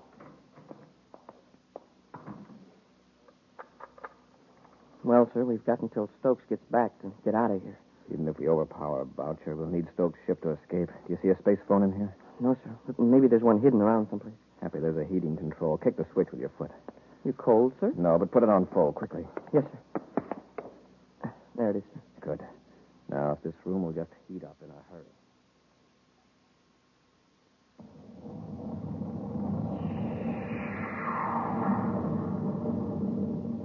Well, there goes Stokes. Now, when Boucher comes into this heated room, I have a hunch he'll have some trouble with his glasses. Huh? Coming in from the cold air, they'll fog up just like the windows. Hey, yeah, then we can rush him. The best we can hope to do is knock him down with a headlong dive until we can get our hands free. Oh, here he comes. Get ready. Yes, sir. All right, gentlemen. Now we'll just relax. Oh, you got the heat on. I told you space patrolmen were hardy souls accustomed to cool. Confound it. My glasses are... Okay, Happy? Get Get off of me. He dropped his gun, Commander. Kick it out of the way. That's it. Can you handle Boucher with your hands tied, sir? I won't have to. They're loose, Happy. All right, Boucher. Let go of me. And stop struggling. On your feet. I'll take the gun, Happy. Boucher, untie the cadet. Wait till I get my breath. You knocked all the wind out of me. It's all right, sir. The ropes are working loose. Good. Boucher, is there a spaceophone in this building? No, there was a portable set on the ship, but I forgot to bring it in. You just have to wait till Stokes returns. You'll get a nice surprise when he walks in that door. Should we tie Boucher up, sir? That might be a good idea. You won't have to watch him so closely. Boucher, get away from that cupboard. I'll get him, Commander. They're not there. They're gone. What are you talking about? The anoscope design. Stoke never put them in a cupboard. I saw him walk over there. He double-crossed me. The dirty rat. What good would they do you if they were there? Don't you see? Stoke isn't coming back, and we're stuck here. He's right, Happy. This puts all of us in a tough spot. Boucher, how far did you say it was to the nearest city? 100 miles. 100 miles of desert. We don't have any way to call for help. We'll die out here. We only got food for 2 days. Maybe. But we're not going to stay here. Let's take what food and water we can and start across the desert. On foot? We could never make it. We're going to try it. Now, where's the food locker? Come on, Boucher. You're lagging behind. Don't make me walk anymore, please. You got yourself into this mess. We're going to keep moving. All right. I'll try to make it. That's it. Now stop blubbering and save your breath. Hey, these green plants are all around us. They're lichens, Happy. In the Martian summer, they turn rust-colored. Stop. Wait. Now what? I feel sick. Something's wrong with my throat. Well, I don't feel so good myself, but we've got to keep moving. Hold on a minute. There's something strange in the air. It's dust coming up from the ground, sir. Every time we step, a little puff of dust spurts up. From the lichens, Happy. They're spores. Spores? Yes, tiny cells from these plants. This kind is poison. What? They're getting into our throats, lungs. Let's get out of them, quick. But we've got to keep on going. The plants stretch for miles in all directions except behind us. Well, then let's go back. We can't go back. Commander, these spores, what do they do? If we keep inhaling them, they'll paralyze our breathing muscles. We'll suffocate. I'm going back. Boucher, come back here. Grab him, Happy. No. Boucher, keep your head. All this stomping around's making it worse. Stand still, Boucher. Be quiet. Look around, examine the terrain. Maybe we can find a bare stretch of ground. It's hopeless. We're trapped. Trapped on the desert. I said be quiet. See anything, Happy? No, sir. Except that low hill there. It seems to be a tower of some kind. Yes, a power relay tower. There's one every 20 miles. Maybe there's a spaceophone at the tower. If we can get there, we could call for help. That's worth a try. Come on, let's go.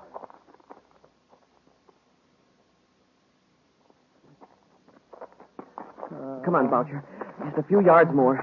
I can hardly breathe. I don't see anything that looks like a spaceophone, Happy. Neither do I, sir. Just some wheels and gears. Those are to adjust the receiving and deflecting coils at the top of the tower. You mean we can't call for help after coming all this way? I'm afraid not. Then what good is this monstrosity? We'll all die here under the tower. Look, Boucher, lie down and rest a minute and keep quiet.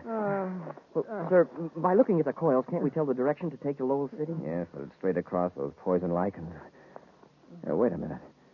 If we were to turn those wheels, it would interrupt the power beam. The beam would miss the next relay tower. Hey, yeah, they'd have to send somebody out to investigate. Well, then do it. Turn the wheels. Cut off the power. Boucher, do you realize that human lives may depend on that power beam? Well, what about our lives? Our lives depend on it, too. Turn it off. What we might do, Happy, it is off. we might deflect it slightly, just enough to register in the instruments at the monitor station. Well, how could we be sure we weren't turning it too far? See that dial? It points to 0. That means it's right on the beam. The red lines on either side are the danger limits. Here, let's release the holding mechanism. Now we'll turn the wheel carefully. The indicator's still on 0, sir. The control mechanism has a high gear ratio for accurate focusing of the beam. Now it's moving, sir. Halfway to the danger line. That ought to alert the maintenance crew. Now we'll spin the wheel the other way, back and forth.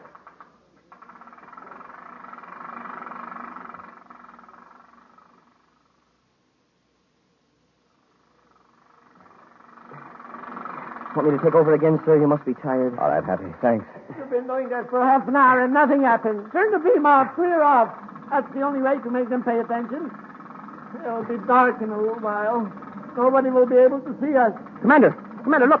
It's an atmosphere ship. And it's headed right for the tower. Well, wave to them. Make sure he sees us. He'll see us, don't worry. It's a power commission ship, all right, sir. See the big red circle on the hull? All right, Happy is coming in for a landing. Set the indicator back to 0. There it is, sir. I'll lock it in place. Control secured, sir. All right, let's get to the ship. We've got an appointment with Stokes in Lowell City.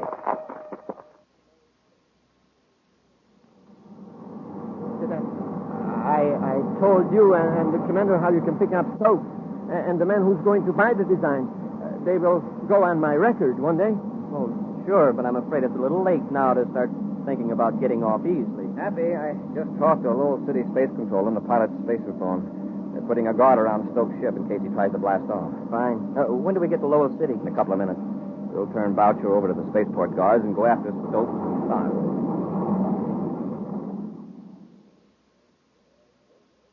Well, Stokes, the design seemed to be complete. That all there, Mr. Tharp? Now I'd like my money. Of course. I'm glad you and Boucher changed your minds and made a straightforward business deal. The original plan was just a precaution in case we were being followed. But everything worked out so well. All right, Stokes. I'll take those plans. Corry.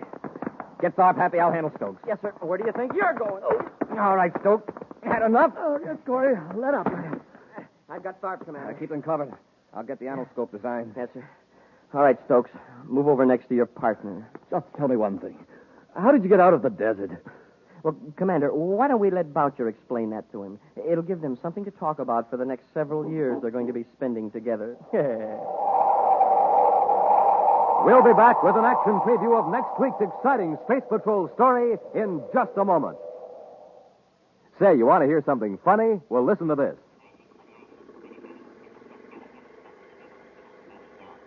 That's a word scrambler, gang, a machine that scrambles secret messages sent by space patrollers over the spaceophone. Now, do you want to know what the message said? Well, here, I'll have it unscrambled for you.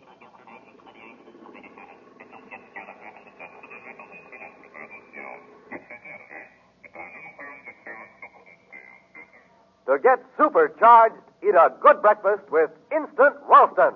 That's one of the most important messages a space patroller ever sent. Yes, sir, when you sit down to a good breakfast with good hot Ralston, well, boy, oh, boy, that's your day to shine. For Instant Ralston packs a wallop in every spoonful. It's rich whole wheat. Remember, rich whole wheat. That means it'll warm up your motor, tune up your thinker, help start off your day with a bang. Yes, that's the kind of start Buzz Corry gets. That's the kind of start you need to be a winner just like him. So come on, Space Patrollers, get supercharged. Eat a good breakfast with good hot Ralston. And now for a preview of next week's exciting Space Patrol story. Buzz and Happy are on Venus on a farm where food is chemically grown in large tanks. As they walk toward a building where Tonga is held captive, huge sun mirrors atop several tall towers turn ominously toward them. Smokin' rockets, Commander. It's really getting hot all of a sudden. Yes, waves of heat. Even for Venus, this is unusual. Oh, my eyes. What a glare. Happy, don't look at those reflectors. They'll blind you. Let's run for the building and get out of this sun. Hap, look out. They're focusing those sun mirrors on us. A whole battery of them are pointed right toward us. Maybe we can dodge them. Run back this way. Commander, they've got us surrounded by those heat beams, and they're closing in. If they hit us with all those at once, we're finished for good. Be sure to be with us next Saturday for the exciting story, The Space Shark, when wheat checks, rice checks, and good hot Ralston again bring you Space Patrol! And now here's a message from Commander Buzz Corry. Here's a little riddle. What is it that is scarce, valuable, and necessary, yet given away free? The answer is blood, the gift of life. Yes, when grown-ups give blood at the Red Cross Center, they don't receive money, but they do receive the wonderful, deep-felt satisfaction of knowing they helped save a life. Now, how would you like to help me get more people to save lives? Join my Space Patrol Blood Boosters. It's lots of fun, so how about it? Join today. Space Patrol, an original Mike Moser production, starring Ed Kemmer as Commander Corry and Lyn Osborn as Cadet Happy, was written by Lou Houston and directed by Larry Robertson. Other players were Bela Kovac, Ken Mayer, and Norman Jolly. Dick Tufeld speaking. Now, don't forget to tune in next Saturday and every Saturday when wheat checks, rice checks, and good hot Ralston again present the new, exciting Space Patrol! And be sure to see another exciting Space Patrol story on your local ABC television station. Consult your local paper for time and channel. Space Patrol comes to you transcribed from Hollywood. This is ABC Radio Network.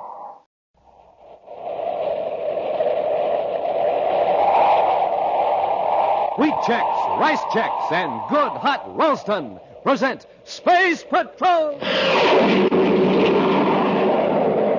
High adventure in the wild, vast reaches of space. Missions of daring in the name of interplanetary justice. Travel into the future with Buzz Corry, Commander-in-Chief of the Space Patrol! In today's transcribed adventure, Buzz and Happy, in their spacesuits on a tiny asteroid, are approaching a criminal who has stolen evidence that's needed to convict a crime syndicate. He's got the metal box, sir, with the evidence. All right, Chura. Come out of that crater and get into our ship. I'm getting into my own ship, Corry. And you're not going to stop me. All right, we'll come down and get you. Take one more step and I'll use this gun on you. All right. Have it your own way. I warned you. Drop, Happy. Wow, that was close. That ray gun knocked a hunk of rock loose as big as your head. Don't move, Hap. I think Chura means business. He sure does. And it isn't funny business either. We'll be back in just a moment with today's Space Patrol story, The Search for Asteroid X.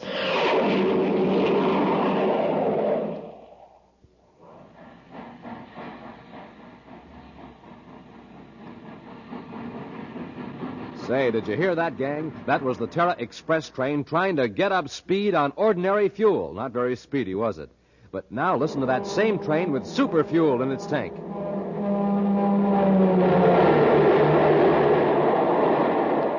Man, that train is really traveling now because it's supercharged with super fuel. Now, gang, without a good breakfast, you can't go very fast either. But with super fuel in your tank, you're supercharged. Here's how Buzz Corry gets up ahead of steam in the morning. He has a good breakfast with rice checks or wheat checks, the super cereals that help to supercharge you. For taste, they're terrific. For size, they're perfect because they both have that modern bite-sized design. So, gang, get off to a quick start of the morning the way Buzz Corry does. Get supercharged. Just eat a good breakfast with the Checkerboard Super Cereals and get them today in the red and white checkerboard packages. Rice checks, wheat checks.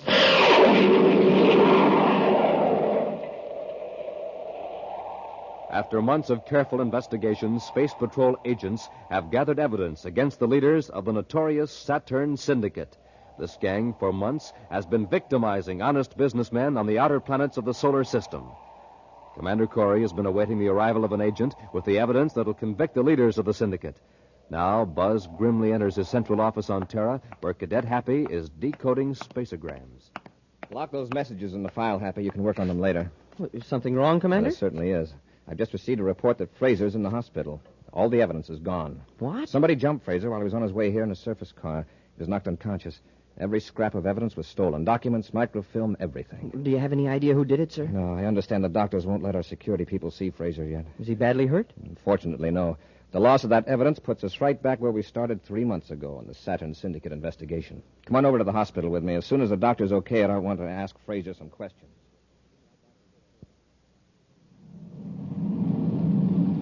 Cut your speed and go lower, Hundley. I think I see something down there. Where? Right near that small pond. Isn't that a building of some kind? Hey, you're right, Chura. Well, I hope it's occupied. Say, there is a man down there by the pond. That's surprising to find anybody in this part of Mars. Set the ship down. We'll load up with food and water. Suppose this guy won't give us any? Well, then he'll get what our friend, the Space Patrol agent, got. Do you think you finished that guy, Chura? Who cares? We got the evidence. Yeah, but I won't rest easy until we get it hit on Asteroid X. Kick on the repeller ray. Repeller ray on.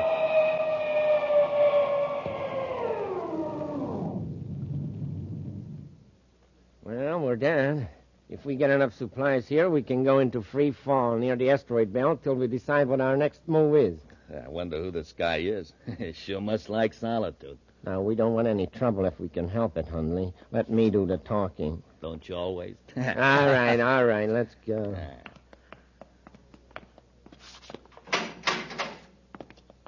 Now the outer hatch. Hi there. He looks good-natured and not very bright. Just what we ordered.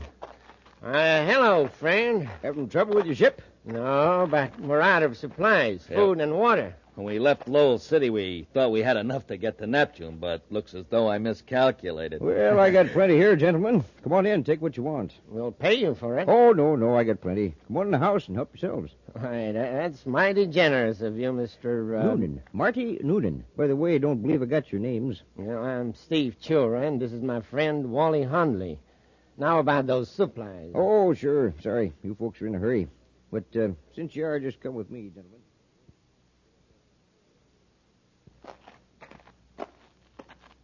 I brought this extra box of rations, gentlemen, just in case of emergency. Here, I'll pass it up to Chura. All right, Hundley. Come aboard. I sure wish you fellas could stay a while. Don't get many visitors. So do we, Mr. Noonan. But we got to get going. Well, I understand. Well, very much obliged, Noonan. Oh, no trouble at all. So long. Take care of yourself. Goodbye. Better stand back and watch our rockets. We're going to blast off.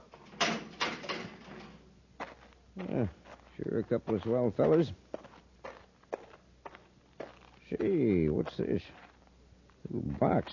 They must have dropped it. Hey, wait!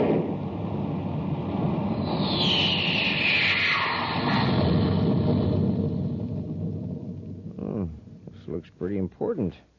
Microfilm Reel 14B property of Space Patrol.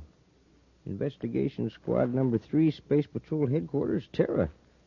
Gosh, they're Space Patrol agents. I'd better call headquarters right away. Commander, will you take the spaceophone call? It's something about a can of microfilm a fellow found on Mars. All right, Happy. Corey here. Go ahead, please. Commander, my name is Noonan. Yes, Mr. Noonan? A couple of your agents dropped a can of microfilm on my land. Want to know how to go about returning it. Well, what does it say on the label? Reel 14B, Investigation Squad Number 3. Oh, just a minute. You say Space Patrol agents dropped it? Yes, sir. I think it fell out of one of the men's pockets. Happy. Squad 3 was on the Saturn Syndicate case. Mr. Noonan, what were these agents doing on your land? They ran out of supplies on the way to Neptune. Did you see their credentials? No, I didn't. Just figured they were agents when I found the film. Said their names were Steve Chura and Wally Hundley. Did you ever see these men before? Why, no, Commander. Where are you now? At my place. Sector 17H on the Martian plain.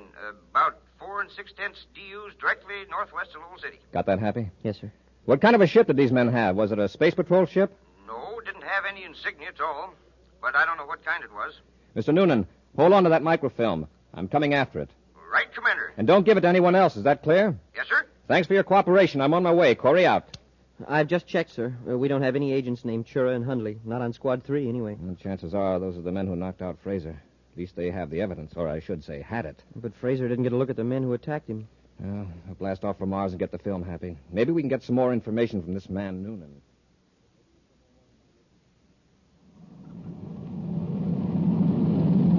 I finished decoding the patrol unit messages, sir. Good. Will you read them, Happy? Yes, sir. Quote, the Commander-in-Chief aboard Terra V, Jupiter Patrol, searched Mars to Neptune orbit. No suspicious craft sighted. Unquote. From Saturn Patrol, same, negative. Neptune Patrol also replies a negative. Any more? Well, Patrol Ship 34A, asteroid belt, picked up an unidentified object in their view scope. They're investigating it. Happy? We're going right into Lowell City. And how about the microfilm at Noonan's place? Now, you can go after it in an atmosphere ship after we land.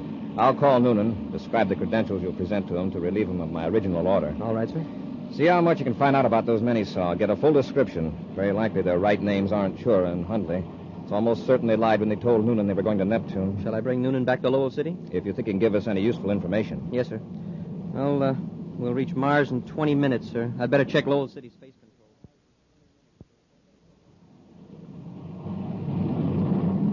Better get the evidence ready. We're nearly to Asteroid X. All right, Chura.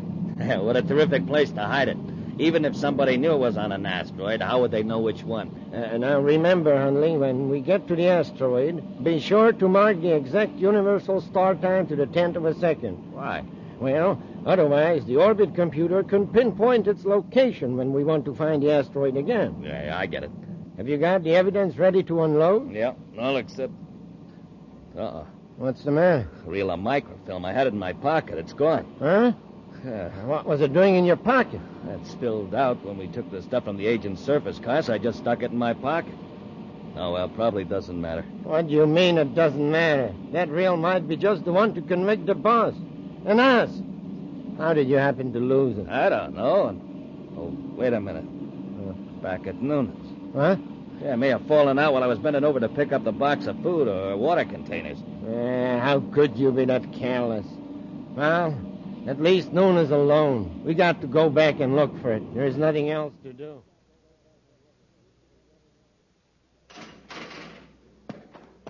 Hi there. Are you Marty Noonan? Yep, that's right. I'm Cadet Happy. Here are my Space Patrol credentials. Mighty glad to know you, Cadet. Commander Corry called me about you. Oh, here's your microfilm. Oh, thanks. There are several questions Commander Corry wanted me to ask you about these men. Chura and Hundley? Well, I'll tell you what I can. Suppose we go in the house and have a bite to eat while we talk. All right, fine. It's a mighty fine-looking little atmosphere ship. How fast will she go? Oh, probably 1,200. On this trip, though, I averaged about 8:32. From Lowell City to here, 9 minutes and 54 seconds. Say. Yeah, about that. Let's see. I took off at... Hey, how did you figure that out so quick? Oh, I don't know. Answers just sort of come to me. Don't have to think about it. It's lucky, too. Because if I had to tell you how I do it, I'd get all confused and come up with the wrong answer. I have to figure everything out on paper or use the electronic computer in the ship. Well, first, Mr. Noonan, can you give me a description of these two men? Well, Chura's about 45, 6 feet tall, weighs about 210 Earth standard. Well, Mr. Noonan, you've given me a very complete description of these crooks, and their ship was very likely a Class C private cruiser from the way you describe it. Could you come to Lowell City with me, Mr. Noonan? I think Commander Corry would like to question you further. Why, of course. I'd like to get back as soon as possible. Do you mind if I use your spaceophone? Okay, Noonan. You too, Cadet. Get your hands out. Sure, and Hundley. That's right. Don't make a move for your gun, Cadet, or I'll use this one. Okay. Which one of you has the microfilm? What microfilm? You know what microfilm. Noonan must have found it or you wouldn't be here. Hundley, take the cadet's ray gun and search him for the tape. Sure. The film's in my jacket pocket, and it's going to stay there. You want to play rough, eh, Cadet? You let him alone. You keep out of this, Noonan. Sure, help me. All right, I'm coming. All right, Cadet. I nearly got the gun away from me. Well, after this, don't be so careless. I got him. Here's the microfilm. Now, let's get back to the ship. The cadet's coming, too. And I got an idea. We're going to take him with us. What for? Let's finish him here. Oh, not till we find out how much he knows. Come on, Cadet. Come on your feet. We got a nice long walk. Walk? Where to? To our ship. What about Noonan? Oh, that stupid oaf. Leave him here. Smash his spaceophone. And the one in the cadet's atmosphere ship as well. Okay. Where are you going to take me? Never mind. But I'll tell you this much. You better enjoy it because this is the last trip you ever gonna take.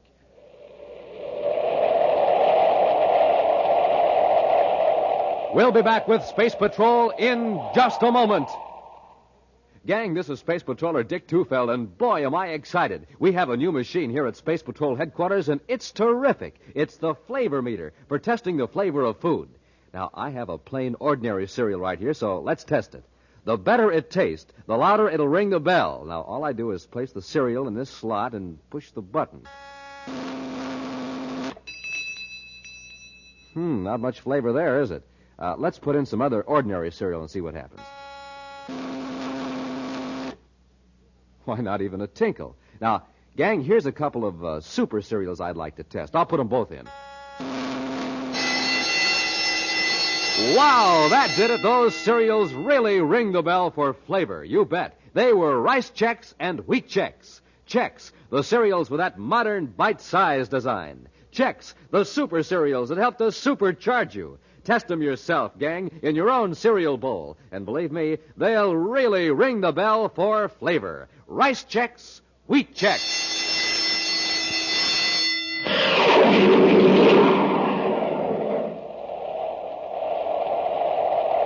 Commander Corry has sent Happy to Marty Noonan's isolated dwelling on the Martian plain to recover some stolen evidence, a roll of microfilm. Noonan and Happy were surprised by Chura and Hundley when the thieves returned for the film. After smashing Noonan's spaceophone, the criminals have taken Happy to their ship, leaving the unconscious Noonan locked in his house. Meanwhile, Buzz, in Lowell City, has tried in vain to contact Happy or Noonan by spaceophone. Commander Corry to Space Patrol, Lowell City. Space Patrol, Lieutenant Barton here, Commander. Lieutenant, I've been unable to contact my cadet on any of the Space Patrol frequencies. And Noonan doesn't answer either, so I'm blasting off to see what the trouble is. Would you like an atmosphere ship, sir? No, a spaceship in case I need it. I'll go in Terra V. Keep monitoring those frequencies. If you hear from either Cadet Happy or Marty Noonan, notify me on my private frequency immediately.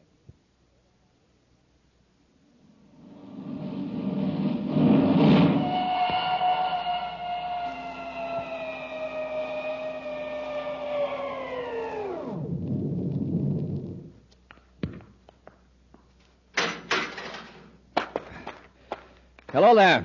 Are you Marty Noonan? Yes? I'm Commander Corry. Where's Cadet Happy? Sure, in Hundley. They took him away, and they got the microfilm. I tried to stop him, Commander, but they knocked me out. They smashed my spaceophone and the one in the cadet ship there, too. Do you know where they took him? No, by the time I came to and broke out of my house, they'd blasted off. They'd locked me in. Did you hear anything that would give us a clue as to where they were going? No. All I remember was that one of them said we ought to be able to get there by 1,500 hours, but I don't know where they meant. How long ago did they blast off? About an hour and a half ago.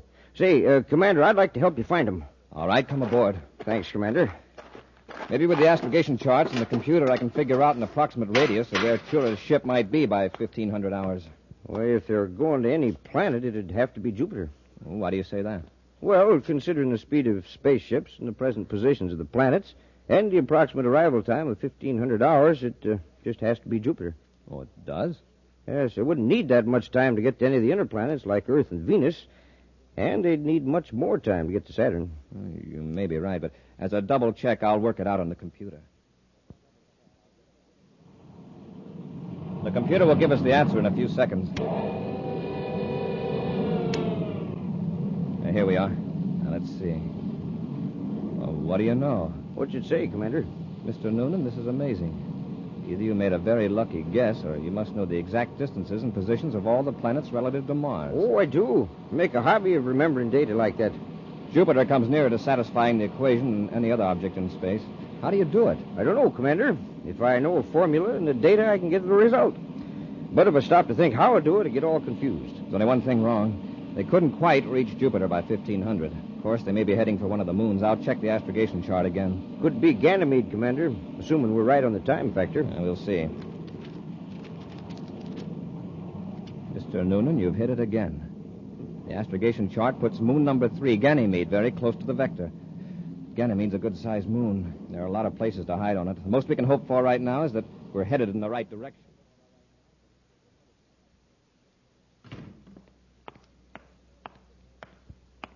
I just talked to the boss. What'd you tell him? Just that we got the evidence against the gang away from the Space Patrol, and that we're on Ganymede. And the boss is going to stay on Saturn, now that he's safe from prosecution. How long do we stick on Ganymede? Until the excitement over, the stolen evidence dies down a little. Say, where's the cadet? Sitting over there, Nick. He's gone. I told you to watch him. The spaceophone. Look in the next room, quickly. And I'm being held on Ganymede, Sector 9J. Hey, get away from that spaceophone. Grab him, Hundley. Sector 9J. I'll teach you, Cadet. Now, watch him after this. That was Happy. He was cut off. Sounded to me like somebody hit him. Sector 9J. That pinpoints the location, Mr. Noonan. We'll make a slow glide approach and land with repeller ray. Maybe Chura and Hundley won't hear the ship.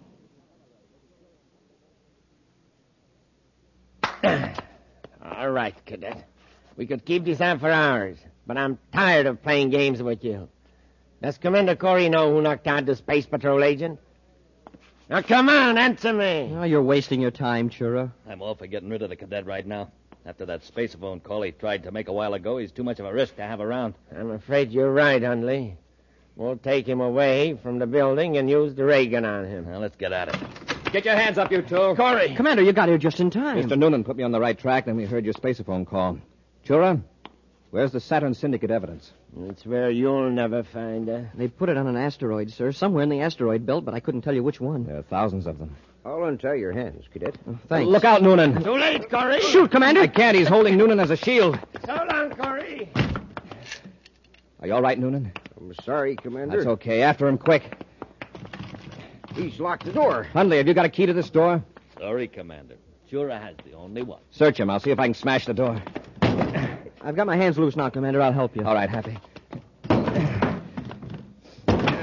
Can't find a key on him, Commander. Just this slip of paper. Uh-oh. It's Chura's ship. He's getting away. Well, we still have you, Hundley. Hey, Mr. Noonan, don't throw that paper away. That's the coordinates of the asteroid. All right, Cadet. I'll hang on to it. Once more, Happy. The door's giving. There she is. Escort our friend Hundley to the ship. Come on, let's get after Chura.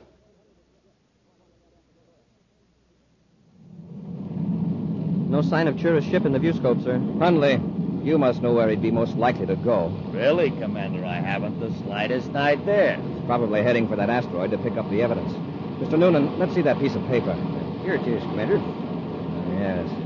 These coordinates are for a point somewhere in the asteroid belt. Yes, sir, but the asteroid has moved thousands of DUs by now. Yes, but the time is down here to the second. Oh, you mean the time the coordinates were taken? Yes. So by using the computer, we can tell just where the asteroid will be at any future moment. Commander, look at Hundley. Hey, get away from that computer! Get him, Happy! All right, Hundley. Quiet down or I'll knock you cold. Look what he did to the computer. Put it completely out of commission. Here, now let's see you find Asteroid X. Well, what are we going to do, sir? We can't possibly locate that asteroid until we get another computer. I know. There are thousands of asteroids in that belt. Commander, can I see that piece of paper? All right, Mr. Noonan. 16 degrees, 23 minutes, 7 seconds. Sun arc torus orientation, 123 million DUs from sun center. Commander, I think I can give you the approximate location of that asteroid. You can work out that orbit equation in your head? Already have, sir. You show me an astrogation chart, I'll mark down the coordinates. Smoking rocket. That's impossible. Nobody could solve an equation like that so quickly. Not in his head. I've seen Mr. Noonan work, Hundley, and I think you're in for a surprise. Here's a chart, Mr. Noonan. Center that asteroid in the viewscope, Happy. Yes, sir. The approximate location you gave us, Mr. Noonan. The question is that Asteroid X? There are hundreds of asteroids in this region. Yeah, but look, there's a spaceship circling it. Hey, it's going to land. Mr. Noonan, it looks as though you pinpointed the right one. Sheer luck.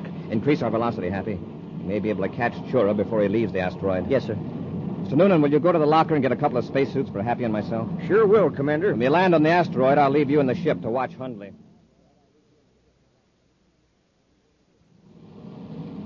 There's Chura, sir, in that small crater. We'll set down between him and his ship. Cut rockets. Rockets out, sir. Hit repeller ray. Repeller ray on, sir.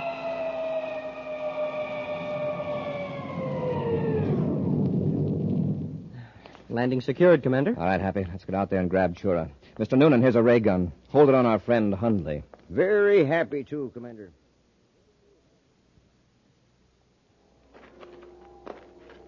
He's got the metal box, sir, with the evidence.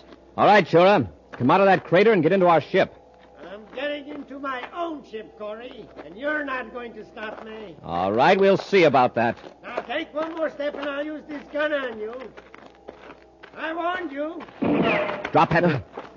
Oh, that was close. That blast knocked loose a hunk of rock as big as your head. Next time I'll widen the angle, and I won't miss. Shall we rush him, sir? Don't try it. Move 1 inch closer, Corry, and you're finished. There's nothing we can do. Back to the ship, Happy. Yes, sir. Commander, isn't there any way we can get him? Just get into the ship. Close the hatch. Yes, sir. Well, he can't hold out there very long without food and water, sir. Do we just wait?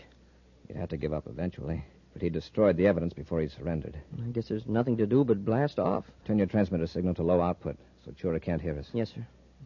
All set. Hey, Commander, he'll have to pass right by this hatch to get to his own ship. Yes, there's one weapon that might work. Right here in this container. Liquid air. But how is... Unfasten the bracket. Well, yes, sir. Now, as he passes the hatch, open it as quickly as possible. And I'll open the valve on the nozzle. We'll squirt a jet of liquid air at Chura. But what good will that do? Is the pressure strong enough to knock him down? No, but the temperature out there in that asteroid is minus 240 degrees. Liquid air freezes at minus 218. Yeah, but I still don't see... There he is. Open the hatch, Happy, quickly. Good shot, sir. It's hitting him. I'm trying to spray it over his hand. Hey, Corry, what are you trying to do? Fight with a water pistol? There, I got his hand. Turn it off, Corry, or I'll put a blast charge into your ship. All right. I can't raise my arm. That's right, Shura. Your gun hand is encased in a mass of frozen air. Yeah, that'll hold him, Happy. Hey, he's just standing there like a statue. Let's go out and bring him into the ship. He's harmless now. Well, what's funny, huh? He thought he was hot stuff, but now he'll have to be defrosted. We'll be back with an action preview of next week's exciting Space Patrol story in just a moment.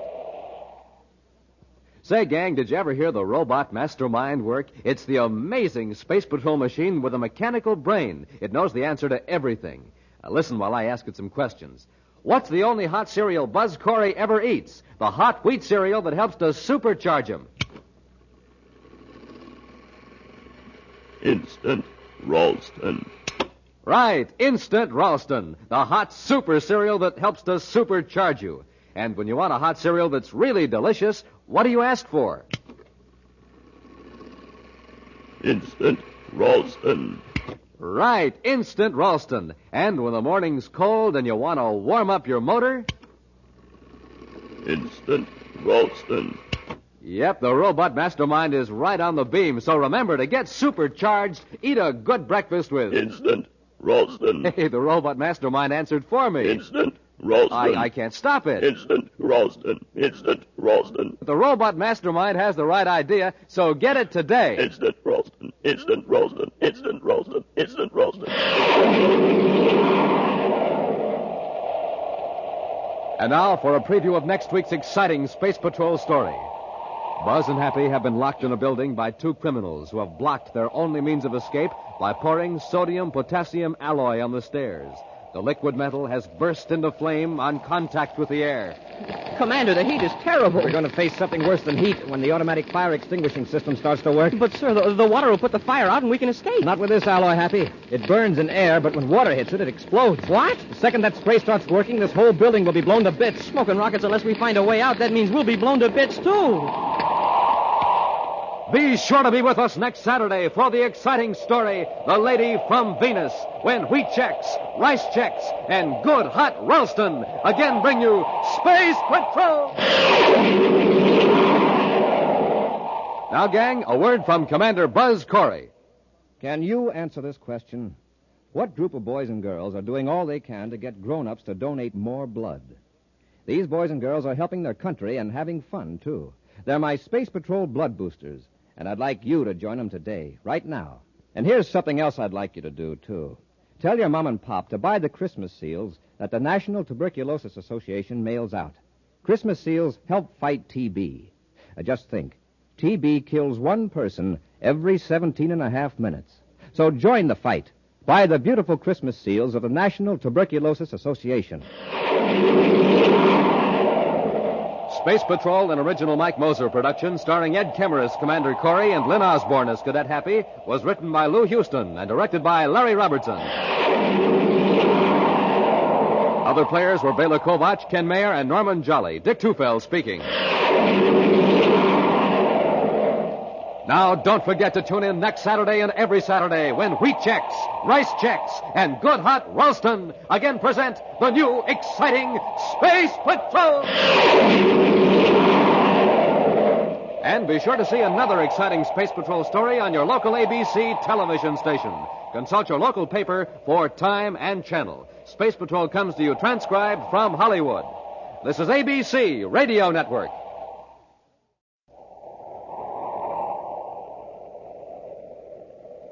Wheat checks, rice checks, and good hot Ralston presents Space Patrol! High adventure in the wild, vast reaches of space. Missions of daring in the name of interplanetary justice. Travel into the future with Buzz Corry, Commander-in-Chief of the Space Patrol! In today's transcribed adventure, Buzz and Happy have been locked in a building by two criminals who have blocked their only means of escape by pouring sodium-potassium alloy on the stairs. The liquid metal has burst into flame on contact with the air. Commander, the heat's terrible. We're going to face something worse than heat when the automatic fire extinguishing system starts to work. But, sir, the water will put the fire out and we can escape. Not with this alloy, Happy. It burns in air, but when water hits it, it explodes. What? The second that spray starts working, this whole building will be blown to bits. We'll be back in just a moment with today's Space Patrol story, the lady from Venus. Space Patroller Dick Tufeld, gang, speaking to you from an atomic power plant on Mars. They're having trouble getting power, but I think I've found the trouble. Now, listen to this main power generator. Sounds pretty weak, doesn't it? My guess is this. They've been using ordinary fuel. So let's see what happens when I put in this super fuel. Wow, listen to that power now. Supercharging does it. And, gang, when you roll out of bed in the morning, you're just like this generator. You need fuel because you haven't had any for about 12 hours. But listen, don't settle for ordinary fuel. Get supercharged like Buzz Corry does with a good breakfast. Eat the super cereals in the checkerboard packages. Now, Rice Chex and Wheat Chex are the super cereals with that modern bite-sized design for super easy eating. Rice Chex is bite-sized shredded rice, triple toasted. And Wheat Chex is bite-sized shredded wheat, baked crisper than a cracker. Super power in every bite. Now remember, pulling up to the breakfast table is like pulling into a filling station. So get supercharged every morning. Pick up your cereal bowl and say, Fill her up, Mom. Wheat Chex. Fill her up, Mom. Rice Chex.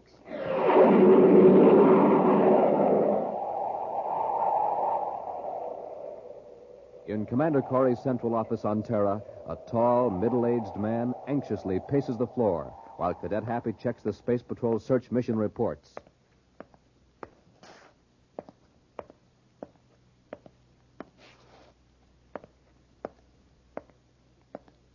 There are some magazines on the table, Mr. Stratton.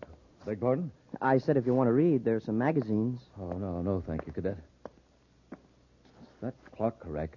Yes, it is, Mr. Stratton. Are you sure? It's a uranium clock, sir. It gives the correct universal star time within a millionth of a second.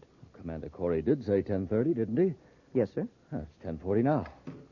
Oh, here's the commander now. Sorry to keep you waiting, Mr. Stratton. Oh, that's all right, Commander. The Secretary General and the staff have gone over your application and the reports of the commission. Yes? It's been approved. You can go ahead with that atomic power plant. Oh, splendid. These papers authorize you to obtain fissionable materials for your atomic breeder reactor. Thank you. I suppose you're blasting off to Venus right away and get your plan into operation. Oh, I have a few matters to clear up first in my Terra office. Goodbye, Commander. And, Cadet, thank you for your courtesy. Well, that's all right, Mr. Stratton. Goodbye.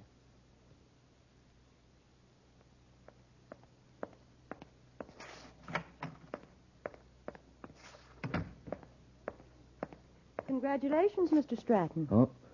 What can I do for you? Why, Mr. Stratton, you don't recognize me. Why, Miss Bennett, forgive me, but you look so different. Don't tell me I've aged that much in 5 years. Oh, no, it's not that. It's a... I'm a blonde now instead of a brunette. Oh, yes, that's it, of course, your hair. And I dress more expensively than I did when I worked for you. I always thought you dressed very nicely, Miss Bennett. Why so formal, Edward? On Mars, you used to call me Elspeth, the lady from Venus. What are you doing now, Elspeth? Oh, that's better. Well, right now I'm in the manufacturing business on my own. Well, we're competitors, eh? No, not entirely, Edward. In fact, I'm actually interested in becoming one of your customers. Splendid. We parted on very unpleasant terms, as I recall. I'm glad you're willing to let bygones be bygones. Yes, and I was delighted to hear that the Secretary General gave you the go-ahead for your reactor on Venus. Why, I just came from Space Patrol headquarters myself. How did you know about it so soon? Oh, I know a lot of things about you, Edward. I was one of the people questioned by the Space Patrol's security agents. Evidently, your replies were favorable. Thank you. How soon will your plant be in operation? It'll take 3 weeks to get into active production. Good, then I can count on you for a shipment of plutonium in less than a month. Oh, I'm not joking, Edward. I'm ready to pay you a fair amount of credits for a small percentage of your plutonium output. You have a United Planets authorization to buy it? Oh, no. That's why I have to get it from you. But I can't sell it to you. I can sell you power, but not plutonium or other fissionable materials. It's illegal. Stratton, how long do you think you'd be permitted to operate that plant if I should go to Space Patrol with certain evidence?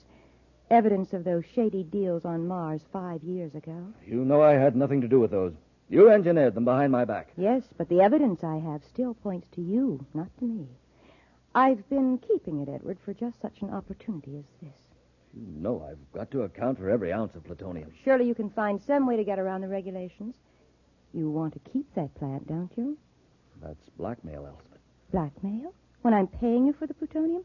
That's unfair. I never thought you'd stoop to anything like this. You'll send the plutonium to the Elbin Company on Mars. There's a fake company I've organized to receive certain illegal materials. So you're operating on Mars? No. I just want to be sure the plutonium's hard to trace. For your protection as well as mine. I'm still the lady from Venus. So I'll see you in a month. Remember, I'll be expecting my shipment in a month. Goodbye for now, Ed.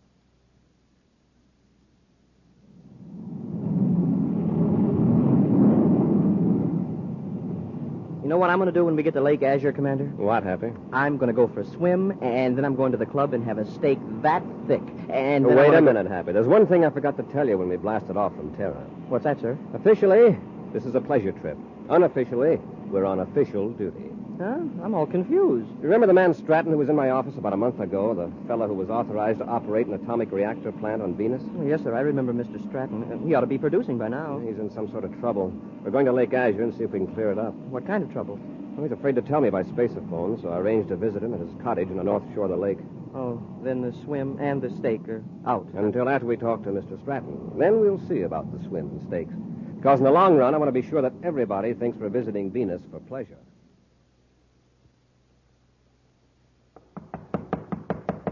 Just a minute.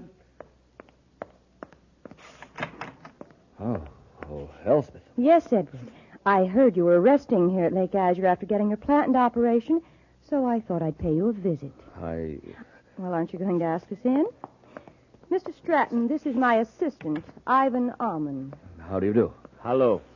Shake hands with him, Edward, or Ivan will think you don't like him. He's very sensitive. Yeah. Shake, huh? Easy, Ivan. Mr. Stratton will probably need his right hand to correct a little mistake he made. Mistake? Yes. One of our representatives inside your plant informed us that you shipped a crate to the Elbin Company on Mars yesterday. That's right. I did. I followed your instructions. Yeah, except you didn't put plutonium in the crate. What a waste of time and money it would be for us to pick up that crate of worthless metal and haul it back to Venus. Worthless metal? Yes. So I brought Ivan with me to persuade you to correct this oversight. You like me to work him over, Miss Bennett? Well, that's up to Mr. Stratton. Yes, I'll correct the oversight. Good. But the next time you make a mistake, Ivan will work you over, as he calls it. And I'll turn my evidence over to the Space Patrol. It won't happen again. See that it doesn't. Come on, Ivan. All right, Miss Bennett.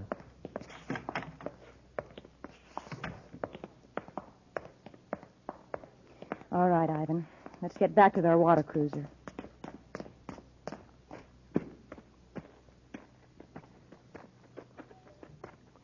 Miss Bennett, look. There is another water cruiser pulling up to Stratton's wharf. Yes, men in uniform. Quick, get over behind those bushes before they see us.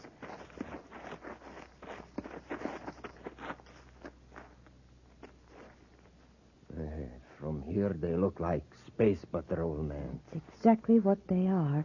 It's lucky we beached our cruiser down at the cove. What are they coming here for? We're going to find out. Get in the bushes. We can watch from here. Hadn't we better get to the cruiser and shove off? Wait, Ivan. The tall one's Commander Corry. Yeah. I heard at the hotel that he was due in today for a rest. That Space Patrol high brass has it pretty soft. If he's here for a rest, why would he come directly to see Stratton?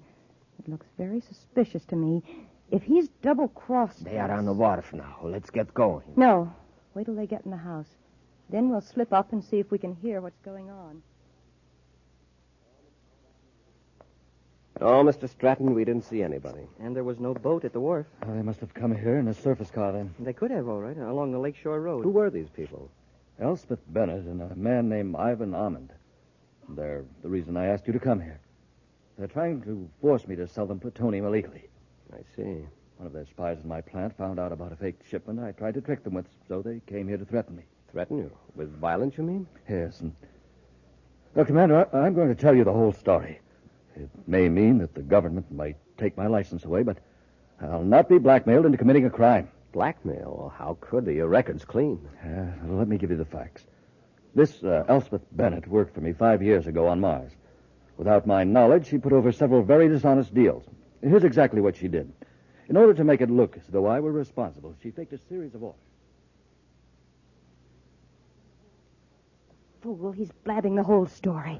Maybe Corry will not believe him. The Space Patrol will investigate us, and we can't afford that.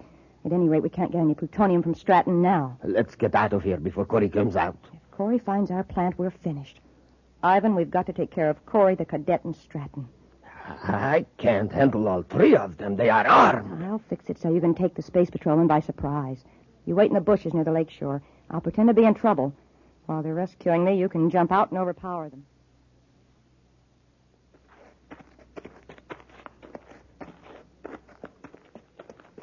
You know, Commander, somehow I think Mr. Stratton was telling the truth about being framed. Well, so do I, Happy. If he weren't thoroughly honest, he could have sold radioactive materials illegally. Yet he's willing to risk losing his plant. Help! Help! Commander, listen. It's a woman. She's fallen into the lake. Come on, Happy. Save me, I can't swim. We're coming, lady. Here, I'll jump in, sir. Now, wait, Happy. She isn't far out. Grab the end of this stick. That's it. Get a good grip. You're going to be all right. Just hang on. We'll pull you in. Oh, thank goodness you heard me calling. I've got her, sir. Watch the edge of the bank, Happy. It's not very solid. That's how I fell in. Here, I'll give you a hand, Hap. We'll have you out in just a second. Oh, I didn't realize the water was so deep, so close to the shore. There you are. Now, don't try to get up for a while. Just rest. And you rest too, Corby! Hey, what's the big idea? I got them both, Miss Bennett, just like you said. Well, there's no time for gloating, Ivan. Go in the house, get Stratton, and bring him out here. Maybe I'd better finish Corry and the cadet now. Huh? Give Stratton a chance to get away? No. Somebody's going to find 3 bodies here by the lake. Corry, the cadet, and Stratton. And they'll find the evidence against Stratton in Corry's pocket. Yeah, but the evidence is fake. Well, of course it is, but no one will suspect it. It'll be obvious to everyone that Stratton did away with him to keep from being exposed. How are you going to explain Stratton? Why, Corry wounded him in the fight. Now, get Stratton. Suppose the cadet come too while I'm gone. Either one of them moves, this heavy stick will take care of them.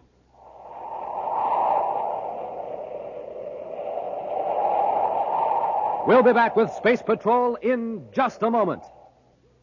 Say, gang, what do you need for a good morning and a good start? A nourishing breakfast with rice checks or wheat checks. That's what. The super cereals that help to supercharge you. Here's a chance to show you exactly what I mean. Some of the fellas here in the neighborhood are having a race. They're running right in this direction, and way out in front is Jim Bridwell, a boy that makes it a rule to eat a good breakfast with the super cereals. Listen, here they come. And let me tell you, Jim is going to win because he's supercharged. I won! There, Jim did win, which just goes to show you that to be a winner, you have to eat a winner's breakfast. So latch on quick, gang, to Rice Chex and Wheat Chex, the super cereals that help to supercharge you. Hi, Space Patroller. Hi, Jim. Nice job of running you did there. Supercharged, that's me. That's what I was telling the gang, that you eat the super cereals. Sure do. Rice Chex and Wheat Chex. You just can't find another cereal like them. Right you are, because they're the only modern bite-sized cereal anywhere. And talk about delicious. Boy. Get them today, Space Patrollers. Rice Chex, Wheat Chex.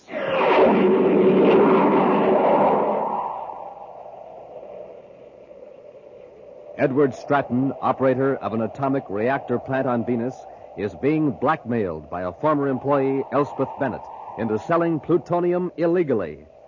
Buzz and Happy went to Lake Azure on Venus to get Stratton's report and were knocked unconscious by Elspeth's assistant, the burly Ivan Almond.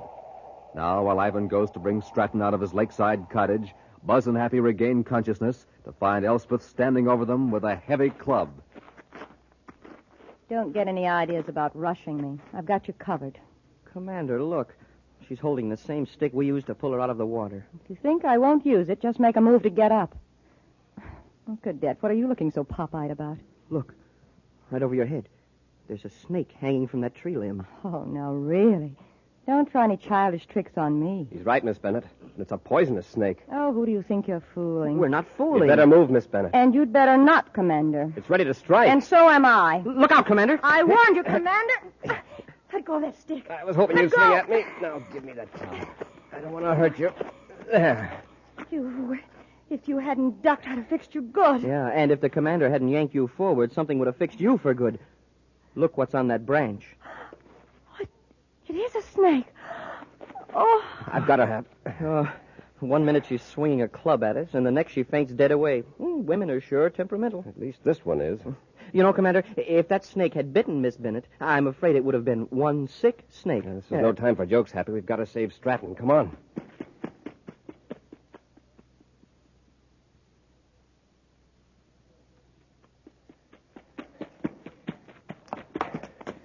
I hope we're in time.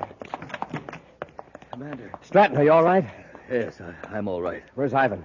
Oh, he saw you coming, hit me, and then ran out the back door. Stratton, Miss Bennett is out by the lake. Watch her till we get back. Come on, Happy. Let's see if we can pick up Ivan's trail.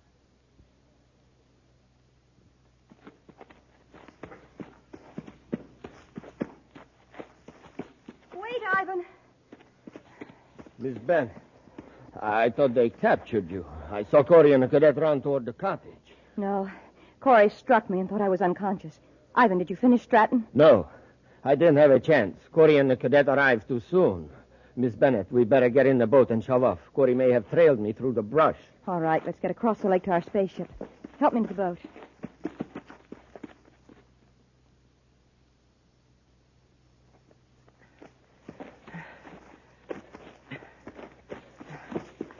This brush sure is thick. Yes. Some of these small branches are broken. Ivan's heading for the lake. Do you think he'll try to swim it, sir? He might. He might have had a boat beached along here. Commander, look at these footprints. They lead right out to the water. Yes, two sets, a man's and a woman's. Miss Bennett must have come out of her faint. Hey, look out there, halfway across the lake. A water cruiser with 2 people in it. They're going at full speed. By the time we got to our boat at the wharf, well, they'd be out of sight. Get back to Stratton's cottage and space a phone and alarm.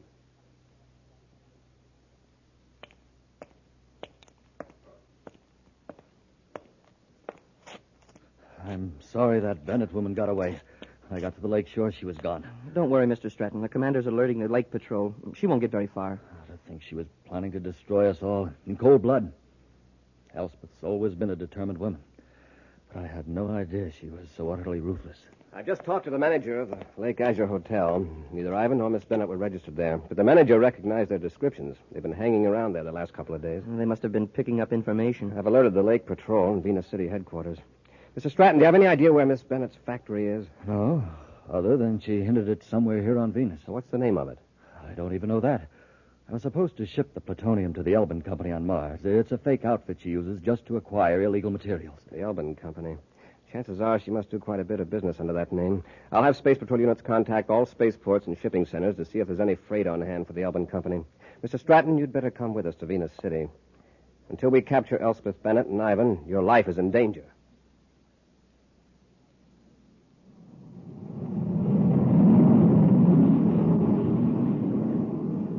Miss Bennett, the plants are in the other direction. You are way off vector. We're not going to the plant right now. We're going to Venus City to pick up some freight. What for? There's an electromagnetic pump waiting to be picked up, and it's got the Elbin Company name on it. Sooner or later, Corey's going to trace us through the Elbin Company. But, Miss Bennett, we can't get a magnetic pump in this ship. It's too small. We'll hire a surface truck from the warehouse and drive to the plant. There's another ship there. We'll pick up some documents I need and then blast off for Jupiter. Corey'll never find us there.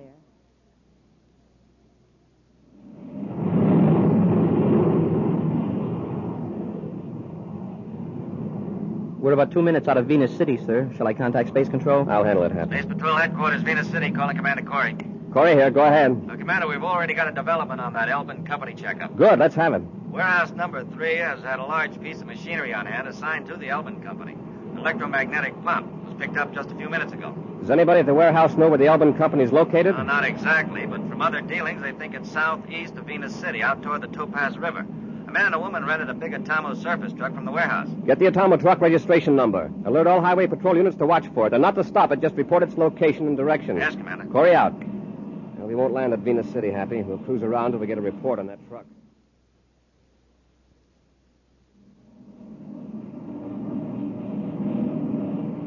I've got the Atomo truck in the viewscope, sir. It's the only vehicle on the highway for miles. Yeah, that must be it, then. Check that chart of the Topaz River region. Yes, sir.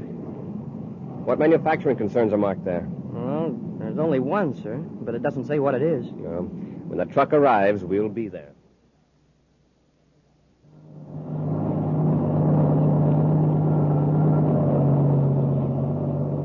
You know, Miss Bennett, I've got to admit I didn't think much of this planet first.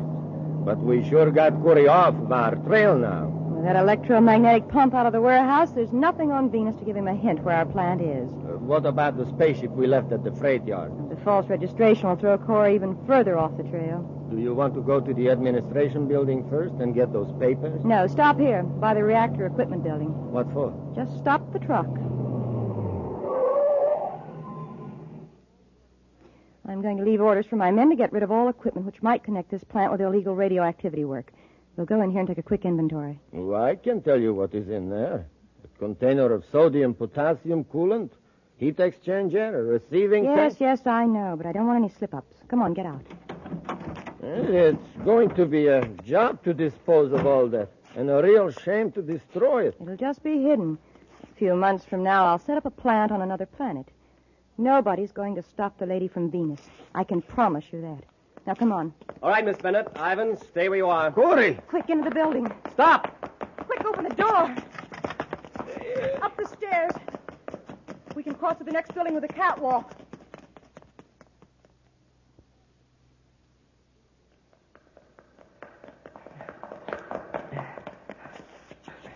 There they go, sir. Up the stairs. Come on, let's get them. Ivan, open the door of the catwalk. It's stuck. They're coming up the steps. Stop. You're cornered. Better come down. Ivan, those big containers. Roll them down the stairs. Okay. Better get off the steps. Watch it, Commander. Duck, Captain.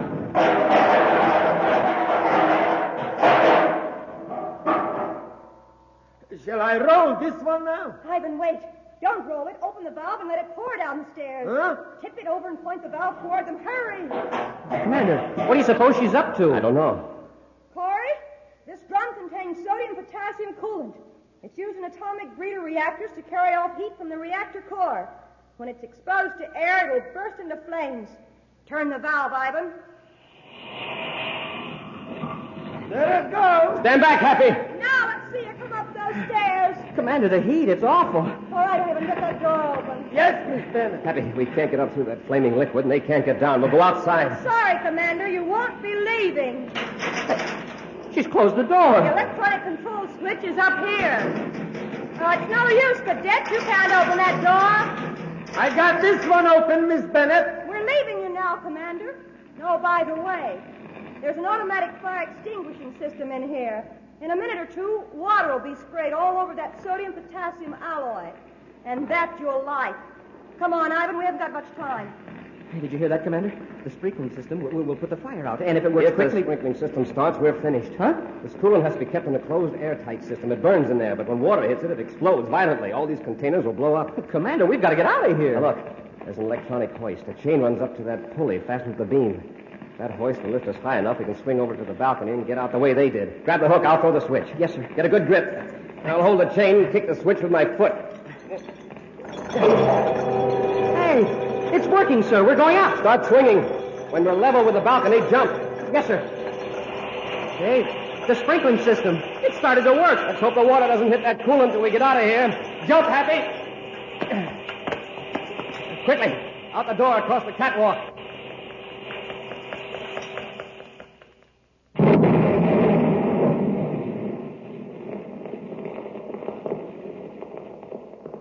There it goes.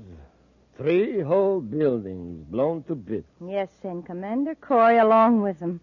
Now, come on, let's get to the ship. Let's use my ship. It's closer. Corey! Hold it, Ivan. Corey, you couldn't have escaped. But we did, which is something that's never going to happen to a certain lady from Venus. Yes, sir, Commander. When she teamed up with Ivan Ammon, it sure was an evil omen. Happy. We'll be back with an action preview of next week's exciting Space Patrol story in just a moment. Jumpin' Jupiter, gang. Here's a 5-star bulletin from Buzz Corry. It's coming over the teletype here in the newsroom of Terra's biggest newspaper, the Outer Space Dispatch. Here, I'll read it to you hot off the news tape. It says, gang, don't take a chance those cold winter mornings. Get a start for the day that keeps you moving. Eat a breakfast that whips you into action. A good breakfast with good hot Ralston, the hot super cereal that helps to supercharge you. That's Instant Ralston, the delicious wheat cereal. Remember, I can't take a chance. I have to get supercharged every day. That's why I eat a good breakfast with Instant Ralston, a breakfast that supercharges me. You can't take a chance either, boys and girls, so my advice to you is this. Get supercharged every day. That's it, gang. That's Buzz Corry's message to you. So do what your commander says. Eat a good breakfast with good hot Ralston and get supercharged. And now, a preview of next week's exciting Space Patrol story. Buzz and Happy are in the lower shaft of a secret mine on Saturn's sixth moon. As they wade through the water of the partly flooded shaft, the sound filters down through the mine. Happy, listen. Yeah, sounds like a motor of some kind. It must be back outside the opening. The mine's pump engine. Pump? Oh, automatic, I guess, yeah. When the water reaches a certain level, it cuts on. Hey, wait a minute. Look at the water level against the wall of the shaft. Watch it. It looks like it's rising. That pipe. It isn't drawing water out, it's forcing it in. Happy, somebody at the mine opening reversed the pumps. They're trying to drown us. Be sure to be with us next Saturday for the exciting story, The Last Voyage of Lonesome Lena, when wheat checks, rice checks, and good hot Ralston again brings you Space Patrol! And now, a message from Commander Buzz Corry. Boys and girls, to donate blood, you have to be at least 18 years of age. But to be a Space Patrol blood booster, well, age doesn't matter. I need all of you, and all of you can join. Our job is to get more people to donate blood to the Red Cross. It's a swell way to help your country, and we have a lot of fun doing it. So how about it? How about joining my Space Patrol blood boosters today? Space Patrol, an original Mike Moser production starring Ed Kemmer as Commander Corry and Lyn Osborn as Cadet Happy, was written by Lou Houston and directed by Larry Robertson. Other players were Bela Kovach, Ken Mayer, Virginia Hewitt, and David Duval. Dick Tufeld speaking. Now, don't forget to tune in next Saturday and every Saturday when wheat checks, rice checks, and good hot Ralston again present the new exciting Space Patrol! And be sure to see another exciting Space Patrol story on your local ABC television station. Consult your local paper for time and channel. Space Patrol comes to you transcribed from Hollywood. This is ABC Radio Network.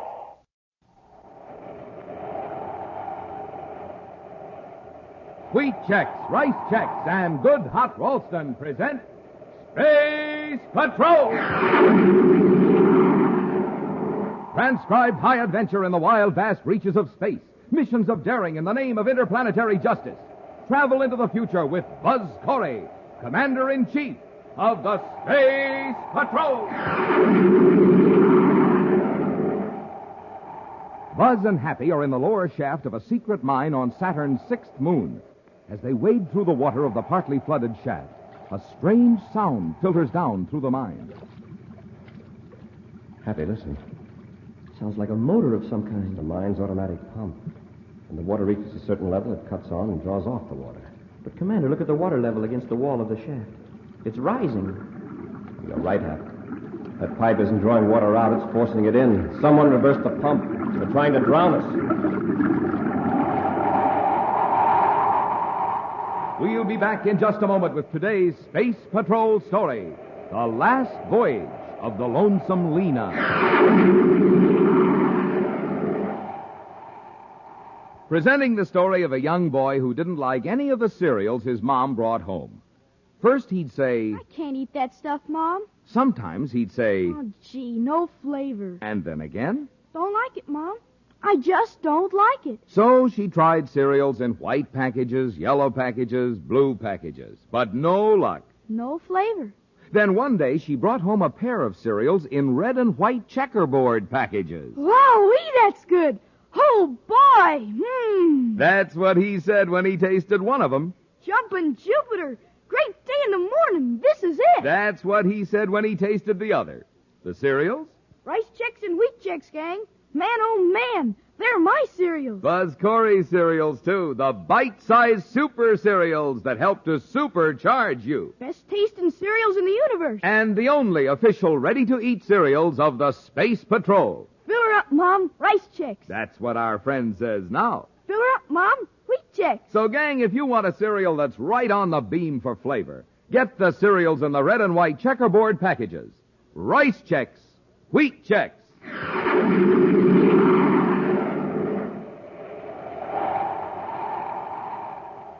Saturn's number 6 moon, Titan, has become increasingly important to the commerce of the outer planets. However, rumors of illegal activity on Titan have caused Commander Corry to send Tonga, his assistant security chief, to the Saturn satellite to investigate. Now, Buzz and Happy, aboard Space Patrol battlecruiser Terra V, headed for Titan, are talking to Tonga by spaceophone as she reports from the satellite's chief settlement, Titan Center. So you find that chief black market items are processed foods and medical supplies, huh? That's right, Commander. What about those reports we received in the uranium mine? Was there anything to the sabotage rumors? Well, there was no actual sabotage, but about 2 weeks ago, a couple of men did try to get inside the guarded area. Were they captured? No, they got away. But there haven't been any recent incidents. Have you found out who's behind this black market food situation? No, but there's a lot of talk about a Captain Kruger. Captain Gustav Kruger? Yes, he's the one. He's quite a legend in this part of the solar system. I think I've heard of him, Commander. Isn't he that old-time space pilot who has the broken-down cargo ship? Yes, Happy. Lonesome Lena, he calls it. He's been shuttling back and forth between Saturn's moons for years. I've never heard of him being mixed up in anything dishonest.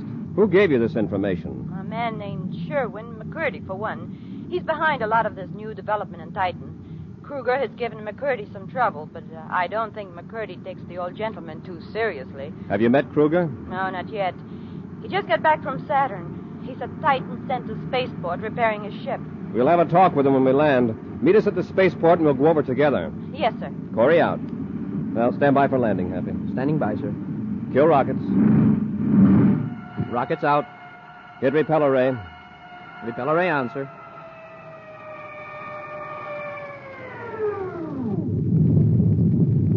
Yeah. Now, let's button up the ship, and then we'll have a chat with Captain Kruger.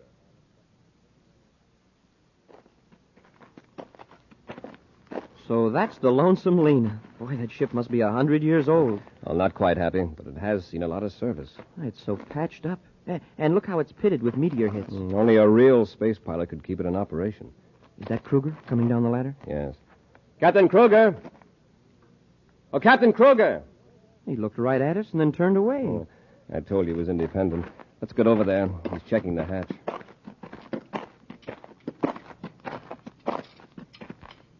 Well, how's the ship, Captain? Good for another 50 billion GUs. With you handling it anyway. Remember me, Commander Corry? Yeah, I recognized you. This is my cadet, Happy. Very glad to know you, Captain. Have some calcium seeds, cadet? Some what? Calcium seeds. Great unraveled orbits, Commander. Don't tell me this new crop of space cadets doesn't know what calcium seeds are. Never heard of them, Captain. Your education sure has been neglected. They grow on Venus, Happy. They used to be very popular on space flights. Yeah, you never get space sickness if you chew calcium seeds. Not only that, but they keep you from blacking out at high acceleration. Oh.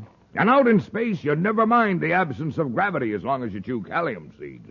As you can see, Happy, Captain Kruger is a pilot of the old school. He's the only pilot I know who still chews raw calcium seeds. Yeah. People nowadays won't touch them. Just because they stain your hands purple when you crack them. Well, Commander, you didn't come over here for a lecture on calcium seeds. What's on your mind? Oh, just a few questions about business. I see. I suppose you've heard rumors that I'm hijacking food and selling it on the black market. Is that it? There are a lot of rumors in Titan these days, Captain. Yeah, and a lot of upstarts. They come in here with shiny new ships and big ideas.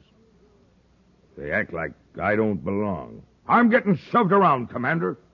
But I'm not going to take it. I never have. I'm not going to now. Well, now, if you'll excuse me, I got some repairs to make. Lonesome Lena's in pretty bad shape. All right, Captain. Come on, Happy. Let's find Tonga. You can tell them for me that if Sherwin McCurdy promised delivery, they'll get it. We're a little short of spaceships here on Titan right now. Hey, look, stall them off. Promise them anything. I'll call you back later. Come in. McCurdy, I want to work with you. Well, Captain Kruger, glad to see you. Put your hand back in your pocket, McCurdy. Why, what's the matter, Captain? You seem angry. Why wouldn't I be? For 10 years, I've been setting the old Lonesome Lena down on Titan any place I wanted, or on any moon in the Saturn system. Folks were mighty glad to see me whenever I rocketed in, until your crowd got here. My crowd, Captain? One of your hired flunkies just told me I can't set down on the Titan Center spaceport anymore. Oh, what kind of high-handed nonsense is that? It isn't nonsense, Captain. You can't put the Lonesome Lena down on this port. Well, that old bucket of bolts you call the Lonesome Lyn is a menace. If I had my way, I'd report you to the Space Patrol. They'd melt up that old hulk. Oh, you would. You'd melt up a ship that has helped keep people alive for the last 40 years out here on these moons. Ship's out of date. It served its purpose. Now it's finished. Who are you to decide whether the Lonesome Lyn is finished? Why, one patch on that old battered hull is worth 10,000 of you. Melt her up, would you? I warn you, McCurdy, if you ever say that again, I'll slap you. Take your hands off me. Take your... All right, hands Captain, off that's me. enough. Commander Corry, this man attacked me. You got here just in time. What's the trouble here? I was merely pointing out that his spaceship violates Space Patrol safety regulations. That's a bald-faced lie, McCurdy. The Lonesome Lyn is safe as any ship in the space lane. Does it have repel array equipment? Well, no. Does it have infrared view scope equipment? I don't need it. I can land it blindfolded on any spaceport in the solar system. Does it have Class A radiation shielding on the space drive? Her shielding's good enough. I ought to know. I built it. I see, Commander. Obviously, he can't be permitted to land here at Titan Center. Those are regulations. Commander, I've always respected you. Are you going to side in with this planet lubber? I'm sorry, Captain Kruger, but I don't make the regulations. My job is to enforce them. There are thousands of people here in Titan Center. Their safety comes first. They're safer with Lonesome Lyn than with half the amateur pilots in these new ships, and you know it. Captain, if we made an exception in your case, we'd have to do it for everyone. However, we won't be concerned if you have these safety devices installed. But that takes money, Commander. I haven't got it. I'll never be able to get it if I can't land here to load and unload freight. Well, perhaps you can work out some arrangements to land outside a 10-mile radius of Titan Center. 10 miles? Might as well be 10 DUs out in space. I'm sorry, Captain Kruger. There's nothing I can do. You win, McCurdy. Have some calcium seeds. I won't be needing them anymore. Well, Captain is very dramatic, isn't he? I don't find it amusing, Mr. McCurdy. That old ship of his means more than his livelihood. It's his life. Well, Commander, I wouldn't let my sympathies blind me to Captain Kruger's sharp practices. What do you mean? Kruger's lived by his wits. He's been a lone wolf. Now he's up against the rules of society, and instead of abiding by the rules, he takes the attitude that everyone's against him. Watch him, Commander. I confess I'm rather afraid of what he might do. I'm here in Titan to prevent trouble, Mr. McCurdy. That's why I came to see you. I'd like to talk to you about conditions here. Of course. Sit down. All right, now I just want to make an appointment. I have a few matters to talk over first with my assistant security chief, Tonga, back at our temporary headquarters. I see. How about later today? That'll be fine, Commander. I'll look forward to it. So the captain is really sore, huh? Yeah. In a way, I can't blame him.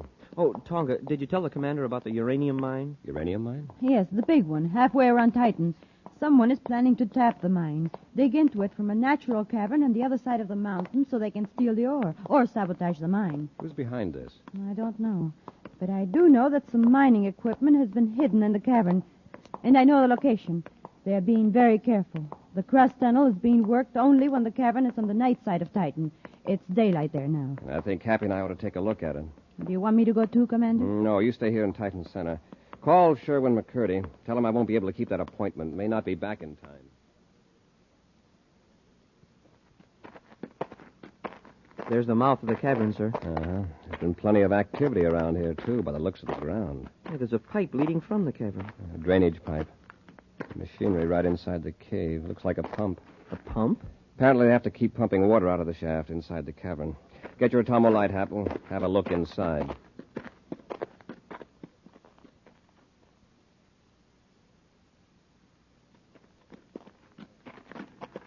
Don't bump your head when you go through this opening, Happy.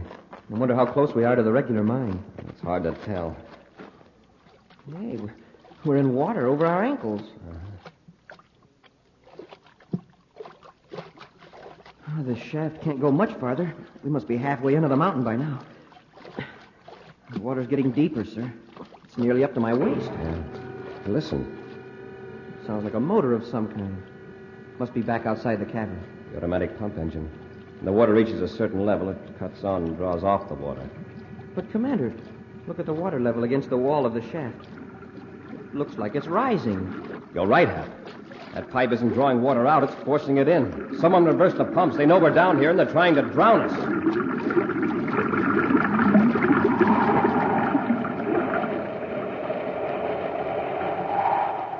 back with Space Patrol in just a minute.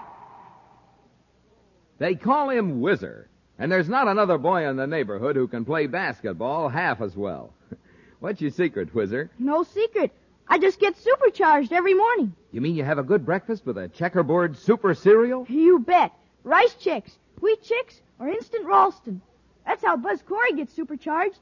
That's how I get supercharged. Say, how about those Chex? They're plenty delicious, right? I'll say. And they're bite-sized. And they're the only cereals in the universe that have that modern bite-sized design. And there's only one cereal in the universe like Instant Ralston. I love it. That's the hot super cereal. Helps you to think fast, act fast. And play basketball fast. You said it. Instant Ralston is a cereal for winners and whizzers. That's what you are, a winner. How about you, gang? Wouldn't you like to be Whizzer? Get supercharged. Eat a good breakfast with a checkerboard super cereal. Don't wait. Get 'em today. Rice Chex, Wheat Chex, good hot Ralston.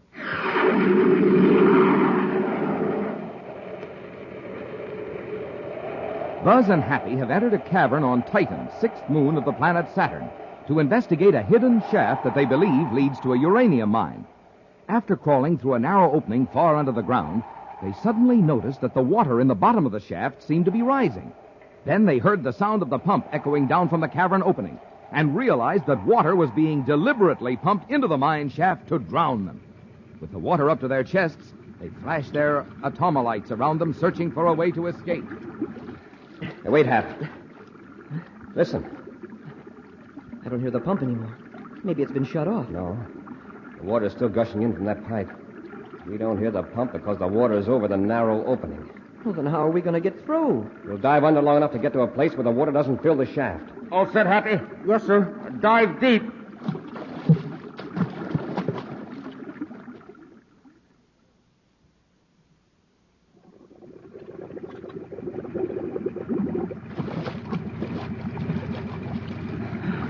We made it. Yeah. Hey, the water's not even up to my hips here. We're on an upward slope of the shaft. Come on, Happy. Let's get out of this place.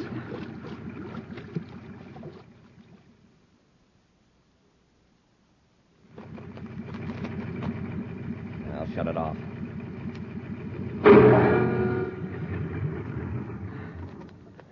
Well, there's no sign of a ship around here, sir, except ours. Whoever did this has certainly finished us off. I'd sure like to find out who it was. Happy. Look there on the ground. See what's scattered around the pump? Callium seeds. Right. Well, I guess we know who turned the pump on, sir. I've known Captain Kruger a long time. I can't imagine him doing a thing like this. Shall I pick up some of these seeds, sir, for evidence? Yes. Then let's get back to Titan Center. I don't understand it, Commander. I don't see how Kruger or anyone else knew that I told you about the secret mine. He could have seen our ship headed that way and followed us in Lonesome Lena. Well, if he did, he must be working with a gang. While you were gone, something happened here. Oh? Some antibiotics were stolen. Several thousand credits worth. The worst part of it is they're urgently needed at a hospital on Saturn. There's an epidemic of Zeta virus at Saturn City. Well, can't they send medicine in from some other planet? Well, this particular antibiotic is made here on Titan. There is some on the other planets, but there isn't enough time to get it. And if a supply of the medicine isn't taken to Saturn very soon, the doctors say a lot of cases will prove fatal. Yeah, there must be some more of that medicine here on Titan. Maybe McCurdy can help us out. I've already talked to McCurdy. He said he's contacted every possible source. The thieves stole every bit of it and will now hold out for a fancy prize. Well, they won't have to hold out long. Commander, do you think Kruger's mixed up in this, too? We're going to find out, Happy. Let's find the Lonesome Lena. Corry! Captain Kruger. I won't be persecuted. Not by the Space Patrol or anybody else. I'm getting a raw deal. And if you're as fair-minded as I think you are, you'll agree with me. Is the raw deal you're getting as bad as being nearly drowned in a flooded mine? Huh? What are you talking about? Show him the evidence, Happy. Yes, sir. Recognize these, Captain? Well, of course, they're callium seeds. We found them by the pump, Kruger. Pump? What pump? In the opening of the secret shaft near the uranium mine. I'm not interested in any uranium mines. I want justice. Commander, look what that McCurdy has done to me now. You see this paper? It's a doctor's order telling me I can't make any more commercial space flights. McCurdy has been trying to get the official doctors on me for months. We finally succeeded. They gave me a checkup, and I'm grounded. Let me see that. For 6 hours, they gave me tests. Heart, blood pressure, metabolism, the works. This is Dr. Greer's signature, all right. Yeah. But just read what he says. Captain Kruger's condition makes any further space flights extremely dangerous. As a space physician, I deem it inadvisable for Captain Kruger to be permitted to operate any commercial spacecraft for reasons of his own safety and the safety of others. Signed, Dr. Melvin Greer. What am I going to do now, Commander? I'll starve to death. I'd rather go quick blasting off on a spaceship. Just a minute, Captain. This physical examination must have taken several hours. I just told you it did. Then you couldn't have been at the mine. Mine? I haven't been near any mine. I haven't been anywhere but in a doctor's office getting needles stuck in me. And that isn't all. While the doc was working on me, there was a gang of inspectors checking over Lonesome Lena. Official Space Patrol inspectors? Yeah. That's another thing McCurdy's been trying to arrange for months. I admit I've been dodging inspection because I knew what they'd say. Me and Lonesome Lena were both out of commission. I'm sorry about that, Captain Kruger. Yeah, you're sorry. But you can be thankful for one thing. This examination clears you of suspicion.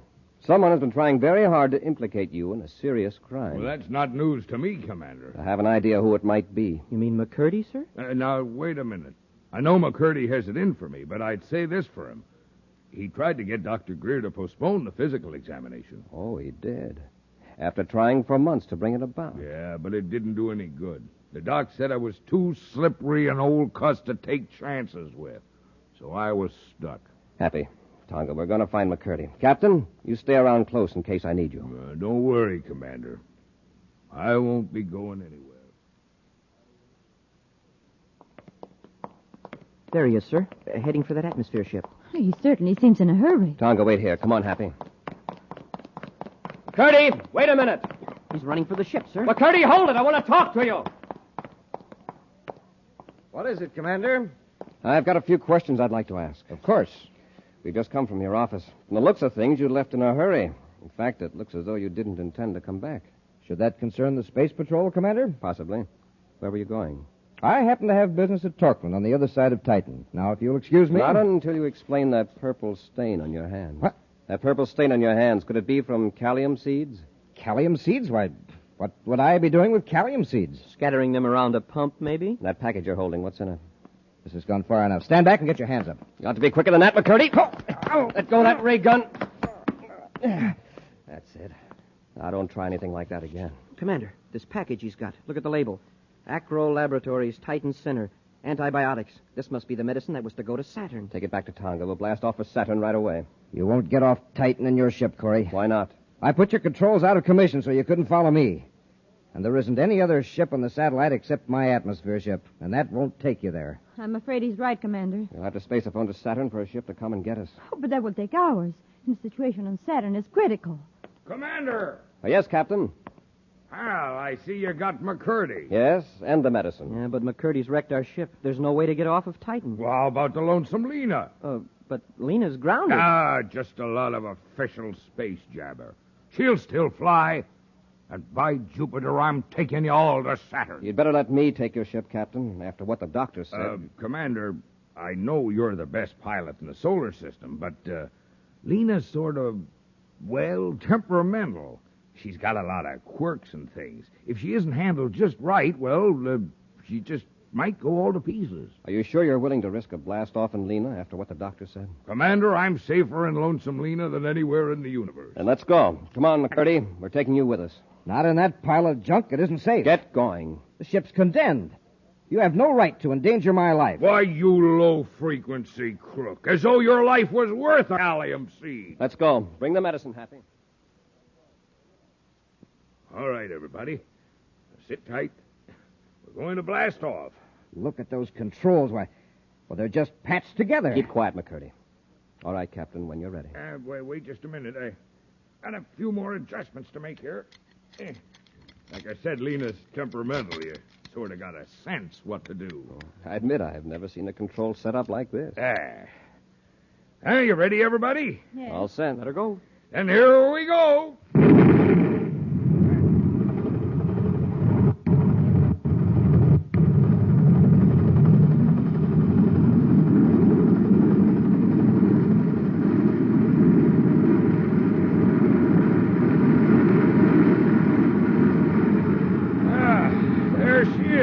Commander. We're spaceborne. An excellent blast-off, Captain. Yeah, just like I said. Captain, what's wrong? My heart. Tonga, get the first aid kit, if there is one. He's passed out. Now what are we going to do? Happy. Yes, Commander? Help me lift the captain out of the pilot's seat. Yes, sir. There. Happy, you and Tonga see what you can do to make him comfortable. I'll take the lonesome Lena into Saturn.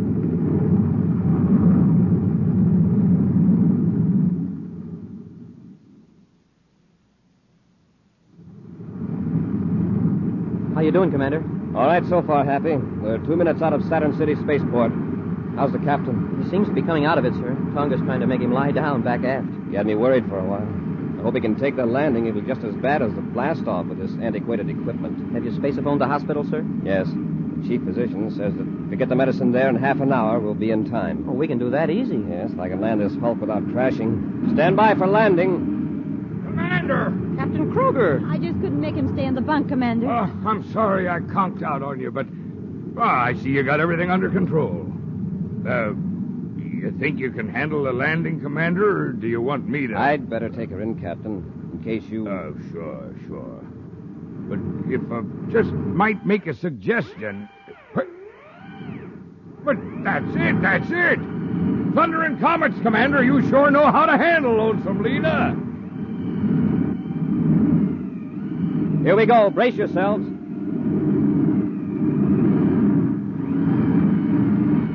And that's it. You've got it.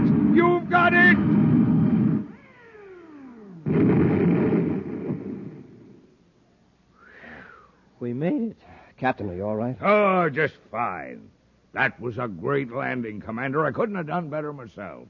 Say, you took that pretty well. Oh, I found some calcium seeds back aft. Nothing like 'em for space flying. You have some, Cadet? This time you've got a customer, Captain. I don't feel so well.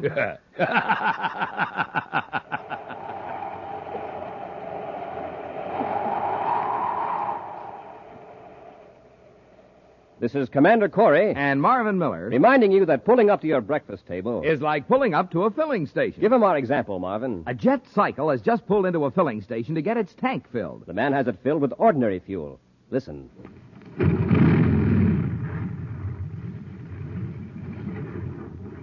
Not much go in that jet cycle, is there? Now listen to the same jet cycle filled with super fuel.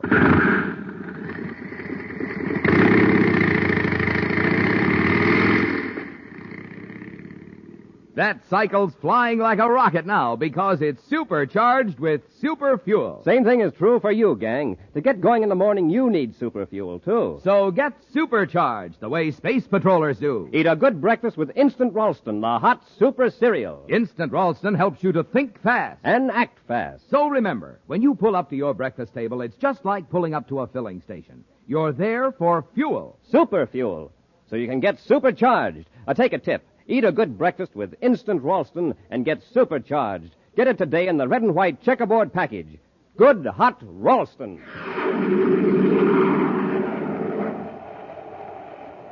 And now for a preview of next week's exciting Space Patrol story. Buzz and Happy have gone to the offices of John Crozer to rescue a noted scientist abducted by Crozer. I know Professor Hegman is somewhere in this building, Crozer. Take us to him. Why, Commander, you're mistaken. Oh, no, we're not. Don't sit there under that sun lamp. Take me to Hegman. Well, all right, Corey. If you insist. Hey, my eyes! Turn that lamp off! Get him, Happy! I can't see! Here's yours, Cadet. Now, Corey, I'm going to finish you off permanently. Be sure to be with us next Saturday for the exciting story, The Brain Bank and the Space Binoculars, when wheat checks, rice checks, and good hot Ralston again bring you Space Patrol! And now, gang, here's a word from Cadet Happy. Boys and girls, this is Cadet Happy. Do you know how life-giving oxygen is carried to the cells of the body? By the bloodstream. So when a person loses a great deal of blood in an accident or in sickness, there's not enough blood left to do that job. Result? The person dies. So will you help me save lives by joining the Space Patrol Blood Boosters? It's fun. It's patriotic. So join the Space Patrol Blood Boosters today. Space Patrol, an original Mike Moser production, starring Ed Kemmer as Commander Corry and Lyn Osborn as Cadet Happy, was written by Lou Houston and directed by Larry Robertson. Other players were Marvin Miller, Nina Bara, and Norman Jolly. Don't forget to tune in next Saturday and every Saturday when Wheat Chex, Rice Chex, and Good Hot Ralston again present the new exciting Space Patrol! Be sure to see another exciting Space Patrol story on your local ABC television station. Consult your local newspaper for time and channel. Space Patrol comes to you transcribed from Hollywood. This is ABC Radio Network.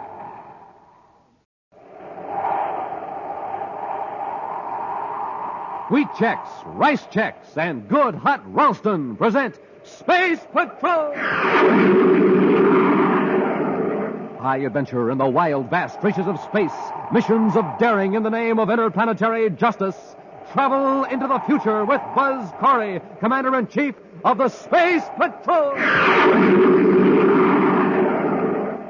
In today's transcribed adventure, Buzz and Happy have gone to the offices of John Crozer to rescue a noted scientist abducted by Crozer. I know Professor Hegman is somewhere in this building, Crozer. Take us to him. Why, Commander, you're mistaken. Oh, no, we're not. Don't sit there under that sun lamp. Take me to Hegman. Well, all right, Corry, if you insist. My eyes, turn off that lamp. Get him, Happy. I can't see. Here's yours, Cadet. Now, Corry, I am going to finish you off permanently. We'll be back in just a moment with today's Space Patrol story, The Brain Bank and the Space Binoculars. Wow! Man, oh, man, oh, man! Yummy! That boy sounds excited, doesn't he? Well, no wonder. He's just had his first taste of Rice Chex, the delicious bite-sized super cereal. Wow! Man, oh, man, oh, man! Yummy! Same boy, yep, and the same cereal, only it's his second bowl. Try Rice Chex yourself, gang. You'll love it. I'll say, and when you eat a good breakfast with Rice Chex, you're supercharged. Absolutely. So, gang, try it today. Delicious Rice Chex.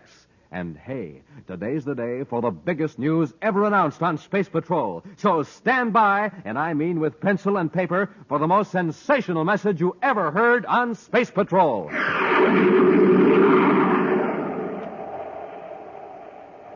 Not far from Space Patrol headquarters on the man-made planet Terra is the Crozer Building.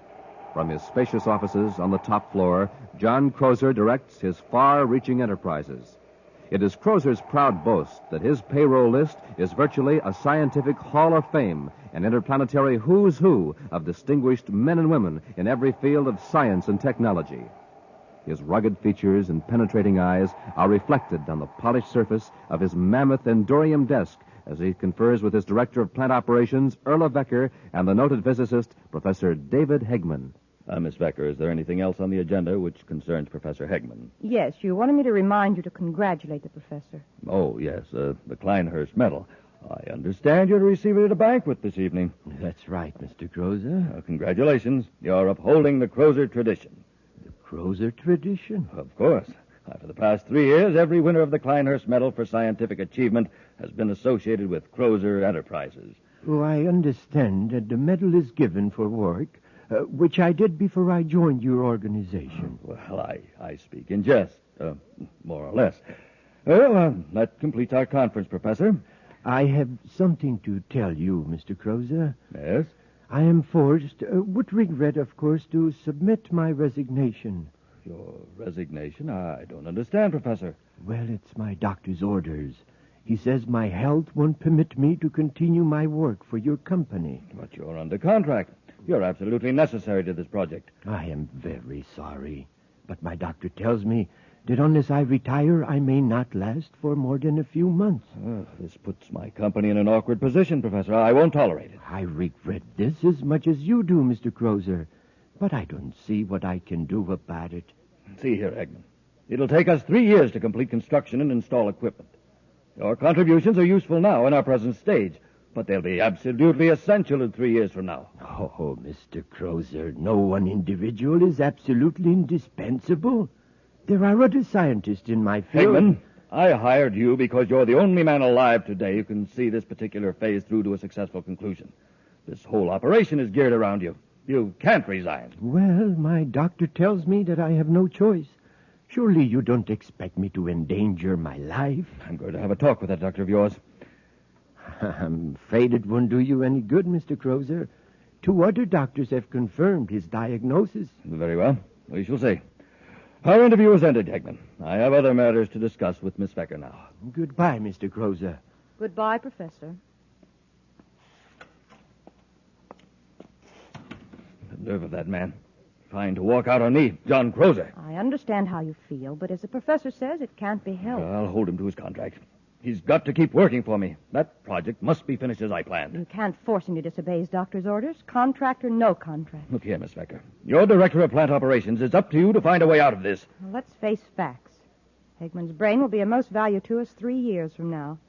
But he's got to retire immediately, so he's out of the picture. If there were only someone else with his knowledge. There is one possibility, but it's not legal. Well, let's hear it. Suppose Professor Hegman were to be put in suspended animation for 3 years. Then, when he's revived, his health will be exactly as it is now.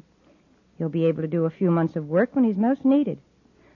Of course, Hegman wouldn't consent to it. Well, that's immaterial to me. We'll do it by force. That's an admirable idea, Miss Becker. We'll literally be establishing a brain bank. We'll put Hegman's brain on ice till we're ready to use it. There's only one catch. How are we going to explain his disappearance? Leave that to me. You locate some suspended animation equipment and get it here. When we get it set up, we'll bring Hegman to my office for one more conference.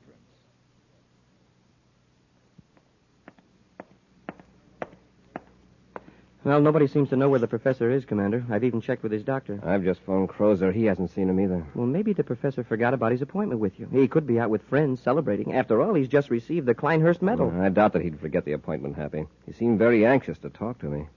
You knew, didn't you, that the professor has to retire? No. Why, sir? His doctor warned him that he can't keep up the pace. Oh, by the way, there's something I've been wanting to show you. Here. Have a look at this new Space Patrol equipment. Binoculars? Yes. Not just ordinary binoculars, Happy. They're space binoculars. Can I try them out, sir? Sure, they're yours. Gee, they've got a band on them so you don't have to hold on to them. Yeah, the band fastens them around your head. Right, it leaves your hands free. Now, take a look over the city with them, Happy. I'll take the polarization off the windows. Wow, these are great, sir. Why, I can even read a small sign on the space terminal building. A sign I can't even see without the binoculars. Wait till you get out in space, out of the atmosphere of Terra, then you'll really see something. You mean they're even better out in space? They're so sensitive, they'll pick up very small objects many miles away. They're designed especially for pilots on search missions. Within a planet's atmosphere, they're good 4-power binoculars. Wow. Hey, look, there's some people walking 5 blocks away, and it looks as though I could almost reach right out and touch them. Hey, from what you say, Commander, I'd sure like to take a look through them out in space. Mr. Crozer, this is the most outrageous thing I have ever heard. I refuse to let you do it. Professor, I'm afraid there's nothing you can do about it. Don't you know that even if I gave you my consent, it is still illegal for private persons to use the suspended animation process? Now, if you'll unlock the door, Crozer, I'll leave. Hegman, my friend, you're not leaving. Miss Becker, we might as well get started with the process. Give him the preliminary injection. All right, Mr. Crozer. Get away from me. Hegman, get away from that window. I wouldn't advise jumping out, Professor. It's a long way to the street. Yes, and it wouldn't be suspended animation. It would be terminated animation. Go on, Miss Becker. Give him the electronic injection. Get away from me. There. I've got my hand over his mouth. Quickly, Miss Becker. Oh, hold him still. Quit struggling, Hegman, or you'll really get hurt. There. How long does it take for the electronic injection to knock him out? Just a few seconds. Good. He's losing consciousness. All right, Miss Becker. Let's carry him into the suspended animation chamber and finish the process. Commander, look. I can see the lettering on the windows of the Crozer building. These binoculars are fantastic, even in the atmosphere. Take a look at Terra Park, Happy. You can probably see the ants on the rose bushes. Yeah, they aren't that good. But I can see people inside the Crozer building. Look, sir. On the top floor, there's a man standing in the window. I can see him just as plain. Here, sir, try him. All right, I'll take just one look, but then I think we'd better get to work. Yes, sir. It's the fourth window from the corner of the building, see? Yeah, it is clear. Well, that's Professor Hegman. Huh? At least I think it is. Oh, he's gone now. Wonder why Crozer didn't have the professor call me. I suppose Hegman's busy closing up his work with Crozer. Yeah, I think he'd at least phone you. I'll tell you what, Happy. I've got an errand to make right near the Crozer building. Let's drop in and see the professor on the way over. I've checked the suspended animation equipment. Everything's working fine, Mr. Crozer. How long does it take? Another hour and we'll be through. Oh, good. You aren't going to keep him here in the building, are you? No, in a day or so we'll take him to Mars. We'll have to take the equipment there, too. We have to give him booster treatments every 3 months. Say, haven't you been under that helio lamp long enough? Oh, I've got it on low setting. You ought to try it, Miss Becker. It's really very relaxing. Not as relaxing as that treatment we're giving Hegman. Yes. He'll be relaxed for 3 years. Speaking of Hegman, did you see him throw anything out of the window when you were struggling with him? I know. Did you? Well, he made a sort of throwing motion with his hand. I think I better go down the street and check. Yeah, that's right. He certainly didn't have time to scribble any note. But let's not take any chances. Come in. Hello, Mr. Crozer. Commander Corry. Nice to see you. Thank you. This is Cadet Happy. How do you do, Cadet? How do you do, sir? Sit down, gentlemen. I hope you don't mind if I go on with this lamp treatment. I'm acquiring a tan for myself. I see you are. Unfortunately, I don't have the opportunity to get it the natural way as you space patrolmen do. That's quite a high-powered lamp. Yes, it can be if it's turned up. Have to know how to handle it. The reason I came over, Mr. Crozer, is to see Professor Hegman. No, the professor isn't here. Remember, I told you I'd ask him to call you if he showed up. We saw him standing by the window of this office just a few minutes ago. You saw him in the window? Happy and I were testing some new Space Patrol binoculars. We thought we saw Hegman. Hegman? You must be mistaken. Oh, I know. One of my attorneys was here a while ago. He's about the same height and build as Hegman. Yes, come to think of it, there is a resemblance. Funny, I never thought about it before. Well, apparently we made a mistake, Mr. Crozer. Sorry to have bothered you. No bother at all. No bother at all. The old fool threw this out of the window. I didn't know there was anyone in here. We were just leaving, but I've changed my mind. May I see what you have there?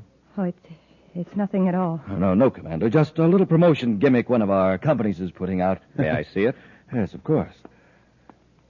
The Kleinhurst medal, a promotion gimmick?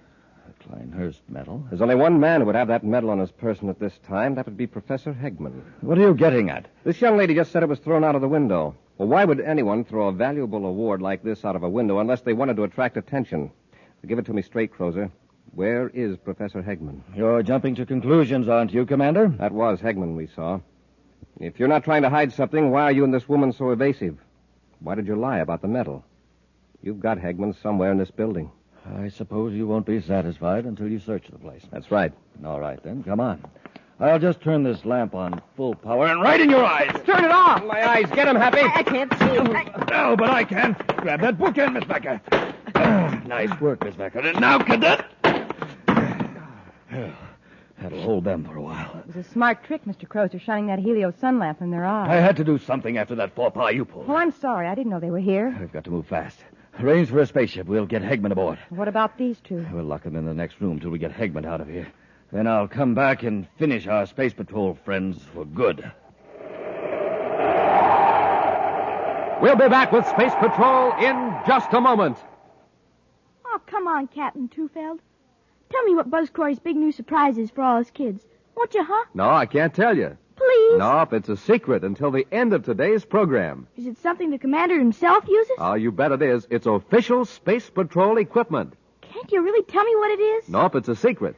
Well, then, how about a little hint? Well, I'll tell you this. It's something absolutely new and different. Oh, man, I just can't wait. Well, you hurry now, get a pencil and paper ready, and keep listening, because in just a few moments, I'll tell you what the big surprise is and how you can get it. And all you boys and girls listening in, you do the same thing. Get pencil and paper ready and be all set to take down the information you need to get that wonderful new surprise Buzz Corry has for you. So long for now. See you at the end of today's program when I'll tell you all about the biggest, the swellest, the most exciting value ever offered on Space Patrol.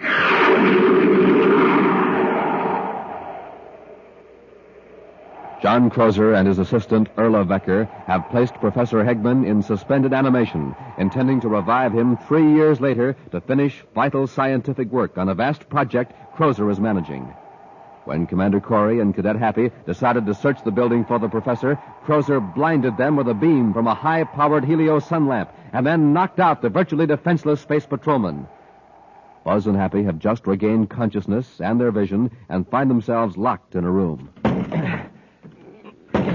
It's no use, Happy. We can't break down that door. We must be in the Crozer building, judging by the view from the window. Yeah, on the top floor. And Crozer's probably miles away by now with the professor. I doubt it. He wouldn't go away without being sure we'd never be able to report him. He'll be back. And then I've got a feeling we'd better get out of here before he returns. Let's take a look out the window. Say, maybe we can attract the attention of somebody in another building. Oh, it's locked, too. Yeah, there's a ledge out there. If we break the window, we could crawl on the ledge to another window. And that's not my idea of a pleasant stroll, 50 stories up. It's not mine either, but it's a lot safer than what Crozer has in mind for us. Yeah, this chair ought to do the trick. Turn your head, Happy. Watch out for the glass. You want me to go first, sir? Wait till I knock these sharp splinters loose. Okay, let's go. I'll boost you up. I can make it now, sir. Wow, what a long way down to the street. Don't look down, Happy. Lie flat on the ledge and crawl. Yes, sir. I hope we can find another open window along here. I wish this ledge was wider. I feel like a tightrope walker. Oh, easy, Happy. Oh, my knee slipped off. For a minute, I thought I was a goner. Don't try to hurry. Hey, Commander, we're in luck. Is that window unlocked? Yes, sir, and it's partway open. All I have to do is push it. Easy now. Don't push yourself off the ledge. Anybody inside? I don't see anybody. Well, here goes.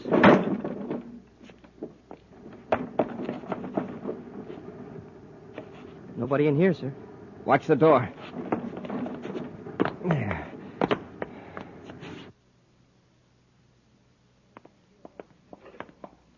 How are you going to do away with Corry and the cadet? You unlock the door. Swing it open. I'll blast them with this gun before they have a chance to rush us.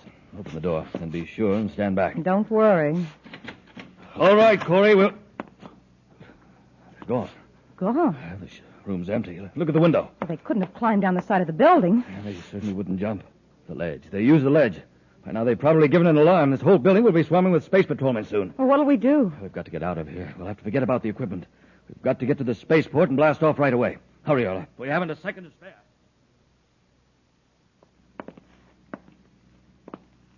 Take it easy, Happy. All right. Open the door. Well, there's nobody in here either. Just some equipment of some kind. Some men's clothing, coat and a hat. What kind of equipment is this, sir? Suspended animation equipment. Oh, that's what they use in criminal rehabilitation centers to help cure criminal tendencies. Yes, but how did Crozer get hold of it? And what for? I thought it was against the law for private individuals to have these. That wouldn't stop Crozer. But why would he want this equipment? Why would he want to put under... Professor. What? That must be it. With the professor in suspended animation, he'd be easier to conceal. Well, sure, but what good would the professor be if he was unconscious? Crozer could revive him whenever he needed him, even months or years from now. I wonder what Crozer did with him. He'd try to get him off Terra. Let's go to the spaceport, Happy.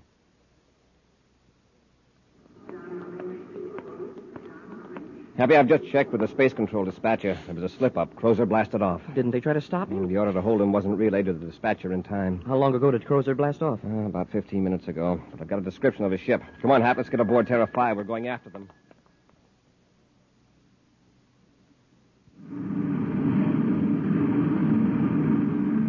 That was luck. I was afraid they'd stop us at the spaceport. Look in the viewscope. There's a ship following us. The space patrol. Yeah, we are in a spot. We can't outrun that ship. No, but we can get rid of the professor. Corry doesn't find Hegman on the ship. He can't prove anything against us. Well, what do you intend to do? Just shove the chamber out into space? Chances are the professor will never be found. Come on, we've got to get rid of Hegman, and then we'll take our evasive action. Corry won't stand a chance of locating that box with Hegman in it.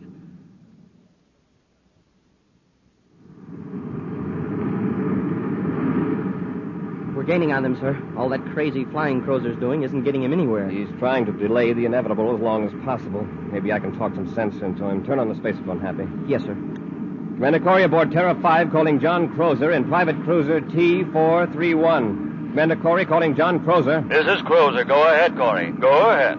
This hide-and-seek isn't getting you anywhere. It's just a matter of minutes. Play it smart and give up. You talked me into it, Corry.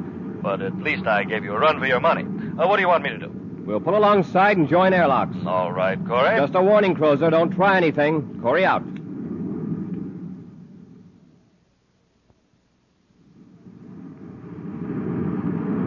They've joined airlocks with us. All right. Have you got the electronic injection? Yes, it's right here. Yeah, they won't suspect anything from you. Watch your chance and use it on Corry. I'll jump the cadet. He won't be in your way. And then when they're unconscious, they can join Professor Hegman out there in space. All right, Earl. Here they are. Careful, don't make any slips. All right, Crozer. Get your hands up. Of course, Commander. Searching for weapons, Happy. Yes, sir.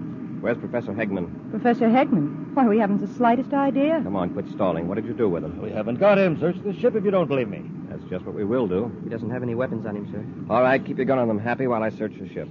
All right, lady. Get over there next to Crozer. My name is Erla Vecker, and I'll be glad to. Oh, excuse me. Commander? Oh, no, you don't. What have you got there? Let go of me. Open your hand. Come on, Erla. That's it. Well, electronic injector. I'll take that gun, Cadet. Oh, no, you don't. All right, Crozer.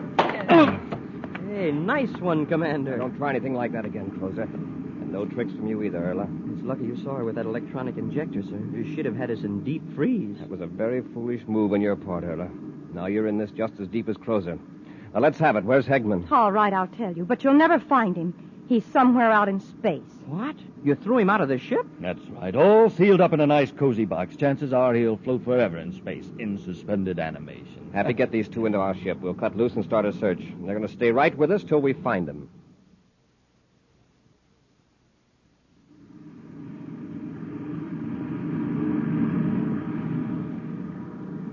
Nothing, sir. That blip turned out to be a small meteor. You're just wasting your time, Corry. That box with Hegman in it is just a speck in space.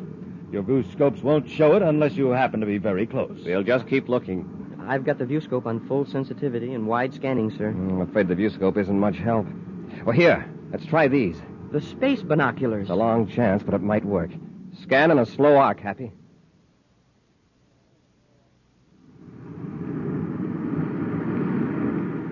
There's something. Oh, no, it's just another meteor. Let me have a look. Hey, wait a minute. It's a rectangular shape. Check it, Happy, about 10 degrees high. I see it, sir. Yeah, it's a box, all right. That's it. We found it. Change vector, Hap. Let's hope we're not too late.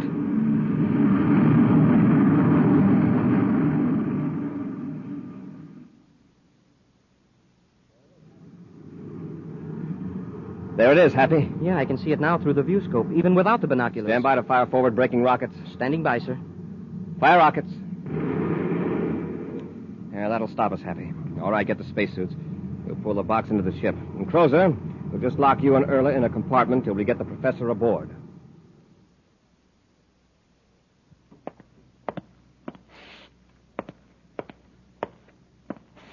Why don't you sit down and relax, Crozer? You'll wear out the commander's carpet. Why don't we hear from the hospital? Yeah, you're pretty worried now, aren't you, Crozer? You know, if Professor Hegman doesn't come out of that deep freeze, it's going to go mighty hard on you and Erla. Well, they should know by now. Oh, for Saturn's sake. Sit down and stop that pacing. Oh, here's the commander. Crozer, look who's with him. Professor Hegman. That's right. It's certainly lucky for you two that the professor pulled through that treatment. Yes. And, Mr. Crozer, it will give me a great deal of pleasure to testify against you. And show me with more of his work than the doctor first thought. Well, in that case, we actually did you a service, Professor. Commander, that should be taken into account. Don't think you're going to get off easy on that account. It's just luck, and the fact that we had these space binoculars that saved the professor. Yes, Happy. I had no idea that the binoculars would actually help us save a life. You sure were right about their being terrifically powerful out in space. And they're great in a normal atmosphere, too. I'm not going to lose any time in issuing them to all Space Patrol personnel. Sir, did you know that when you look through the binoculars the wrong way, you can see into the future? Oh, I was under the impression that they just smallify. But if you say so. Oh, that's ridiculous. It just makes objects look far away. Uh-huh. And far away, I see a criminal rehabilitation center with two people in it. John Crozer and Erla Vecker. And they're getting the same kind of treatment they gave Professor Hegman, suspended animation. You want to have a look?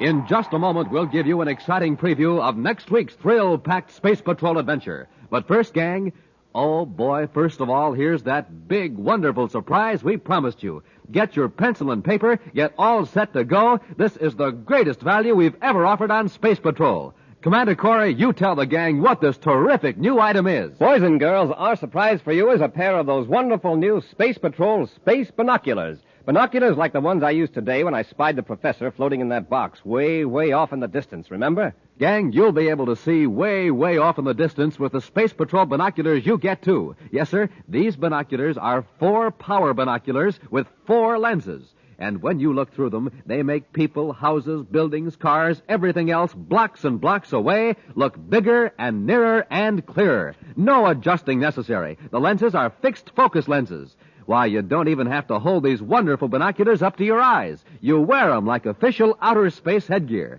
They have a strong elastic band on them, and when you slip it over your head, it holds the binoculars in place and leaves your hands absolutely free. Makes you look like a man from Mars, because these binoculars stand out from your eyes a full 3.5 inches. That's right. These are not flimsy little celluloid goggles or a mask. These are real, full-size binoculars. Overall, they're 5 inches wide, 5 inches long, and they're made of solid plastic. Beautiful, long-lasting black solid plastic with bright red leather-like trimming that makes them look terrific. Now, don't forget, you can see way off in the distance with them. You can spot your dad coming home from work, spot the mailman coming blocks away. You can watch birds in high trees, study animals, identify people in the distance, read signs way, way off, and see airplanes way up in the sky. And when you look through the other end of your space binoculars, they do a switcheroo. They make close-up things look like they're far away from you. Yes, sir, gang, these powerful Space Patrol space binoculars are the greatest value we've ever offered on Space Patrol. To get a pair, do this. Buy a box of Instant Ralston. Then, with your name and address, send 25 cents in coin and an Instant Ralston box top to Space Patrol, Box 686, St. Louis, Missouri. This offer good only in continental USA and may be withdrawn at any time. If you don't agree that your boxes are absolutely tops, return them. We'll return your money. That address again is Space Patrol, Box 686, St. Louis, Missouri.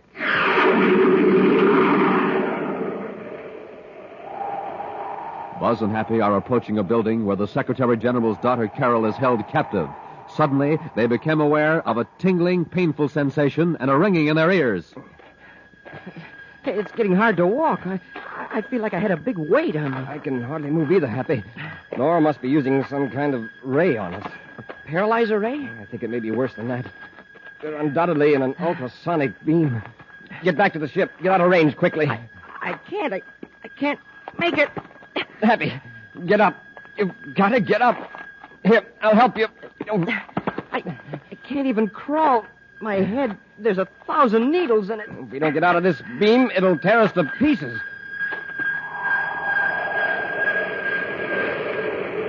Be sure to be with us next Saturday for the exciting story, The Sleepwalker, when wheat checks, rice checks, and good hot Ralston again bring you Space Patrol!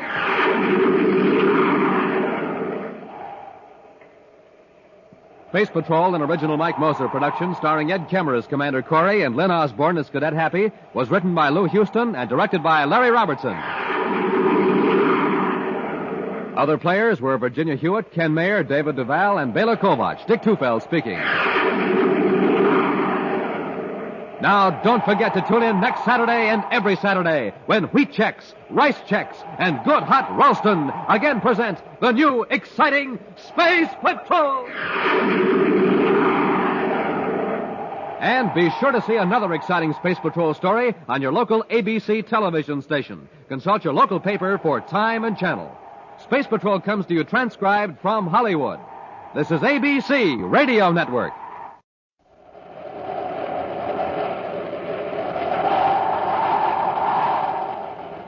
Wheat checks, rice checks, and good hot Ralston present Space Patrol! High adventure in the wild, vast reaches of space. Missions of daring in the name of interplanetary justice. Travel into the future with Buzz Corry, Commander-in-Chief of the Space Patrol.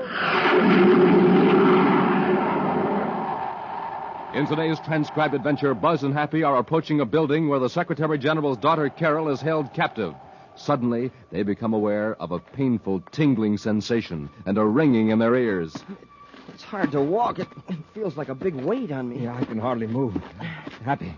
Nora's using some kind of a ray on us. Paralyzer ray? It's worse than that. We're in an ultrasonic beam. Run back to the ship. Get out of its range quickly. I can't. Happy, get up. Here, I'll help you. I can't even crawl. My head, there's 1,000 needles in it. If we don't get out of that beam, it'll shake us to pieces. We'll be back in just a moment with today's Space Patrol story, The Sleepwalker.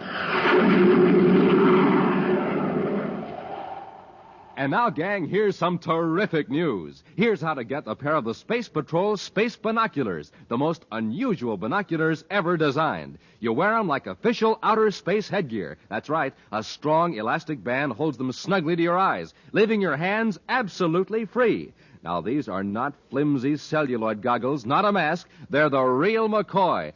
Big, full-size, solid plastic binoculars you can see way off in the distance with. Overall, they're a complete 5 inches in width, a complete 5 inches in length. And when you wear them, they stand out a full 3.5 inches from your eyes. Powerful? Oh, you bet. These are 4 power binoculars with 4 fixed-focus, pure lucite lenses. You can spot airplanes in the sky, watch for your dad coming home from work, read signs way off in the distance. Truly, the greatest Space Patrol value in all our experience. The most sensational offer we have ever made. Now, here's how to get a pair. Buy a box of Instant Ralston. Then, with your name and address, send 25 cents in coin and an Instant Ralston box top to Space Patrol, Box 686, St. Louis, Missouri. If you don't agree that your space binoculars are absolutely tops, return them, and the Ralston Company will cheerfully refund your money. The address again is Space Patrol, Box 686, St. Louis, Missouri.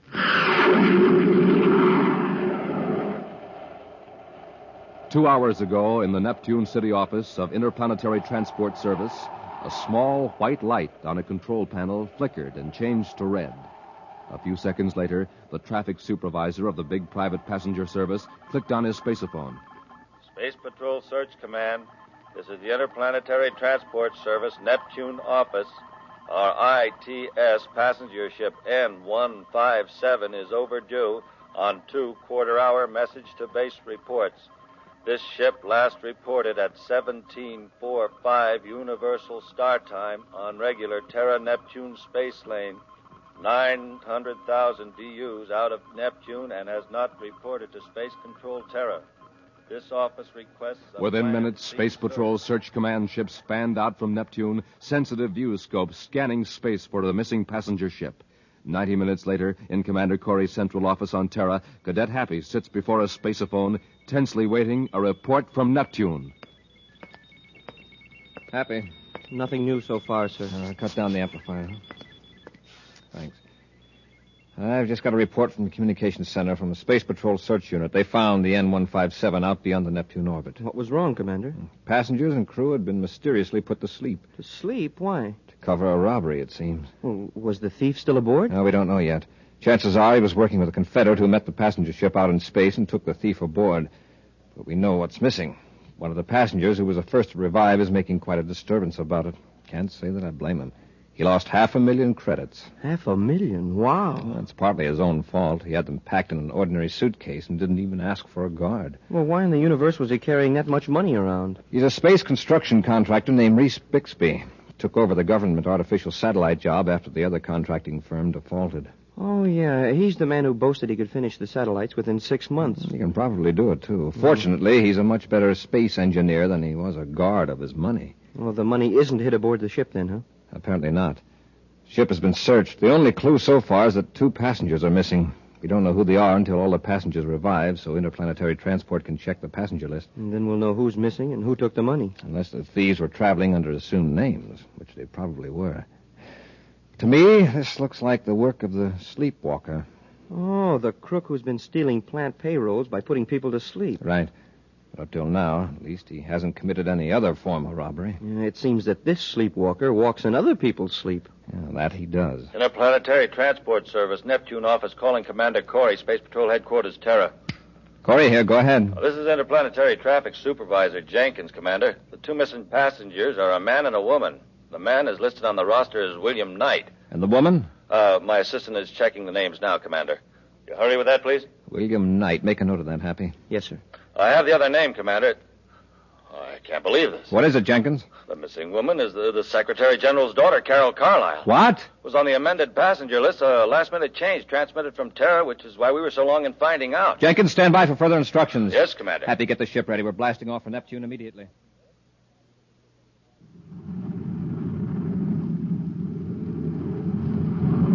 I wish we'd get a report from the Neptune Search Command, sir. Well, by this time, the other ship could be thousands of DUs away, Hap. And we haven't the slightest idea of what kind of ship to look for. Carol shouldn't have made a trip without notifying the Space Patrol. Carol calling Commander Corry.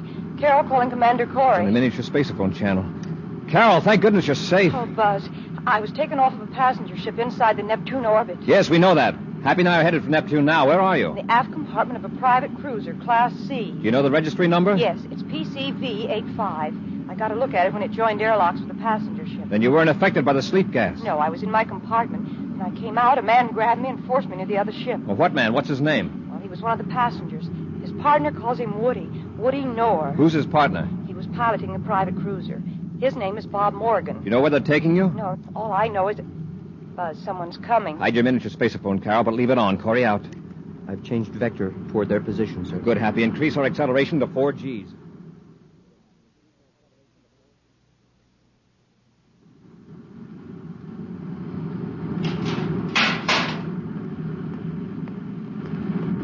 We came in to have a little chat with you, miss. What's your name? You mean you don't know? Why should we? It was the money we were after. Yeah, it's too bad you weren't in the lounge with the rest of the passengers.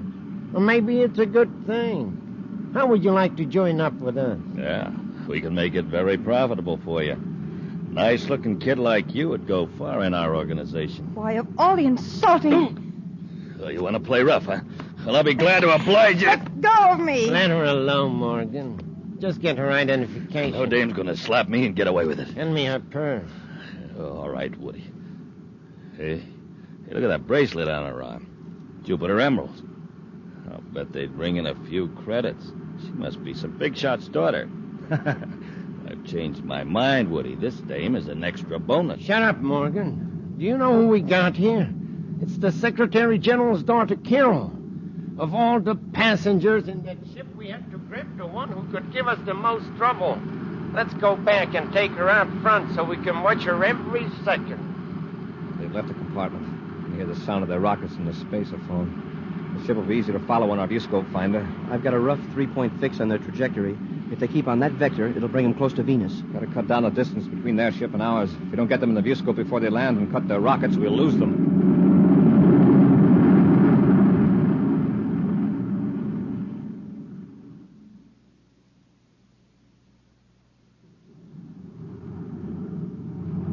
All right, Morgan, set her down. It's Venus.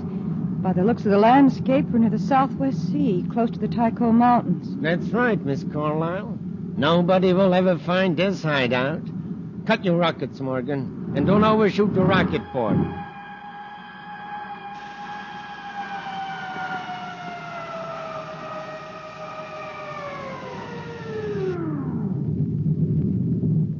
You take the money. I'll handle the girl. Come on, we got to decide what to do with you.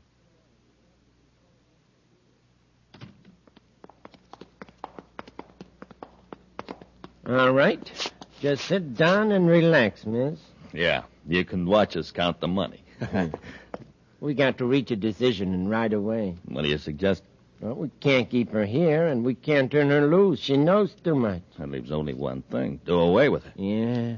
But so far, we never had to resort to anything so drastic. That's her own fault. My fault? And just how do you figure that? You just keep out of this. Just leave it to a woman to spoil a man's perfect record of crime without violence. Me, Woody Knorr, the sleepwalker. I pulled off dozens of robberies and never even had to slug anybody. I've got it.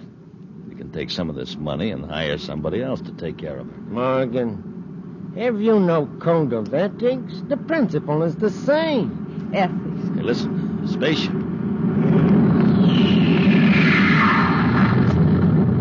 It's a space patrol ship. It's Terra V, Commander Corry's ship. Blast him. How did he train us here? What are we going to do? Take it easy. I'll turn on the ultrasonic beam. What will that do? Just watch.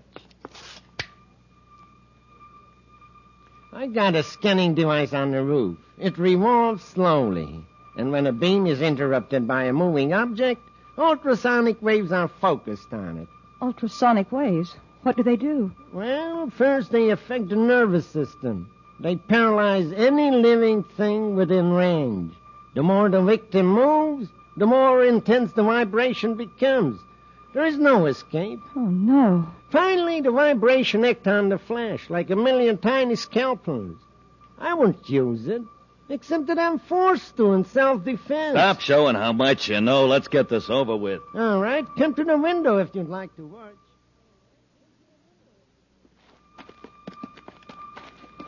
I thought I saw somebody at the window up there in the hideout, Commander. They've seen us. Keep your ray gun in its holster, Happy. Suppose they start firing at us. You may be taking them by surprise. If not, well, Woody Noah has never used physical violence before in his other crimes. Let's hope he doesn't start now. If he come up here ready to shoot, he may get panicky and harm Carol. He probably figures his own best chance is to... Commander, I feel sort of funny. So do I. A tingling sensation. There's a ringing in my ears. Do you notice it? Yes. It's not exactly a sound, yet... Hey, is this uphill or something? It's hard to walk. It feels like a big weight was put on me. I can hardly move. Happy, Nora's using some sort of ray on us.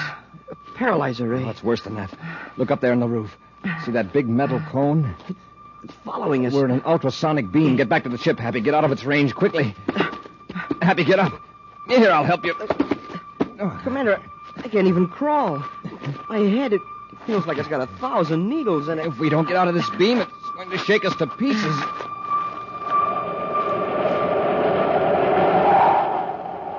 We'll be back with Space Patrol in just a moment. Say, gang, listen to this. Poor old motor. It's got nothing to go on but ordinary fuel. I say, but listen to this.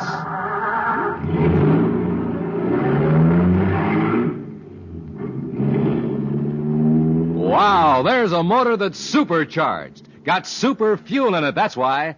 Now, gang, you know the same is true of you. When you have ordinary fuel for breakfast, what are you? Just a putt-putt. But when you have super fuel for breakfast, well, that's when you can be a super somebody, because you're supercharged. So, gang, eat the super fuel Buzz Corry has in the morning. A power breakfast with wheat checks or rice checks, the bite-sized super cereals. Good? Ah, wait till you try them. The swellest tasting cereals in the universe. And the only cereals in the universe with that modern bite-sized design. So don't be a putt-putt. Be a super somebody. Eat a breakfast that supercharges you. A power breakfast with the super cereals, rice checks, and wheat checks.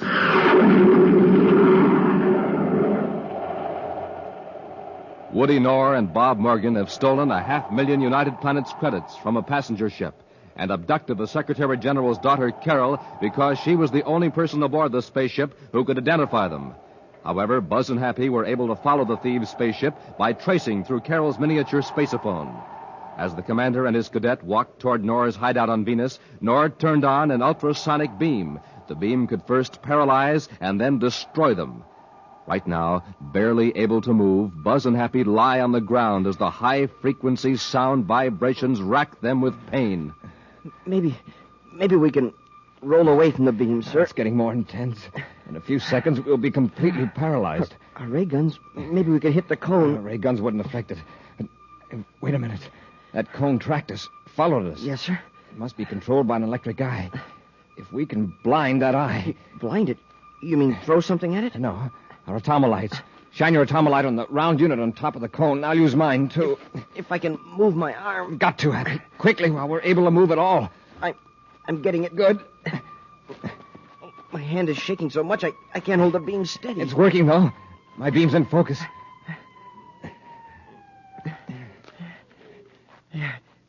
sir. The cone's turning all around, back and forth and up and down. We've confused it. Keep your atomo light on it. Oh, it'll find us again. Can you get up, Happy? Pretty shaky, but I'll try it. Keep your light steady. That's it. Wow.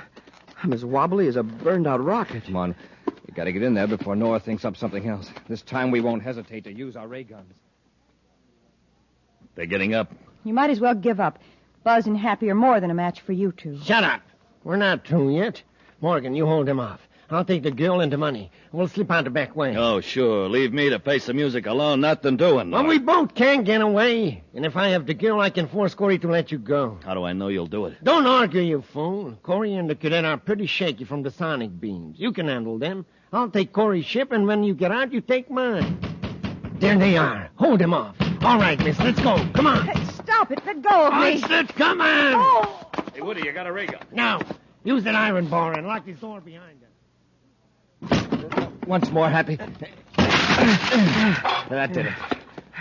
Wow, I'm so weak I can hardly stand. Take it easy, Hap. They're probably hiding down this hallway.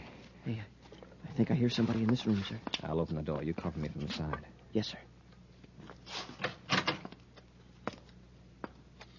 Empty. Try the next one. Now, Happy, I'll continue searching the house. You go out and see if there's a back door. They may try to sneak. Smokin' rockets were too late. They made it to their ship. Their ship, nothing. Look out the window. Terra V. They took our ship. And we'll take theirs. I don't think you will. Commander, look out! Why, you... Give me that bar. Stand back, cadet. Oh, shoulder. Next time it'll be your head, just like the commander got, only not so easy. All right, now I'll take those guns. Hey, the commander's hurt bad. He'll be all right. Well, cadet, let's carry out the commander's order. Huh? He wanted to get in our ship, so pick him up. Come on, you're going to have to carry him.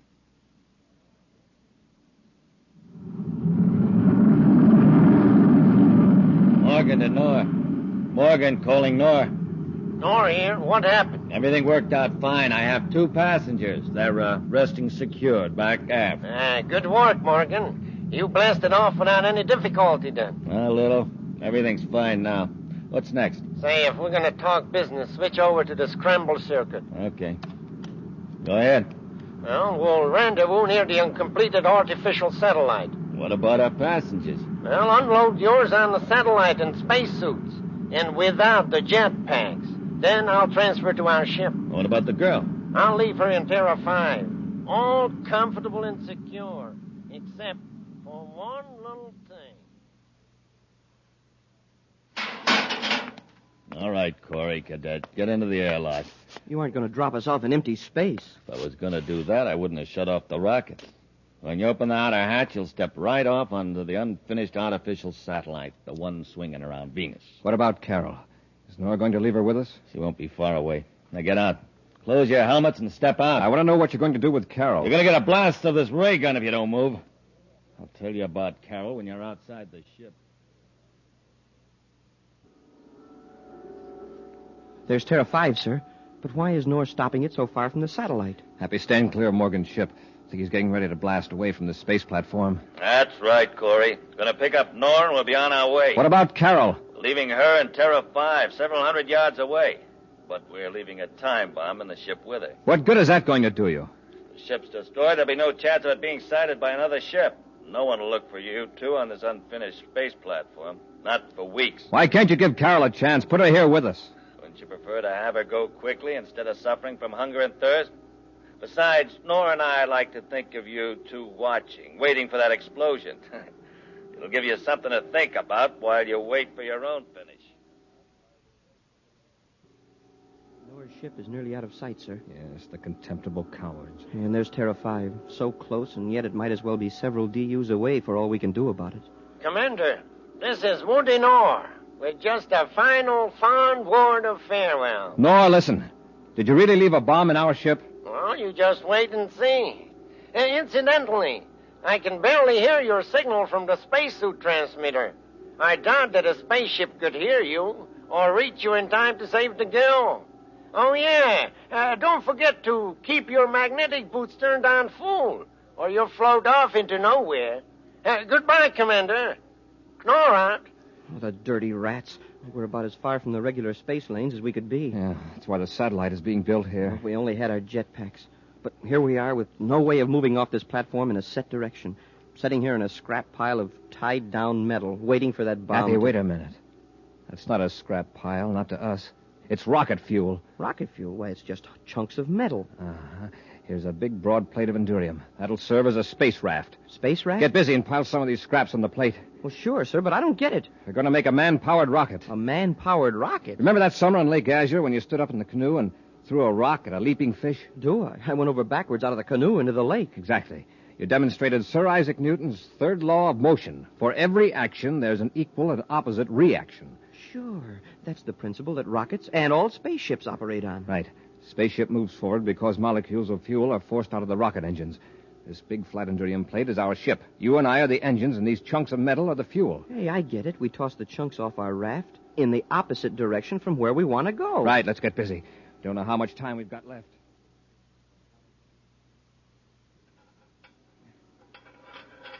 There. That's enough scrap metal, Happy. Get on the raft and brace yourself firmly. Yes, sir. Now, let's throw together and smoothly, or we'll zigzag. I'll give us a start by pushing away from the satellite with my hand. Make sure your magnetic boots are firm on the raft, or you'll be in trouble. We're moving. Hey, just like pushing away from a pier in a boat. It's not very fast, but we'll gain speed. Now start throwing. 1, 2, 3. 1, 2, 3. It's not going much faster. No, but with each throw, you gain acceleration. 1, 2, 3. 1, 2, 3. Gee, sir, look how close we are to the ship. Yes, but we're not heading for the airlock. Throw off the right corner this time. That'll turn it. 1, 2, 3. Yeah, that head's all right, sir. We can stop now. The raft will coast at this velocity. We don't want to hit the ship too hard. It's going to be quite a bump as it is. If that bomb goes off now, it's just too bad for all three of us. Brace yourself, Happy. Wow. All right, open the outer hatch. Let's hurry. Quickly into the airlock. Now close it so we don't let the air out of the ship. Into the ship.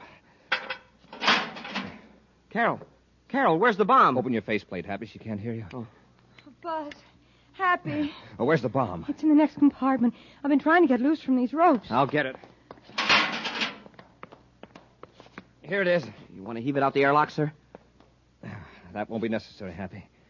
I've cut off the time mechanism. Oh, what a relief.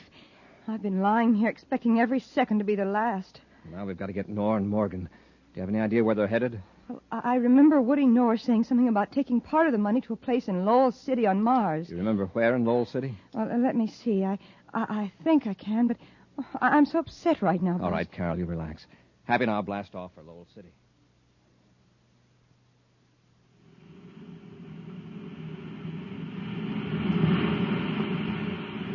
All right, pull the surface car up here, Morgan. Okay. The little city sure looks good to me. Hey, sure this guy can get rid of these credits for us without getting caught? Oh, yeah. He's got a perfect setup. He spreads the stolen credits among the bank's funds. Gives us other money for the hot stuff. Less 10% for his services. Okay, let's get out of the car. I'll bring the loot. Help you with your luggage, gentlemen? Corry. Run for it, Morgan. Oh, no, you don't. Hey, let go of me. And this one's for that sonic beam. If that's a gun you're reaching for, drop it. I've got Morgan, sir. Hang on to him, Happy. Get up, Noah, on your feet. All right. Don't need me anymore. You got off that space platform, but how? Didn't the ship explode? No. We got to the bomb about 2 minutes before it was set to go off. Somebody rescued you. It's impossible. There wasn't a ship near enough to get you in time. No living person could help you off that satellite. Yeah, you're right, Nor. No living person did. But somebody did help us. One of the greatest scientists who ever lived. A man whose name was Sir Isaac Newton.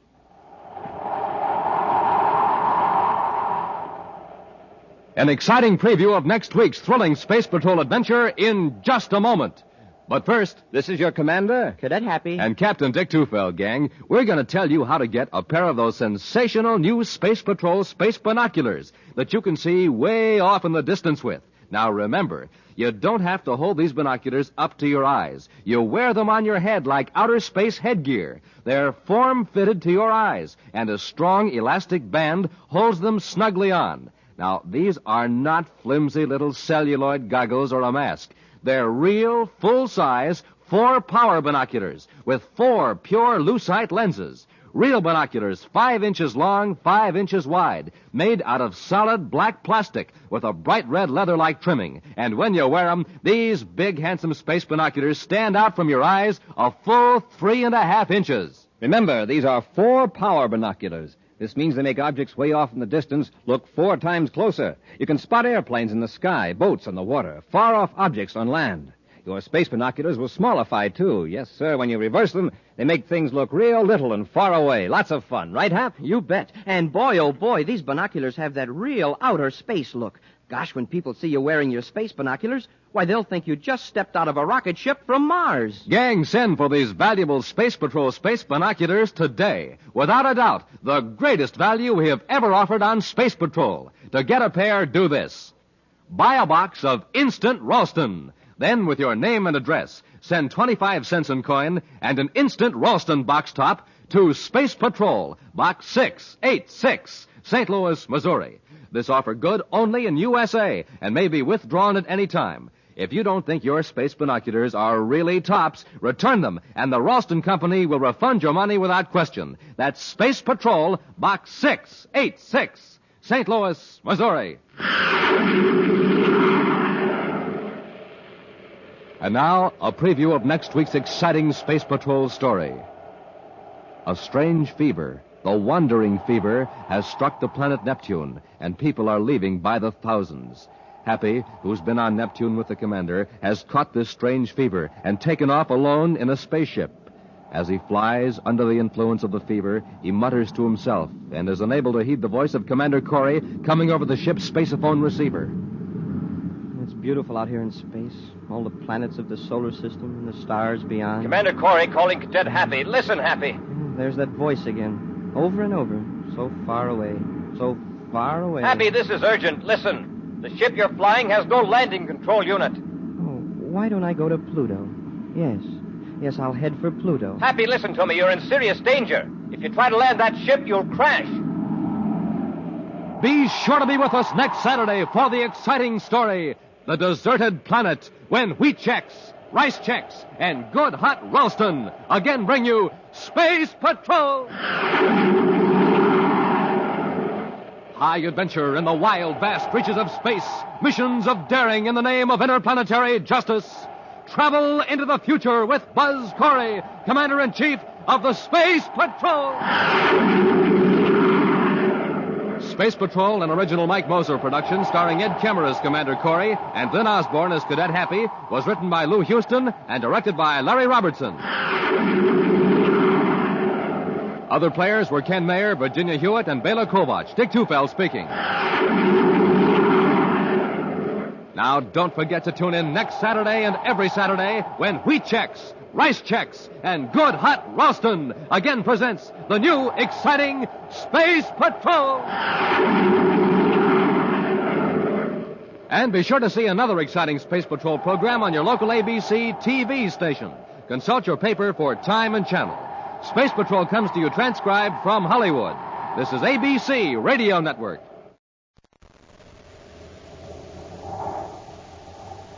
Wheat checks, rice checks, and good hot Ralston present Space Patrol! High adventure in the wild, vast reaches of space. Missions of daring in the name of interplanetary justice. Travel into the future with Buzz Corry, Commander-in-Chief of the Space Patrol! In today's transcribed adventure, Buzz and Happy are in the mountains of Venus, approaching a cabin where 3 criminals are hiding. They're walking toward a metal bridge across a deep chasm. I wonder if they've seen us, Commander. They may have. This way they won't have as much warning as if they'd landed our ship near the cabin. All right, quickly, across the bridge. Oh, this is a deep gorge. At least 300 feet. Commander, the bridge is giving way. Run for the other side. My feet are slipping. I'm going to fall. We'll be back in just a moment with today's Space Patrol story, The Scavenger of Space. Hi, gang. Captain Dick Tufeld reporting. And Captain Jack Nars reporting. We're going to tell you all about those wonderful new Space Patrol space binoculars. We're going to tell you how to get them, How to use them. what they look like, What they do. the fun you can have with them. The thrills you can have with them. Space Patrol Space Binoculars. Gang, you can see way, way off in the distance with them. People, houses, and stars blocks and blocks away look nearer, bigger, clearer. You'll wear them on your head just like outer space headgear. They stick out from your eyes a full 3.5 inches. Makes you look like a strange person from another planet. Wear them when you're watching sports. And when you play Space Patrol. Spot airplanes in the sky. Spot your dad coming home from work while he's still way, way down the block. Have fun with them no matter where you go. One end magnifies. Makes faraway objects look close. The other end does a switcheroo. Makes close objects look far away. Not flimsy celluloid goggles or a mask. But real, solid plastic binoculars with a beautiful leather-like trimming. Giant size, too. 5 inches wide, 5 inches long. The greatest value ever offered on Space Patrol. But we can only offer it for a limited time. Now, to get a pair, do this. Buy a box of Instant Ralston. Then, with your name and address, send 25 cents in coin and an Instant Ralston box top to Space Patrol. Box 686, St. Louis, Missouri. This offer good only in the USA and may be withdrawn at any time. That's Space Patrol, Box 686, St. Louis, Missouri.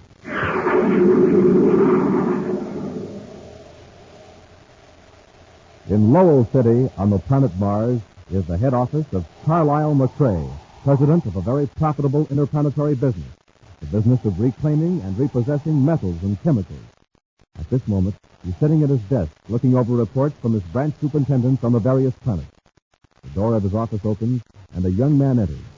Immediately, Karlyle McCrae's frown turns to a deep scowl.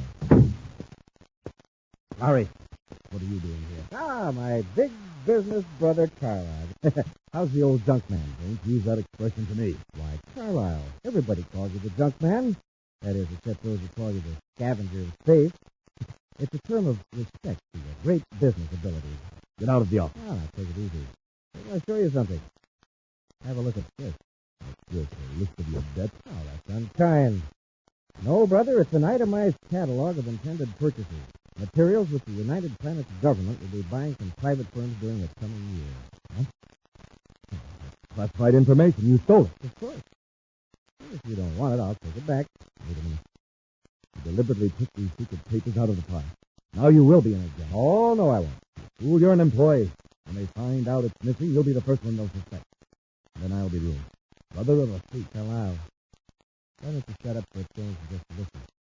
In the first place, I didn't take them out of the files. And no one will suspect me because I went on leave of absence from the commission office 3 days before the papers were taken. Then how did you get them? I'm trying to tell you. The head of my department's an incompetent character named Donald Hall. Yes? He can't keep up with his work during office hours, and he doesn't want the higher-ups to find out. So he's been taking some of his work home over the night. You hijacked him one night and took the paper. Yeah, you catch on quick. Does he know you did it? No. If this ever gets out that my brother's a crook, I'll never get another government contract. It can't get out. Hall himself won't let it. How do you mean? That's the thief. It's against security regulations to take secret documents out of the building. Now, Donald Hall isn't going to admit he violated regulations, so he'll cover up the theft somehow to protect himself. You know, Larry, perhaps I've misjudged you. Thanks, Carl. Now, if you think this information can be of use to you... Of use? Oh, why, we can clean up. Now, I suppose you'll be needing a little money. Sit down and let's work out the deal.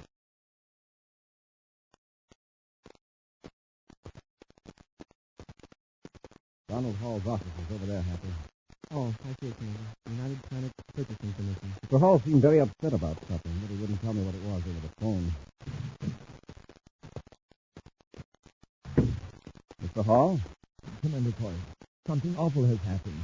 Oh, can I speak to you? It's all right. This is Cadet Happy. How do you do, Mr. Hall? Fine. Commander, I want to show you something. Will you come this way, please? All right. Come on, Happy. The filing cabinet.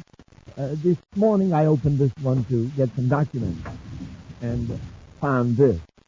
It's sort of a spooky poke. Exactly. What is it? This drawer is supposed to contain classified information. somebody has apparently poured acid in here and converted all those papers to this foggy, indistinguishable mess.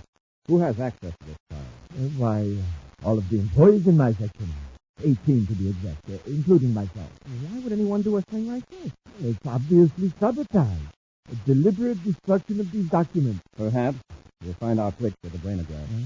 Brainograph? Yes, I'll put all of your employees through a brainograph test. If they know anything about this, it'll show up. Are they available for a test? Why, yes. Except one. He's away on a leave of absence. He's been gone for several days. We'll test him anyway. If he's innocent, he hasn't anything to worry about. Who is he? Larry McRae. I believe he went to Mars. Lowell City, to be exact. We'll look him up.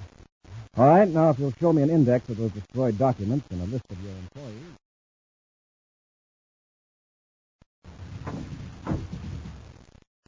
All right, Larry. Here's an advance on the money we agreed on. Thanks. Carlyle, now listen, don't spend it. Don't do anything to arouse suspicion. When your leave is over, go back to Terra and your job with the purchasing commission. Understand? Sure. Look, I'll pick up a couple of things in the next room. Be right back. Now, don't worry about a thing. McRae, go ahead. Mr. McRae, you don't know me, and please don't ask any questions. I have some vital information concerning your brother, Larry. My brother? Yes, sir. Let's have it. He's to be questioned about some documents which were destroyed in the office where he worked on Terra. Documents? What documents? Please, no questions. Just listen. I happen to know that the Space Patrol is putting all employees of the purchasing section to a brainograph test. Why do you think my brother would be concerned? Just who is it? Naturally, Mr. McRae, I don't suspect your brother of any wrongdoing. This is just a friendly tip. For all I know, he may welcome a brainograph test. I have no doubt that he will. Well, in that case, you can get a free trip back to Terra. Commander Corry is coming to get him. Right away. Goodbye, Mr. McRae. Who is that? I don't know. But you're in a jam. Corey's coming here to give you a brainograph test. What? I can't face that. The whole thing had come out. I've got a place on Venus where you'll be safe. You can take one of my ships. I'll blast off right away. Wait, you'll need some more money. It's in a safe at the chemical lab near the spaceport. I'll give you the address and the combination to the safe.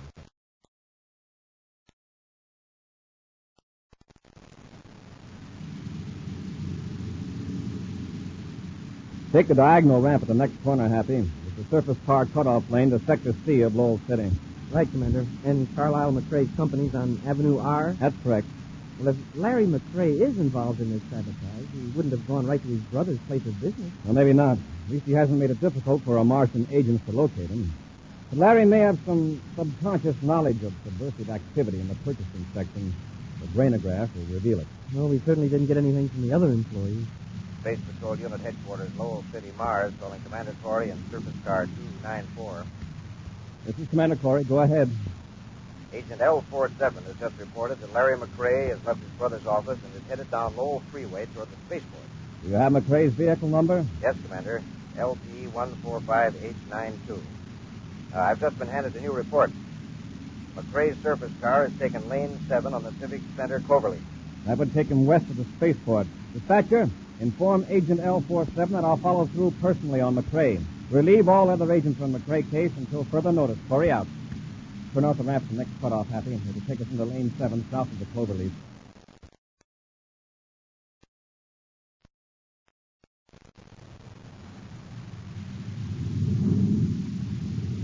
I've sighted Larry McRae's surface car, Hap, through the space binoculars. It's the blue one, quarter of a mile ahead of us. Oh, yeah, the one turning off the main lane? Yes. It leads to an industrial plant of some kind, a very small one. Our friend Larry McRae could be running an errand for his brother. Okay, Happy. Follow him into the plant yard.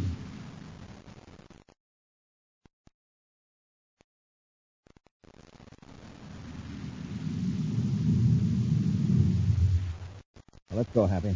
I just went inside the building. Yes, sir. Well, this plant doesn't seem to be in operation, Commander. One of Carlyle McRae's properties, all right. McRae Synthetics, the sign says. I thought he was chiefly in the junk business. Only in a very general sense.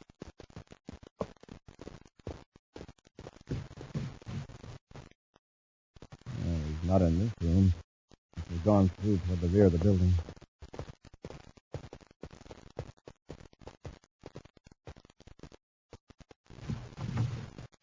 What do you want? Are you Larry McRae? Yes? I'm Commander Corry. What do you want with me? Mr. McRae, a file drawer full of documents has been destroyed at the Purchasing Commission offices back on Terra. I don't know anything about it, Commander. Your department head, Mr. Hall, told us you'd left Terra before the sabotage occurred, but we'd like to give you a brainograph test. What for? If you don't think I had anything to do with it. All the other employees have taken the test. There's a possibility that subconsciously you might have a slight clue that would point to the guilty party. What if I refuse to take the test?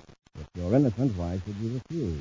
But in a case of this kind, I'm afraid you don't have any choice, okay? Oh, yes, I do. Commander, he's got a ray gun. I'll take that gun, McRae.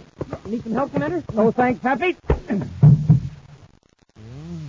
What a spot, Commander. I'd say Larry McRae had a lot more to do with those destroyed documents than Hall thought. I remember what you said in Hall's office about the sabotage being used to cover up a theft. Looks like you sure were on the right vector with that one, sir. Keep an eye on him, Happy.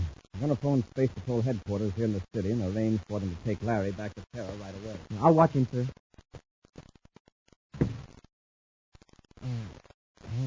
Sure. You'll be okay, Larry.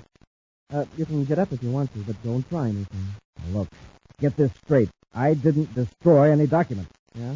Then you were a chump for pulling that gun on the commander. You sure look guilty now. I'm being framed. Donald Hall is trying to put the blame on me to cover up for his own mistake. That's it. What was that noise? Who else is in this building? Nobody. Sounded like a door. Who's there? All right, Les. Go out the other door. Who are you? Where's the mask? It would be inconvenient if I were recognized. I know my brother sent you. Yes. Carlyle got a tip that the Space Patrol was on its way here. Get ready to run when I break this bottle. What is it? A very powerful gas. A few whiffs of this and the cadets will be taken care of for good. Hurry up, he's coming too. Stand back. Come on, Larry. Let's go.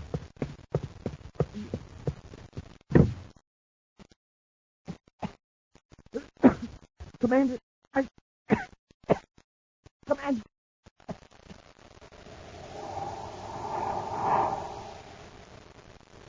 We'll be back with Space Patrol in just a moment.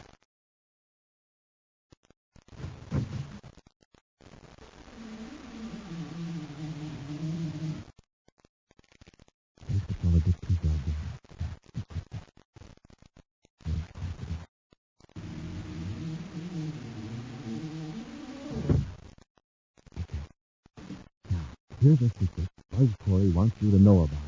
The secret of how space patrollers get a rip-roaring start in the morning. Here's what they do. They eat a breakfast that supercharges them. A power breakfast with one of the 3 checkerboard super cereals, Rice Chex, Wheat Chex, and Instant Ralston. Chex. They're the super cereals with that modern bite-sized design. The cereals with a swell new taste that you'll like right off the reel. Now, to warm up your motor, there's Instant Ralston, the hot super cereal. Has a heart of wheat flavor you'll really go for. So now you know how space patrollers get that rip-roaring morning start. Gang, get a flying start yourself every morning. Sit down to a nourishing breakfast with a checkerboard super cereal and get supercharged. Rice Chex, Wheat Chex, and good hot Ralston. They're the super cereals that help to supercharge you.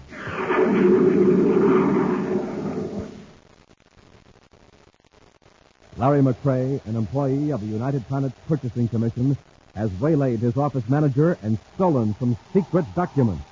The minor executive, Donald Hall, has not reported the theft, but has told Commander Corry an entire drawer full of documents has been destroyed by acid. When Buzz Corry and Cadet Happy stopped Larry McRae for routine questioning, he resisted arrest and was knocked out by the commander. But while Happy was guarding Larry, a mysterious masked man attacked the cadet, and after bursting a bottle of poisonous chemicals, helped Larry McRae escape. Right now, Happy is lying on the floor, nearly overcome by the deadly fumes. Commander. Okay, Happy, bring McRae out. Happy! Commander. Don't try to talk now. Wait till we hit the fresh air.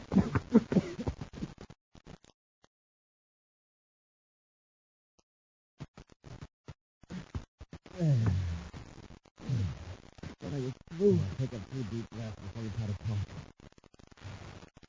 What happened in there? How did Larry get away?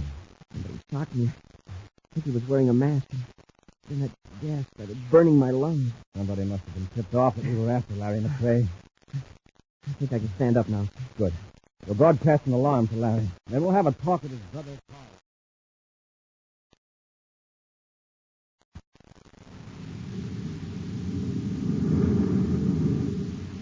I don't know who you are, but thanks for the help. Just keep driving, and don't look around toward the back seat. I'm keeping my head down so no one will see this map. Hey, did my brother give you any new instructions about what I'm supposed to do? What did he tell you before? To take one of his spaceships to a place on Venus, the Zartran Mountains. You know, the hunting lodge near Lake Nazareth. Oh, yes. You go ahead and do that, just as your brother said. Oh, fine. Sure lucky you rescued me from Corry. The brainograph test would show right off that I slugged Hall in his apartment and stole the documents. You? Slugged Donald Hall? Didn't Carlyle tell you that part? Hey, maybe I'm speaking out of turn. I thought you knew. Yes, I know. I know the whole thing. Larry dug down a side street and into an alley. I'm getting out. I get it. You don't want anybody to see you when you remove that mask. Sure. Can't take any chances,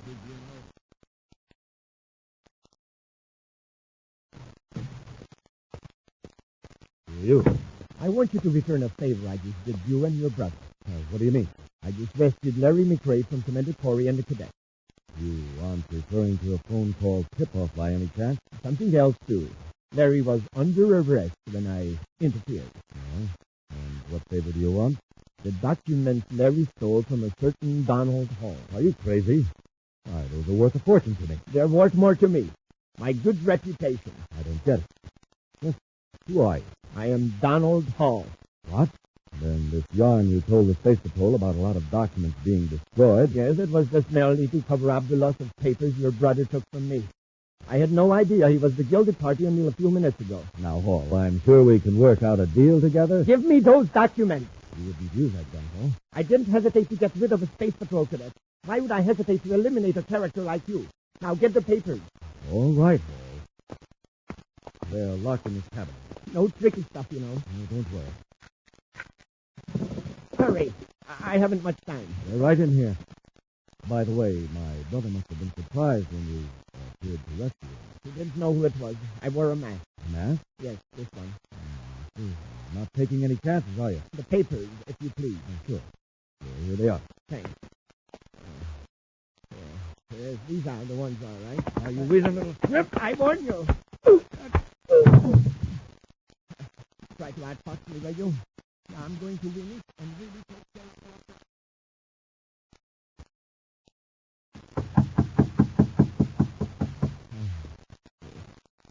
Who's there? Space Patrol. Oh, come in. McRae. Commander Corry. This is Cadet Happy. Yes, Commander. Oh, look at his head. What happened? Nothing. Just a fall, but very clumsy. Seems to be a lot of clumsiness lately. You didn't get that many bruises from one fall. Who did it? As I tell you, I fell. I get dizzy spells. All right, have it your way. We came here to find out where your brother was headed after he left that chemical plant of yours near the spaceport. Brother? I haven't the slightest idea. Did he come back here? I told you, I don't know. Commander, look at this. I found it on the floor. Oh, man. Do you wear this at work, Carlyle? It's a dust rag. A dust rag with eye holes. Hand it here, Happy. Yes, sir. It has a strange, pungent odor, very powerful and unpleasant. Smell the mask, Happy. Ooh, that's the same smell as that chemical back there where I got slugged. Exactly.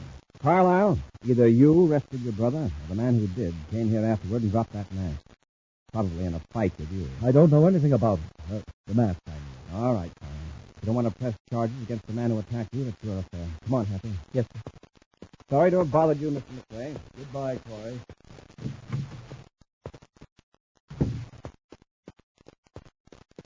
Commander, you must know something. Can't you arrest him? I could, on suspicion. Did you notice that open file cabinet with the papers disarranged? Yes, sir. Whoever dropped that mask could have come to Carlyle's office after some papers. Probably the papers Larry stole. And by the looks of Carlyle, the other guy got him. I think I know who that other guy might be. Huh? Who? While I was talking to Lowell City Space Patrol, I learned that Donald Hall is here on Mars. Oh? Yes, it seems he came to consult a certain doctor. Well, what's our next move, sir? Well, for one thing, we'll just keep an eye on Karlyle and McCrae. If he makes a move, we'll follow him.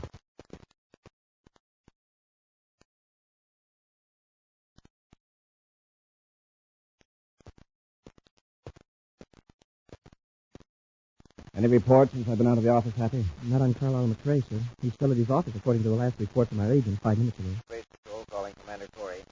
Corey here, go ahead. Karlyle McCrae is preparing to leave Mars, Commander. Our agent at the spaceport reports that McCrae's private cruiser is being given a pre-flight check by his chief engineer. We'll blast off ahead of him and pick him up after he leaves Mars. Corey out. Let's get to our ship, Happy.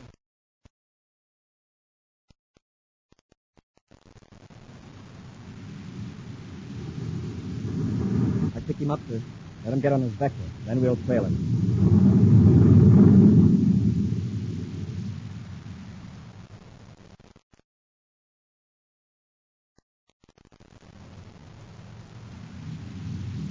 He's setting his ship down about a mile from Lake Nazareth. Karlyle sure picked a good hideout for his brother. If we hadn't trailed him here, we never could have found it.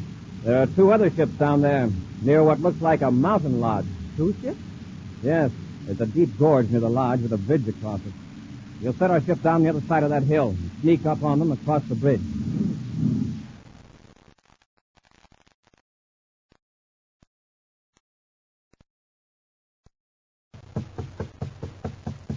Just a minute, Karlyle. Come in. I recognize the ship. Hey, what's wrong? Hunter, what's that other ship doing out there? Oh, that. I've got a guess. Donald Hall. Of course.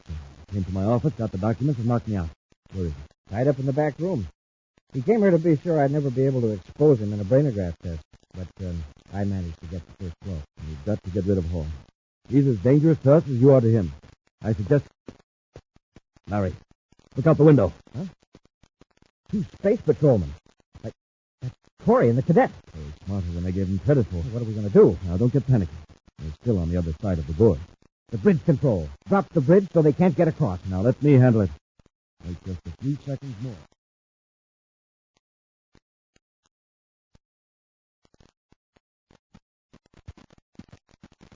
I wonder if they've seen us, Commander. They may have. But this way, they won't have as much warning as if they'd landed the ship near the lodge. All right, quickly, across the bridge. There's sure a deep gorge. At least 300 feet. Commander, the bridge is giving way. Run for the other side. My feet are slipping. I'm going to fall. I've got you, Happy. Grab the railing. Hang on tight. Oh, I'm sure I'd lose my grip. You're lucky you grabbed me. Close for both of us. The bridge is hanging straight down. Climb up the railing, hand over hand. Use the braces as a ladder. All right, sir. We're about 10 feet from the top.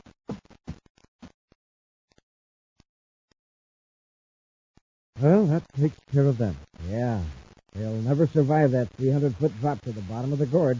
Neither will Donald Hall. Oh, is that what you're going to do with him? Yes.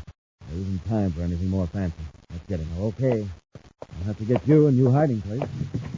Ah, the McCrae brothers. Corey! That's right. You're both under arrest. We'll see about that. Happy, take care of Larry. Yes, sir. Try this for size, Larry. And now, Carl, let's see how tough you really are. That's enough, Corey. I've had enough. Okay. We got Donald Hall here? Yes. Yes, he's in the back room. You see yourself. I'll do it, sir.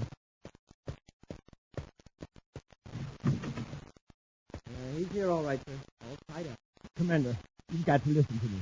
I didn't steal any documents. Honest, I merely took them home to catch up. You could have kept yourself out of the worst jam by telling me that at first. Now there are quite a few counts against you, including freeing of an official prisoner and an attack on a cadet of the Space Patrol. Hey, you know, Commander, as a cadet, I can say that this is probably the only time I ever heard of anybody getting into trouble by doing too much homework. Ah!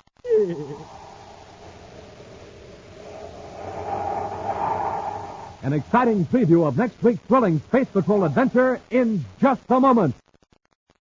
But first, gang, this is Captain Dick Tufeld. And Captain Jack Nard. And we're going to tell you once again how to get a pair of those wonderful new Space Patrol space binoculars that you can see way off in the distance with. A pair of space binoculars exactly like Commander Corry uses. Now, you don't hold them in your hand. You wear them on your head like outer space headgear. You'll look like a boy or girl from Mars because Space binoculars stand out from your eyes a full 3 1/2 inches. Yes, sir, space binoculars are not just little goggles made out of flimsy celluloid. And they're not just a little mask made out of cardboard. Space binoculars are big, full-size, 4-power binoculars. 5 inches wide, 5 inches long, made out of solid black plastic with a bright red leather-like trimming. Remember, they make objects blocks and blocks away look clearer and closer. 4 times closer. You can watch airplanes in the sky, study birds in the trees, watch squirrels at close range, spot your dad coming home from work, and do hundreds and hundreds of other things with them all year long. Absolutely the greatest value ever offered on Space Patrol. But we can only offer it for a limited time. Now, here's how to get a pair. Buy a box of Instant Ralston. Then, with your name and address, send 25 cents in coins and an Instant Ralston box top to Space Patrol, Box 686, St. Louis, Missouri. Gang, if you don't think your binoculars are tops, return them and we'll return your money. That's Space Patrol, Box 686, St. Louis, Missouri.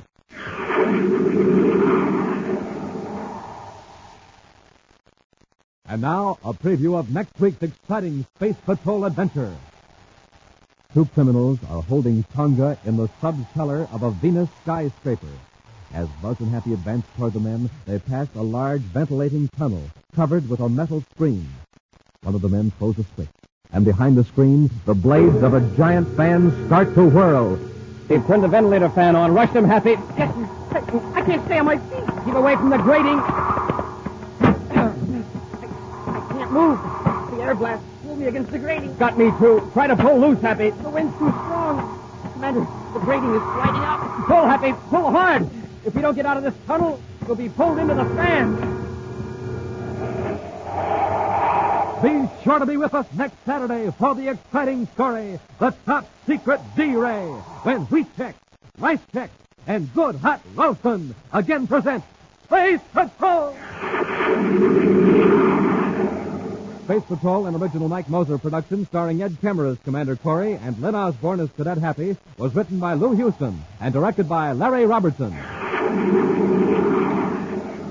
Other players were Ken Mayer, Norman Jolly, and Bela Kovac. Dick Tufeld speaking. Now, don't forget to tune in next Saturday and every Saturday when Wheat Check, Rice Check, and Good Hot Ralston again present the new exciting Space Patrol!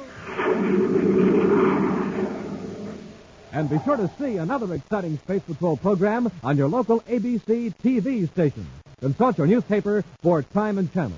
Space Patrol comes to you transcribed from Hollywood. This is ABC Radio Network.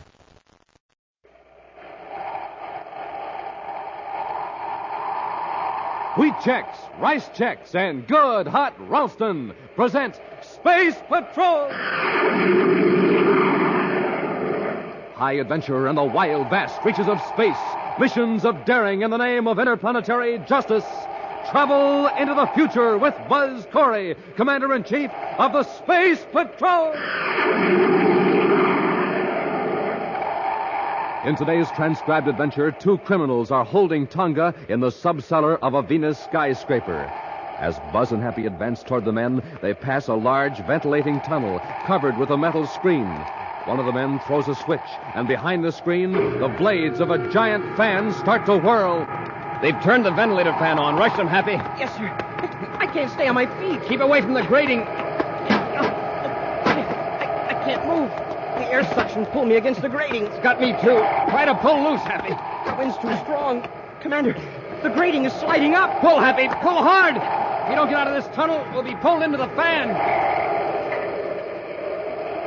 We'll be back in just a moment with today's Space Patrol story, The Top Secret D-Ray.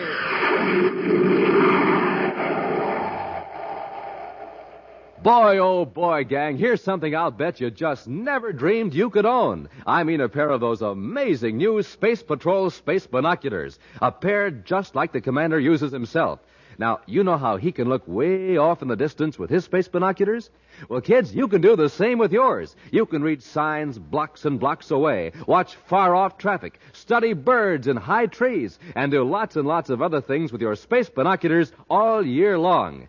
Now, these are not flimsy goggles or a mask. These are great big plastic space binoculars that stand out from your eyes a full 3.5 inches. Why, you don't even have to use your hands when you're looking through space binoculars. They have a strong elastic band that holds them snugly to your eyes. It's swell for playing Space Patrol because then your hands are free to drive your rocket ship or to hold your cosmic smoke gun. Now remember, these are real fixed-focus 4-power binoculars with 4 pure lucite lenses. Real binoculars 5 inches long, 5 inches wide. The greatest offer we've ever made on Space Patrol. But, gang, the offer soon ends, so don't miss out. Send for your space binoculars today. Just buy a box of Instant Ralston. Then, with your name and address, send 25 cents in coin and an Instant Ralston box top to Space Patrol, Box 686, St. Louis, Missouri. If you don't agree that your binoculars are tops, send them back and we'll return your money. That's Space Patrol, Box 686, St. Louis, Missouri.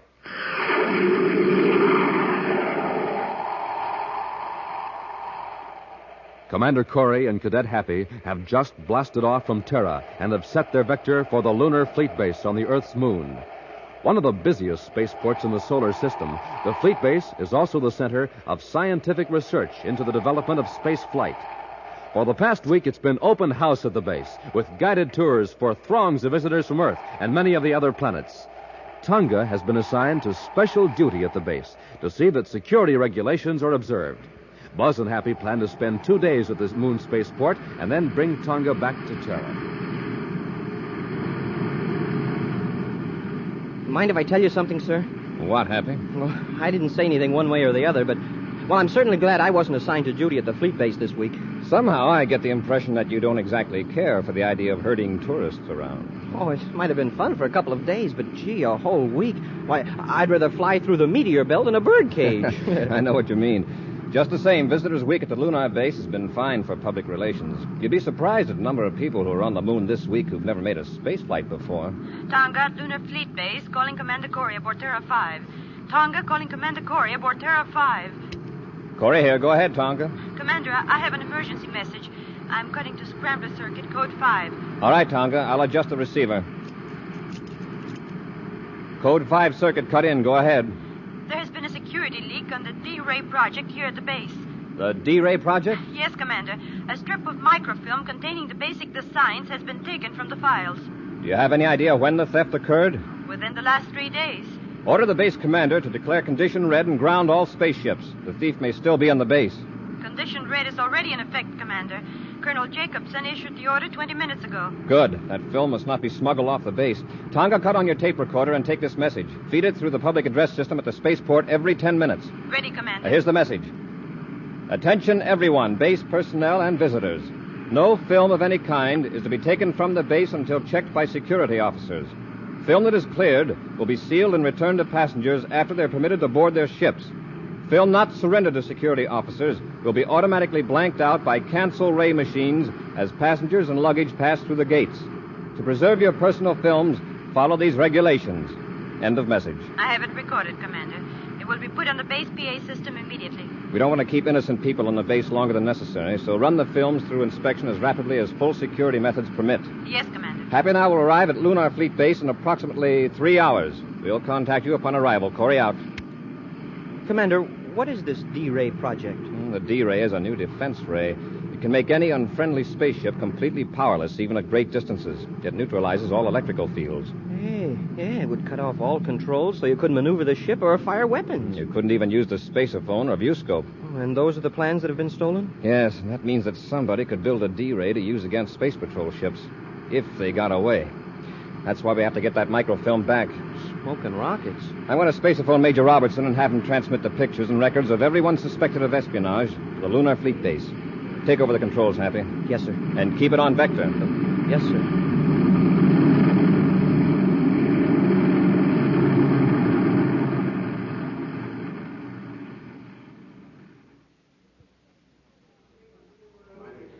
Your film has been cleared, sir. It will be returned to you aboard your ship as soon as transportation is available. Next. Your name, please. Bob Morgan. You have some film to declare? Yes, ma'am. It's in this can. It's a home movie of my family and some friends. Only a couple of shots of the fleet base. The guide said it was okay to take them. I'll have to run them off, Mr. Morgan. If you'll step into the projection room with me. Sure. You'll probably find them pretty dull. I'm not much good at taking pictures.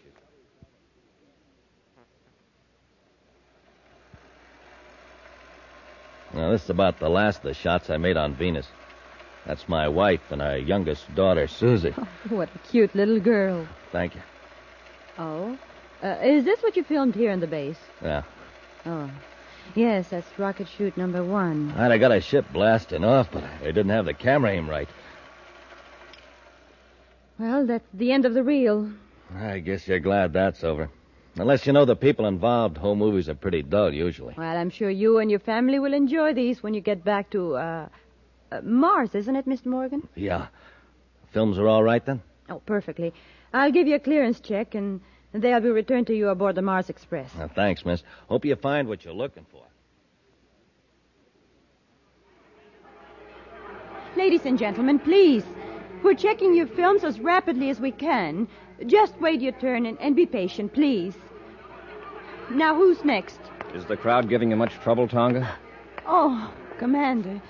No, I haven't had any trouble, but the people have had their holiday and they're impatient to get home. The thief or thieves must have planned to take the microfilms when we had thousands of visitors on our hands. Can we go somewhere where we can talk? We can use the room next to the projection room. Fine. Let's go. Happy will be with us in a few minutes. I have him waiting for some pictures and data Robbie's sending us by viewscope facsimile. Oh, in here, Commander.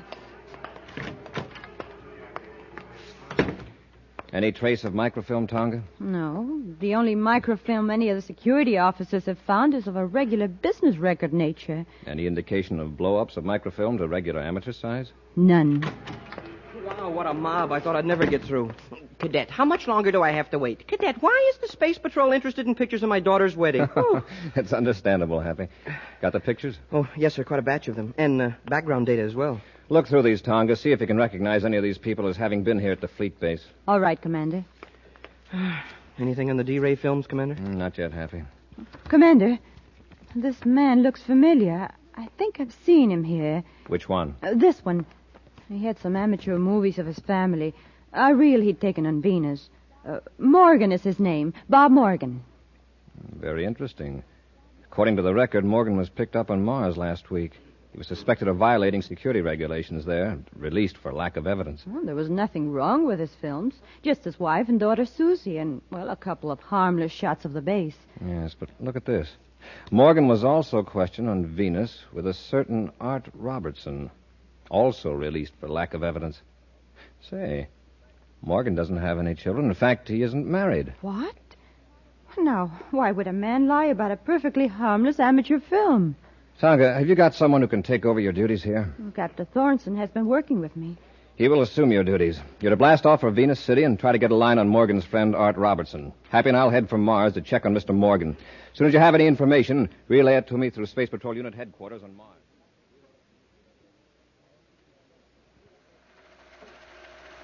Can't you speed up that projector, Morgan? I'm tired looking at these phony home movies. You're tired of them. I've seen this film a dozen times while I was editing and doctoring it at the fleet base. And I had to look at it again at security. Okay, I'll speed it up. Well, the place where I dubbed in the documents is coming up shortly. You must have done a good job if the assistant security chief passed it. It's lucky I took all that trouble on. Even though we thought we could get off the fleet base before anyone discovered the D-Ray plans were gone, it didn't work out that way. Now, what happened? Some eager beaver engineer started his shift 3 hours early. Now, we're getting close. Watch this, Art. There. I've stopped the film on the frame of the little girl. I don't see anything unusual. No, neither did security. Watch now. I'll switch to the microfilm lens on the projector. All I see is a plain white space with a blue border. That's a blow-up of one of the white checks on the girl's skirt. The blue border is made by the adjoining blue squares. You mean one tiny square fills the whole screen? I still don't see anything. You will, when I cut off the regular lamp and turn on the infrared. Jump on Jupiter, the D-Ray plans. Right. That's page 1. Next 20 frames, there are other pages concealed in squares of the girl's skirt. Great job, Morgan. Terrific. Nearly went nuts. First, I had to project the original microfilm, photograph it in infrared on another microfilm. Then came the tough part. I had to superimpose the plans on the regular-sized film inside one of those tiny squares. You did a great job, Art, and take the D-ray strip to Venus. Now where we collect? Yeah. But it'll take me a couple of days to establish contact with the man who pays off. Naturally, he's...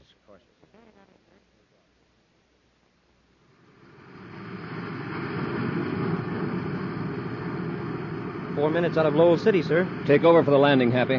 Tonga at Venus City Space Patrol Headquarters, calling Commander Corry aboard Terra V. Tonga calling Commander Corry. Corry here. Go ahead. I've been checking on Ed Robertson, Commander. He got the word earlier than I thought I would. Let's have it. He left here for Lowell City about 5 days ago. Then there's a good chance he came to Mars to meet Morgan. One of our agents at Lowell City has found Morgan's location. Well, stay in Venus City, Tonga. Find out who Robertson's friends are. See if you can run down any definite contacts or connections between Robertson and Morgan. Yes, Commander. Happy and I'll handle things at Lowell City, and Corry out.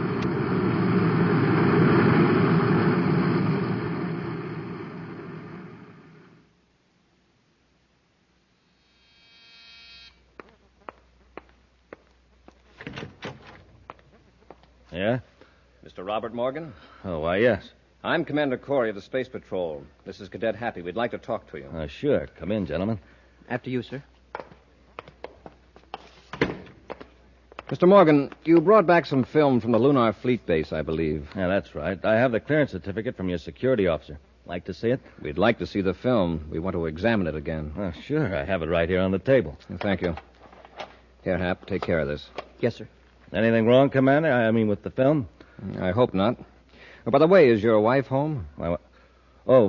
She's visiting her sister in Jupiter City. I see. And your daughter Sally is with her, I suppose. Yeah, Sally's with her. Mr. Morgan, unless I'm mistaken, when our security officer was running the film at the base, you told her your daughter's name was Susie.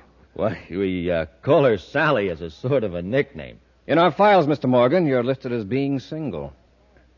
Well, I'll tell you. Actually, that film belongs to a friend of mine. I thought I could get it through inspection quicker if I acted as though it were mine. I realize now it was foolish and unnecessary. We'll give the reel a very thorough examination at the security lab. You'll hear from us then. Fine, Commander. Say, that's a pretty fancy projector. I was just noticing that, Happy. An expensive professional model, isn't it? Yes, hobby of mine. Yeah, it's got a lot of extra gadgets on it, too. And they seem to be similar to those in the security lab. Mm-hmm. A turret with several different lenses, including one for microfilm, and with an infrared attachment. Hey, we could run it off right here. Say, Morgan... Get him, Robertson. It's a space patrol. Hey, look out, Commander! Commander! You warned him too late, Cadet. You got here just in time. Get the film. What do we do with Corry and the cadet? We got to get him out of here. We'll have to take him to Venus with us. Maybe on the way we'll finish him off without leaving a clue.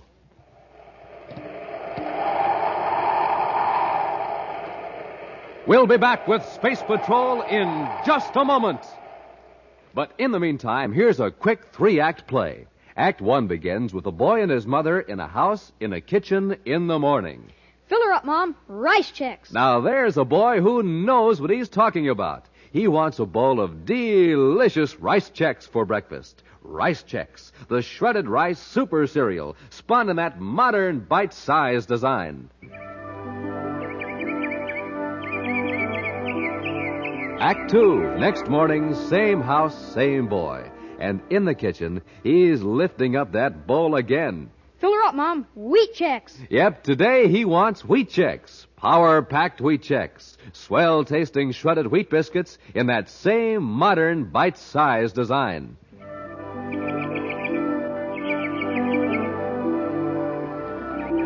Third act, third day. Same kitchen, same boy. Fill her up, Mom. Instant Ralston. Yes, sir. Today he wants to warm up his motor. So for him, it's Instant Ralston, the cereal with flavor galore. Good hot Ralston. And so ends our play. And gang, here's the moral. For a super breakfast, eat a super cereal. Rice Chex, Wheat Chex, good hot Ralston. Bob Morgan has stolen a set of microfilm plans for the secret D-Ray from the Lunar Fleet Base by superimposing them on an innocent-appearing film of regular size. Buzz and Happy, suspicious of Morgan because of discrepancies in his story, found the film containing the defense secret.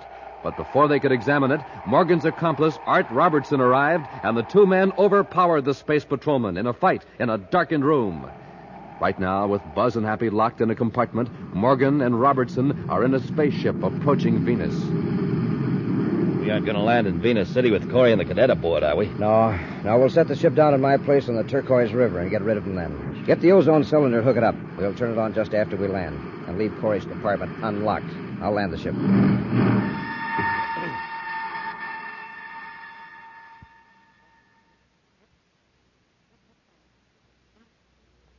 Commander, they've landed. I wonder where we are. Listen. They're out in the corridor by the door. Watch your chance. If they open it, we'll jump them. Yes, sir. Leave them in there, Morgan. We'll attend to them when we come back. Okay. Sounds like they're leaving the ship for something. Yeah. Did you hear a click just then? I don't think so, sir. I think one of them was about to open the door when the other one called him away. Try the handle. Right, sir. It's unlocked. Open the door a little. Listen. Hear anything? I thought I heard the hatch close. Let's get out of here. Happy, look out the viewport. There they are. Yeah, heading for that little building. By the looks of the landscape, we must be on Venus. And if I'm not mistaken, there's the Turquoise River. It sure looks like it. I wonder what they're up to. They got our weapons, or we could rush them. Yeah, well, maybe we could take them by surprise when they come back. Those D-Ray plans at stake, I don't want to risk failure. We'll blast off in their ship and space a phone to Venus City for help. It's a great idea, sir. They can't get very far away, even if they do try to escape. And we can watch them from the air. Come on, let's get to the cockpit. Boy, this is really a break. We needed one. I have an idea that Morgan and Robertson were ready to see that we didn't get out of this. There, all secured for blast-off, sir. And let's go.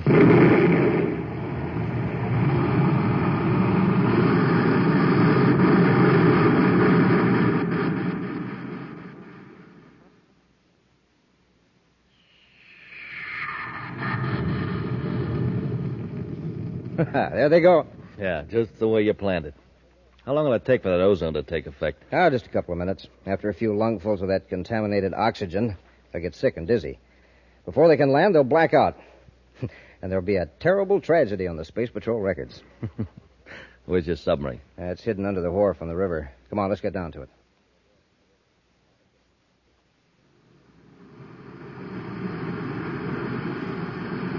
We'll maintain this altitude, Happy, and keep circling over them. I can see them in the viewscope, sir. They're heading for the river.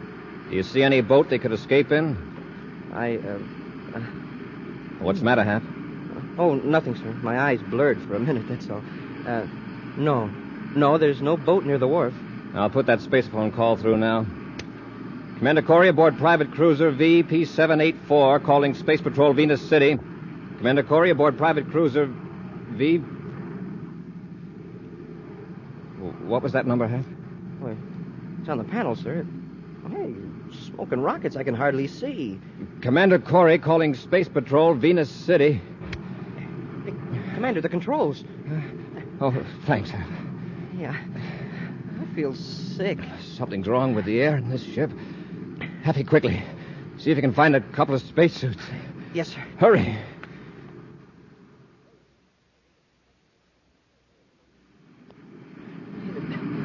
Suit's hard to get on. I feel so weak. I'll help you, Happy.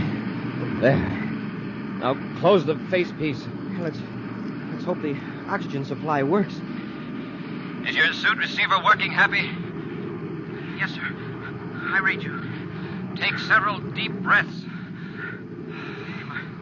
My head's clearing already. So is mine. I checked the viewscope. Do you see Morgan and Robertson? No, sir. Last I saw of them, they were headed for the wharf. Hey, do you suppose they're swimming across the river? Well, keep watching, Happy. I'll check the air analyzer and see what's wrong. Of course, they might have gone back to the building while we were putting on our suits. Boy, I sure thought I was going out there for a while. No wonder. The ship's air indicator's in the red. A few more breaths and we'd have been finished. Hey, there is a boat down there. It's coming out from under the wharf. It's an odd-looking craft. Hey, now it's gone. It sank. Submerged is more accurate. A submarine. A miniature sub. Right. I'm afraid we fell into a trap. They wanted us to blast off in this ship. Happy, check the air system and see what they rigged up. I'll notify Venus River Patrol to take soundings up and down the river for that sub.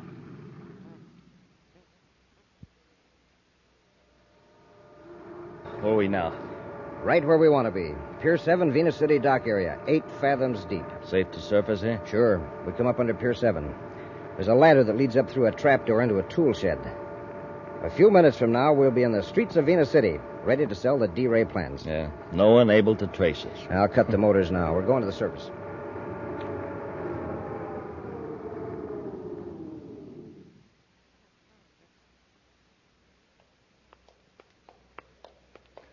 We hit Venus City at just the right time. The streets are deserted. Yeah. Turn left at this corner. We'll walk over to the business section and hail a surface taxi. No. Sorry, lady. Why don't you look where you're going? I beg your pardon, but you came around the corner. Yeah, our fault. We're sorry.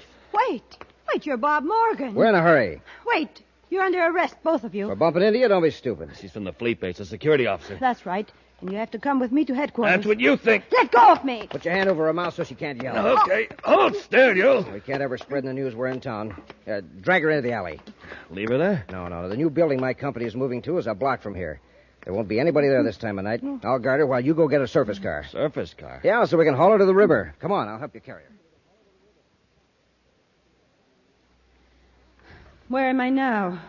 Told you before, you're in the basement of the Marcab building, 4th Avenue and Venus Boulevard, Venus City. Here's Morgan. Hey, what took you so long? I had trouble renting a car, but I got one. Come on, let's get her out of here. Okay, Tonga. Here we go. All right, Morgan, Robertson. It's Corry and the cadet. Let go of Tonga and get your hands up. Quick, Morgan, down this corridor toward the ventilator intake. Take the girl. Corry won't dare shoot. Let go. Come on. Commander! They're getting away, Commander. After them, Happy. Robertson, it's a dead end. Go to the far wall. We'll make a stand there. Come on, you. Commander! You haven't got a chance. With the girl here, we can bargain with Corry. All right, press back into this corner, under the switch box. You might as well give up, you two. Come and get us. Come on, Happy. Are you crazy? We left our ray guns in the sub. Corry will have to pass in front of that big grating. When he does, I'll throw the switch. What'll that do? There's an 8-foot ventilator fan back there. It'll create a vacuum strong enough to pull them right up against the grating. Commander! Happy, don't come any closer. Shut up. Morgan, pull the switch. Rush them, Happy. Yes, sir. Turn that off. Hey, Commander, I can't move. Come on and get us, Corry. Suction. Now, Corry, I'm going to release the grating. Happy, if we can slump down, maybe we can crawl away from the vent. Commander, the grating is sliding up. We'll be pulled back into the fan. I can still move my arm. I can throw my gun and hit that switch and short it out. Aim straight, Commander. Here goes. Hey, you did it, sir. A bullseye. Quickly, Happy, rush them. They hit the switch. Morgan, pick up that ray gun. No, you don't. Get away from it, Morgan. All right, Robertson. No more. No more. I've had enough. How about you, Morgan? Sorry, Commander, but Mr. Morgan is out. Are you all right, Tonga? Yes, Commander. I guess you heard my miniature spaceophone. Yes, and Robertson's ship. Good thing you had it on. It was lucky Morgan had trouble locating a surface car. All right, Robertson. Where's that film strip? It's right here in my pocket. Hand it over. Happy, see if you can revive our fleet-based tourist, Morgan. Oh, he's not a tourist any longer. Where he's going, he'll be a permanent resident. We'll be back with an action preview of next week's exciting Space Patrol story in just a moment. Hey, gang, have you sent for your Space Patrol space binoculars yet? Well, you better hurry, because this offer is soon going to end. Now, remember, space binoculars are real binoculars. Big, powerful binoculars you can see way off in the distance with. And when I say they're big, when I say they're powerful, I mean it. Space binoculars are 5 inches long, 5 inches wide. They're 4 power binoculars, and that means they make people, cars, buildings, everything else in the distance look 4 times closer. Now, they're not old-fashioned binoculars that you have to hold in your hand. They're sleek, new, modern plastic binoculars with an elastic band that holds them snugly to your eyes.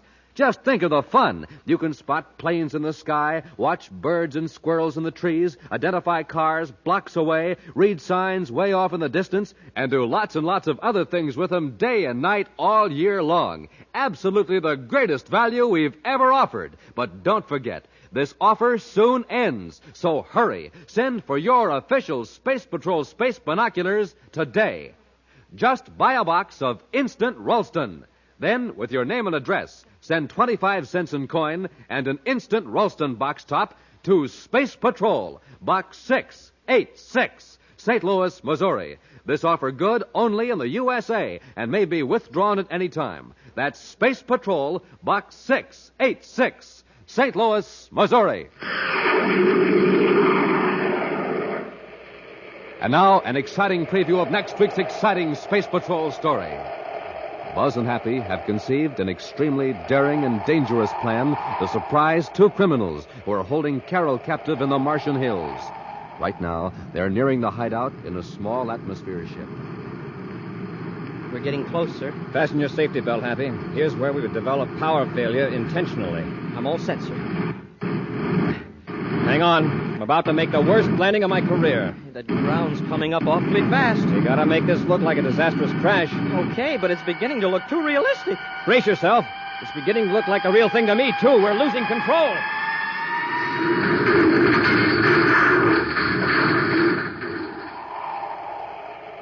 Be sure to be with us next Saturday for the exciting story, Crash Landing, when Wheat Chex, Rice Chex, and Good Hot Ralston again present Space Patrol. Space Patrol, an original Mike Moser production starring Ed Kemmer as Commander Corry and Lyn Osborn as Cadet Happy, was written by Lou Houston and directed by Larry Robertson. Other players were Norman Jolly, Ken Mayer, Nina Bara, and Stephen Robertson. Dick Tufeld speaking. Now, don't forget to tune in next Saturday and every Saturday when Wheat Chex, Rice Chex, and Good Hot Ralston again present the new, exciting Space Patrol. Be sure to see another exciting Space Patrol story on your local ABC television station. Consult your local paper for time and channel. Space Patrol comes to you transcribed from Hollywood. This is ABC Radio Network.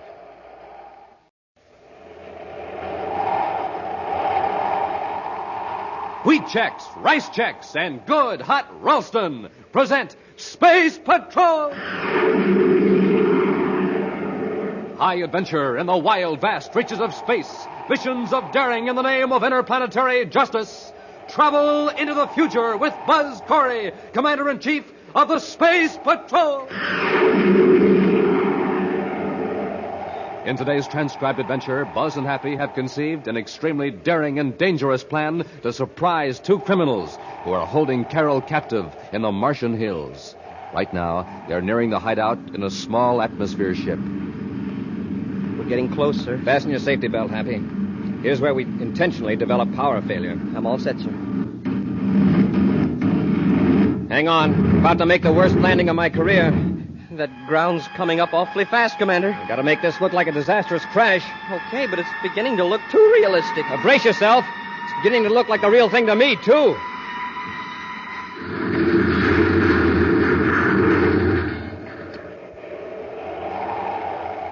We'll be back in just a moment with today's Space Patrol story, Crash Landing. Yes, it's Space Patrol, but first, a direct broadcast from the yard of Public School Number 10 on the planet Terra. It's recess here, gang, and I've got my eye on a fast-moving boy named Jeff Fisher. Man, is he supercharged. Hey, Jeff, come on over here and tell the gang how you get supercharged every morning. I just do it the way Buzz Corry does it. I eat a good breakfast with a checkerboard super cereal, like Rice Chex. Rice Chex? Hey, that Rice Chex is real swell eating, right? I'll say, and it's bite-sized, too. Only bite-sized rice cereal in the universe. Only rice cereal for me, boy. It's plenty keen. You betcha. So, boys and girls, don't you think it's about time you tried Rice Chex? Remember, to think fast, to act fast, you have to eat a breakfast that supercharges you. A power breakfast with a checkerboard super cereal. So today, make it Rice Chex, the delicious bite-sized super cereal that helps to supercharge you.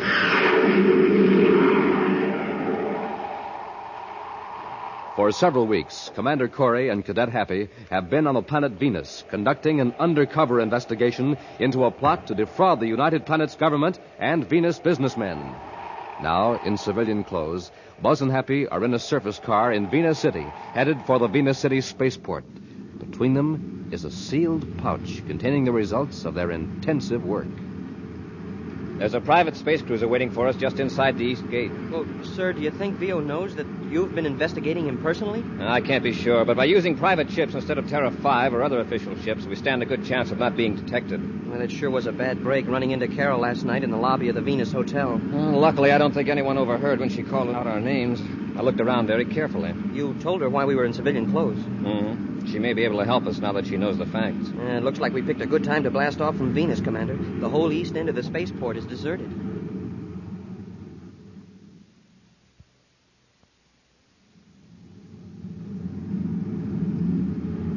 We're in luck, Mr. Veal. Corey's car is the only one on the side road. Well, we'll need a lot more luck to get that evidence away from him. That's a break for us that he picked this deserted end of the port. Speed up, Bob. We can pass him before he gets to the gate. Then inside the gate, I make a quick turn, slam on the brakes, and you tumble out of the truck. Yeah. Chances are Corey won't suspect anything when he sees that this is a regular Space Patrol maintenance truck. They're usually in a hurry anyhow. Pour on the power, Bob.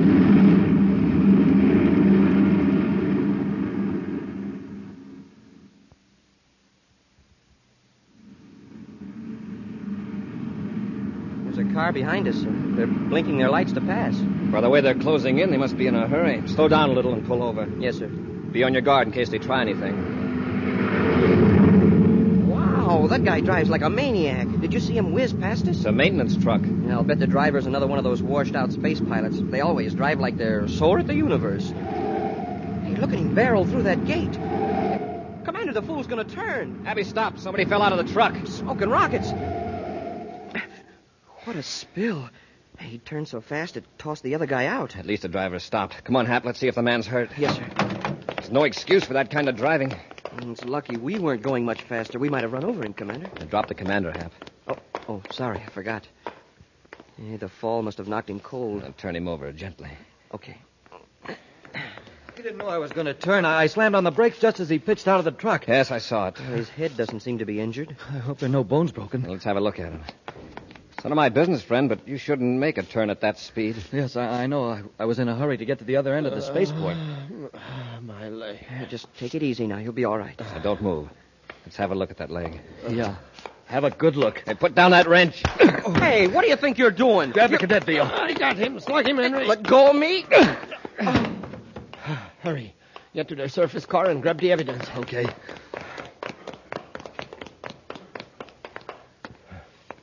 There is a dispatch case in the seat of the car. That must be it. Take a look in the back, just in case. We want to get all of it. There's nothing back there, Veal. All right, come on. Let's get to the truck. Look down the road. Here comes another surface car. It's headed right for the gate. We'd better get the truck rolling before they get here and start asking questions. Oh, we won't stand a chance in that truck. Let's take a spaceship. Huh? Hurry. We can blast off before the car gets here.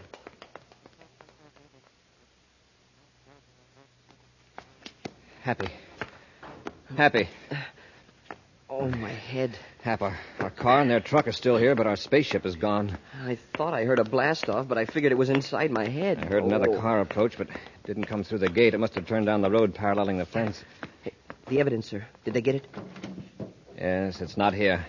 I guess our undercover work wasn't so undercover after all. That must have been Vio, and he and his partner have taken our private cruiser. Well, maybe we can get another ship and blast off after them. First, let's go to local headquarters and spread an alarm. You drive their truck, and I'll take the surface car.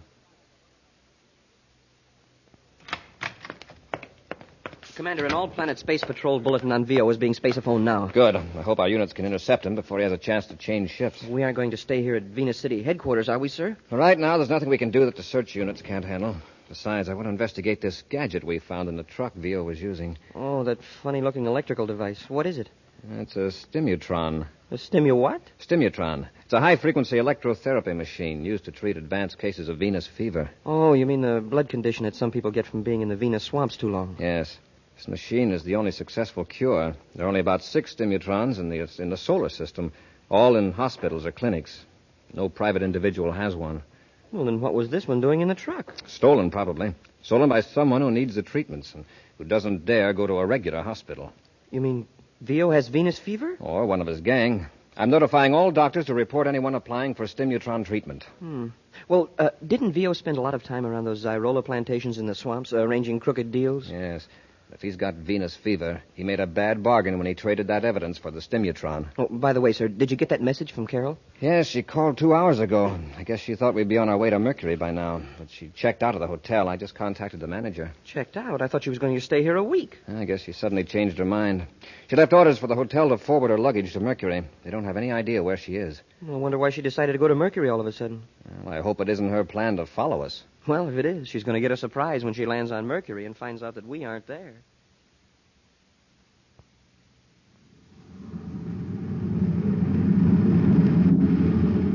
Be on Mars in a couple of hours, Mr. Veal. That was a great idea of yours, taking Corey's space cruiser. Well, I've been checking over this evidence Corey gathered. You know, if this ever got to court, I'd be finished. Well, there's nothing to worry about now. All we've got to do is lay low. Henry! Oh, no. What's the matter, Mr. Veal? Oh, the stimutron. I left it in the truck. Oh, well, there's probably one in Lowell City Clinic on Mars. I can't just walk into the clinic with every space patrolman in the universe looking for me. I got to have those treatments. You know what that Venus fever does to me. Makes me helpless as a baby. Well, what are we going to do? We can't go back to Venus. Of course not. Henry, this is awful. Listen. What? I thought I heard the compartment door close back out. Oh, you're just nervous. Relax, Mr. Veal. You'll think of a way to get those treatments. Yeah, sure. I just got to. Buzz, Happy, I hope you won't be angry. What are you doing aboard? Well, I thought Mr. this Veal. was... It's the girl we saw at the hotel. Shut up, Henry. All right, miss. What are you doing aboard our ship? Your ship? This is Commander Corry's ship, Mr. Vio. You know who I am. You have the advantage of me, Miss... Karlyle. Carol Karlyle. The Secretary General's daughter. That's right, and I demand you return this ship to Venus immediately. That's impossible. We can't keep her with us, Mr. Veal. She's dynamite. The smartest thing for us to do is drop her off somewhere and be sure she's safe. Yes, I know. You're right, Henry. But if we do, we're running a good chance of being captured. Why did you have to spoil everything by being aboard? I had some information to give Commander Corry about you, Mr. Vio, and your friend Bob Henry. I was going to tell them where they could find you. Well, your attempt at playing detective has put you in a delicate position, and me in a dangerous one. Can't let anything happen to her, Mr. Veal. I'd say it's worth the risk to see she's returned safely. Wait a minute. Maybe this is a break for us after all. Yeah, some break. We can get this girl off our hands and still have a chance to avoid being captured. Henry, we'll go on to my hideout on Mars. I know how we can contact Corey without the risk of being captured.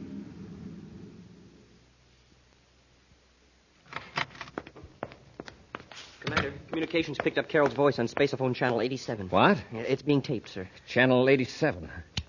Perfectly safe. I can't tell you where I am, but Don Vio and Bob Henry intend to release me. That's her, sir. This is Don Vio, Commander. Vio's got her. Don't try to contact me, just listen. I've got Carol Karlyle, but it's her fault, not mine. That's true. I was aboard your private cruiser at Venus City Spaceport. After the ship blasted off, I came out to give you some information about Vio and found him and Bob Henry at the controls. Just keep listening, Corey.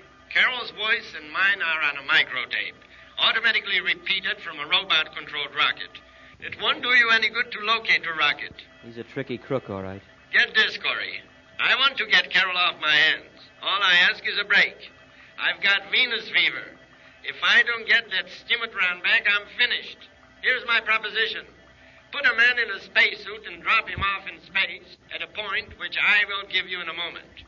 Withdraw your ship 10,000 DUs and wait 2 hours. I will pick up the stimutron from your agent and leave Carol near him. Also in a spacesuit, of course. Now get this. Carol's suit will be equipped with a cartridge that can be exploded by an electronic signal from my ship. Boy, that space train. Quiet, Happy. If any attempt is made by your men to space a phone, you, before the 2-hour limit is up, I'll detonate the cartridge. Now, here's the point to drop off your men. Write this down, Happy. Yes, sir.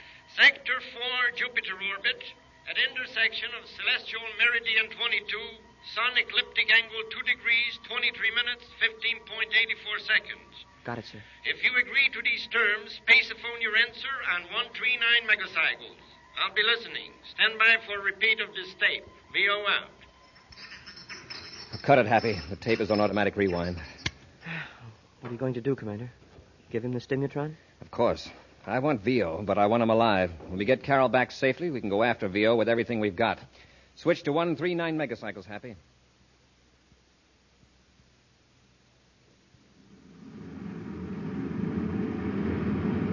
As I computed, Happy, this is the location Vio specified. I'll reverse rockets and stop the ship. Right, sir. I'll get into my spacesuit. Now, there's the stimutron. Well, what about that gadget I'm supposed to attach to Vio's ship? Right here. Well, it's a miniature spaceophone transmitter. With a magnetic attachment to hold it to the hull of the ship.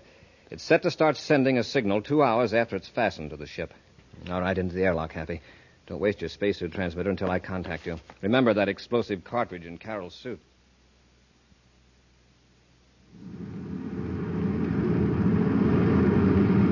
Commander Corry aboard Terra V, calling Cadet Happy. Come in, Happy. Happy to Commander Corry. Are the 2 hours up? Yes, did Vio show up? Yes, sir. Everything worked fine. He dropped Carol out quite a distance from me, and I've been using my jetpack to get over to her. Is she all right? I don't know, sir. She hasn't moved. She's just floating. I haven't been able to contact you by spaceophone. I'll come and pick both of you up. I've reached her now, sir. Why, that sneaking crook. What's the matter, Happy? Carol isn't here, Commander. The spacesuit is empty. We'll be back with Space Patrol in just a moment. Hey, you want to have some fun, gang? Listen to this jet cycle. Why, it's just a putt-putt, that's all it is, because all it has to go on is ordinary fuel. But pour in some super fuel and then see what happens.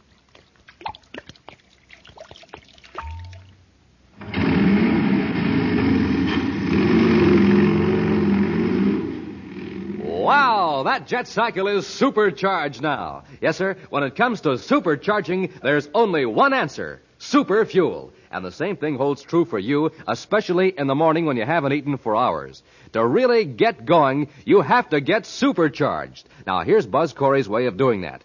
He eats a power breakfast with rice checks or wheat checks, the super cereals. And boy, oh boy, you ought to see how the commander dives into that checks. Yes, sirree, gang. Checks are really good. They're so good, you grab the biggest bowl you can find, you shake in the checks, pour on the milk, sprinkle on the sugar, and that's it. You're eating the best tasting cereal in the universe. And to make a good thing even better, rice checks and wheat checks have that modern bite-sized design for easy eating. Zip, zip, zip. That's how easy it is to eat checks. Now remember, gang, a rip-roaring breakfast with checks is Buzz Corry's way of getting supercharged. So get going in the morning the way he does. Get out a big bowl and fill it with rice checks or wheat checks, the super cereals that help to supercharge you.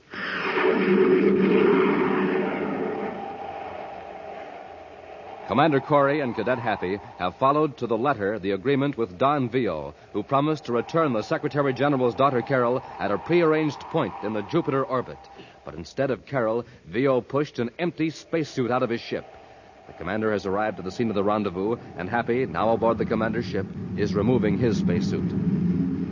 That double-crossing, underhanded space rat. Vio is all of that, but now we've got to help Carol. He must have done something to her, and now he's got the stimutron. He's also got a miniature spaceophone attached to his ship. Hey, that's right. Do you think we can pick up the signal yet? Now turn on our receiver. Hey, it's working, sir. Now we can track him down. Yes, we've got to be careful. As long as Carol's in his hands, we can't take a chance on closing in on him. Oh, doggone it. Cosmic ray interference. See if you can filter it out, Happy. Yes, sir. All the times for that to happen. Well, it seems to be getting worse. We'll keep on this vector. Maybe we'll pick up the signal again.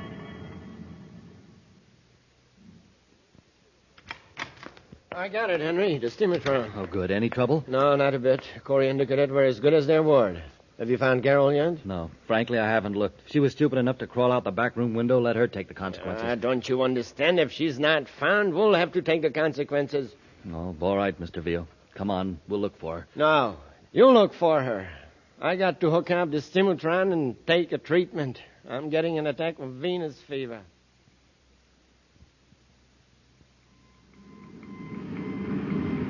The interference is gone, sir, and I've got a fix on the signal. Good. It's coming from the direction of Mars, and the source is stationary. Then Vio has landed. We'll head for Mars and locate the ship.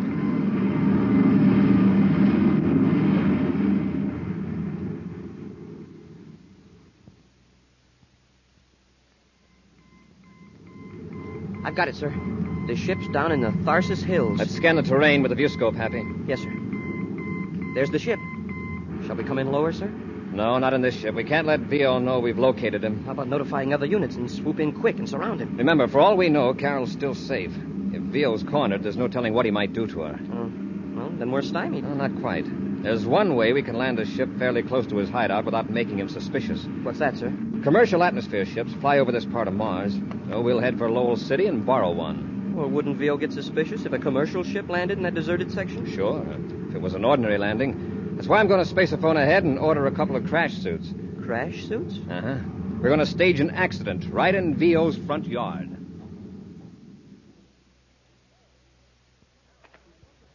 Carol! Miss Carol, I see you. Don't try to get away. Come here. You little fool. Where do you think you're going? I thought I could get to a relay station. There isn't one for miles. Besides, you're heading the wrong direction. Now, come back to the shack. And if I refuse? Then I'll carry you back. Why don't you be sensible? When the sun goes down, you'll freeze out here. What was the idea of running away in the first place? Vio was going to return you to Corry. I don't trust him. Well, one thing's certain. You won't survive the night out here in this hill. So you might as well trust us. It's to our advantage now to get you back safely. Well, all right. Well, now you're showing some good sense for a change.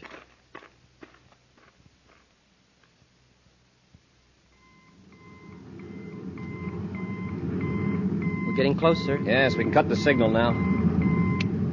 Well, fasten your safety belt, Happy. Here's where we develop power failure. I'm all set, sir. I guess. Well, Hap, here's where I make the worst landing of my career. Nervous? When I put the shock suit on, I thought I could jump off a skyscraper in it, but now I'm not so sure. Near that knoll, Hap. 100 yards from VO ship. Now, brace yourself. Here we go.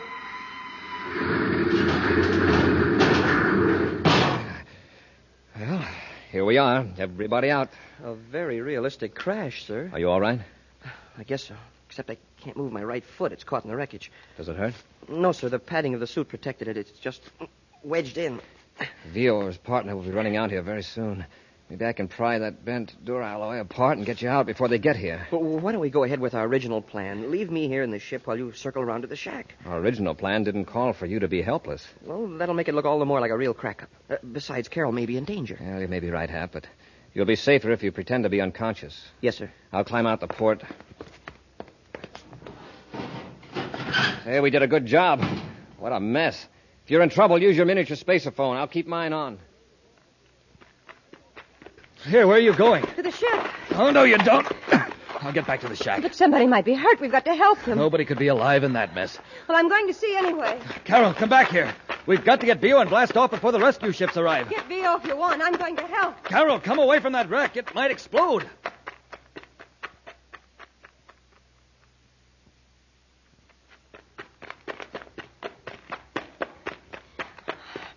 Oh, that poor pilot. I have to get him out. It's all right, Carol. Happy. Are you hurt? No, I'm okay. The commander and I planned it. Miss Carol, get away from that wreck. That's Bob Henry, Vio's partner. Pretend you don't know me. Miss Carol, if you don't get away from it... Pilot's unconscious. Why don't you go get Mr. Vio? Now, isn't it lucky he was wearing a crash suit? Stand back, Carol. Let me have a look at him. Oh, Corry's friend, the cadet. All right, snap out of it, cadet. Leave him alone. Quit playing possum. I heard you talking to Carol. All right. Quit shaking. I'll get out of the ship. I can't. My foot's caught. Oh, it is. Well, I guess you won't be much trouble. But just to make sure... What are you going to do? Give the cadet an anesthetic. Don't hit him. Oh, my hand. That blow never even phased him. It's the shock suit, stupid. And if you come near me, I'll clouch you into the next sector of Mars. There's no use bothering with you. Commander's probably around here somewhere. I've got a way to handle both of you. What are you going to do? Plant this cartridge in the wreckage where the cadet can't reach it. No. Give me that. Get away. Hey, don't shove her around like that. It'll get worse than shoving around in a minute. There. Now, if I have to detonate that cartridge, cadet... Well, with all these metal fragments and the remaining fuel trickling through the wreckage, there ought to be quite an explosion. Henry, you can't do that. And it's up to you to see that I don't have to. Come on, Carol. I'll get Vio and the detonating control. And, Cadet, if Corry's smart, he'll let you stay alive to see us blast off. All right, go on in, Carol. Hurry up. Yeah, good work. You found her. Did you hear that crash, Vio? Yeah, I saw the ship hit the other side of the knoll. I was going out when I saw you and Carol run over. No survivors, I suppose? Too many. Vio, we've got to get out of here. Corry and the cadets staged that crash. What? The cadets pinned in the wreckage. Corry's probably around somewhere. Come on, then. We got to get to our ship and blast off. Wait a minute. Where's that detonator unit? The one that explodes these cartridges. It's on the shelf. What do you need that for? Let's get out of here. I've planted a cartridge in the wreck to take care of Corry and the cadet. Okay, now let's go. We'll have to take Carol with us for protection. Corry will send a flock of patrol ships after us. Come on, Carol, let's go. Take your hands off of me. Let go of her, Vio. Get your hands up. You too, Henry. Oh, Buzz. We're blasting off. Put that gun away and step aside. If you don't, I'll fix that cadet of yours for good. Buzz, he means it. Henry put one of those electronic cartridges in the wreckage. And all I've got to do is press this button and transmit a signal that'll blow that wrecked ship to bits. Play it smart, Corry. Give me that gadget, Henry. I warn you, don't come any closer. One more step and your cadet's a goner. We'll see. Right, press the button, Henry. Right. Oh, Buzz! Corry, I didn't think you'd make me do it. Oh, well, it was a wreck anyway. Happy, I thought that you... Carol, stand back. Rush them, Henry. Carol, get out of the way. Henry, get the gun. Oh, no, you don't. Oh. Have any more ideas, Vio? No. My Buzz, I nearly died when that wreck exploded. I thought that Happy would be blown to bits. I caught a glimpse of Happy through the window. He'd already gotten out of the ship. I couldn't tip you off in front of these two. I pried myself out of the wreck with a hunk of loose metal. Happy, let's get these characters into their ship and take them to Terra. Yes, sir. Come on, Henry, on your feet. Vio, where's that pouch full of evidence you stole from us? They destroyed it, Buzz. They burned it. Yeah, at least we got ahead of you there, Corry. Now you can't convict us of larceny and fraud. That isn't going to help you, Vio. No, compared with what we've got on you now, larceny and fraud are going to sound like flattery. An exciting preview of next week's thrilling Space Patrol adventure in just a moment. But first... Hi, boys and girls. This is your commander reminding you to send in today for a pair of space binoculars. Send in today because this offer is soon going to end. You see, I don't want you to get left without one of these swell new binoculars. They're an item I want every single one of you to have. I just couldn't get along without my space binoculars. And for you to be a real space patroller, for you to be one of my own gang, you should have a pair of official Space Patrol space binoculars, too. So don't get left out. Send for your space binoculars today. They make everything in the distance look bigger and clearer. You don't even have to hold them. You slip them over your head, and a strong elastic band holds them snugly to your eyes. You can study birds in the trees, spot planes in the sky, read faraway signs, see who's coming up the block, and do all kinds of other things with them all year long. Yes, sir, they're the real McCoy. 4-power space binoculars exactly like mine. Big plastic binoculars, 5 inches long and 5 inches wide. When you wear them, they stand out from your eyes 3.5 inches. So you see, they're not flimsy celluloid goggles or a mask. Now, don't get left out. This is the biggest value we've ever offered, and the offer soon ends. Captain Dick Tufeld, tell the gang how to get their space binoculars. Buy a box of Instant Ralston. Then, with your name and address, send 25 cents in coin and an Instant Ralston box top to Space Patrol, Box 686, St. Louis, Missouri. This offer good only in the USA and may be withdrawn at any time. Gang, if you don't agree your binoculars are tops, return them and we'll return your money. That's Space Patrol, Box 686, St. Louis, Missouri. And now, an action preview of next week's exciting Space Patrol adventure. Buzz and Happy have descended into a canyon on Venus to rescue a wounded space pilot. As they reach the injured man, a flash flood roars down the river, piling water up behind the dam above them. We got to get him out of here quickly, Happy. The water's rising fast. Once we get him to the ledge, we shouldn't have any trouble carrying him to the top. It's a landslide. Press close to the dam and keep your head down. Smoking rockets, that was close. Hurry. We got to get him up the path. There may be another landslide. Commander, look up there. Most of the ledge is swept away. We're trapped. Be sure to be with us next Saturday for the exciting story, The Mysterious Meteor, when wheat checks, rice checks, and good hot Ralston again present Space Patrol.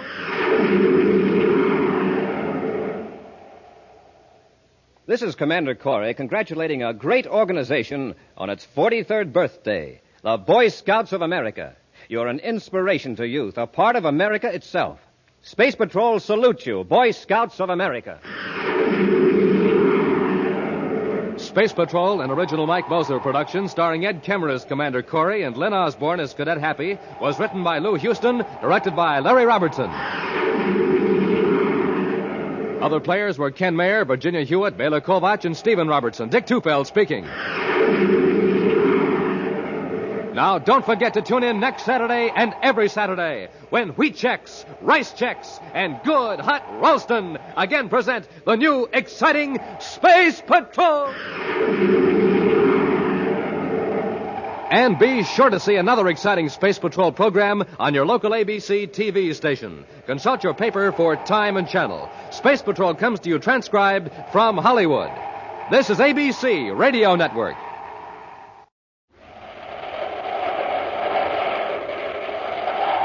Wheat Chex, Rice Chex, and Good Hot Ralston present Space Patrol! High adventure in the wild, vast reaches of space. Missions of daring in the name of interplanetary justice.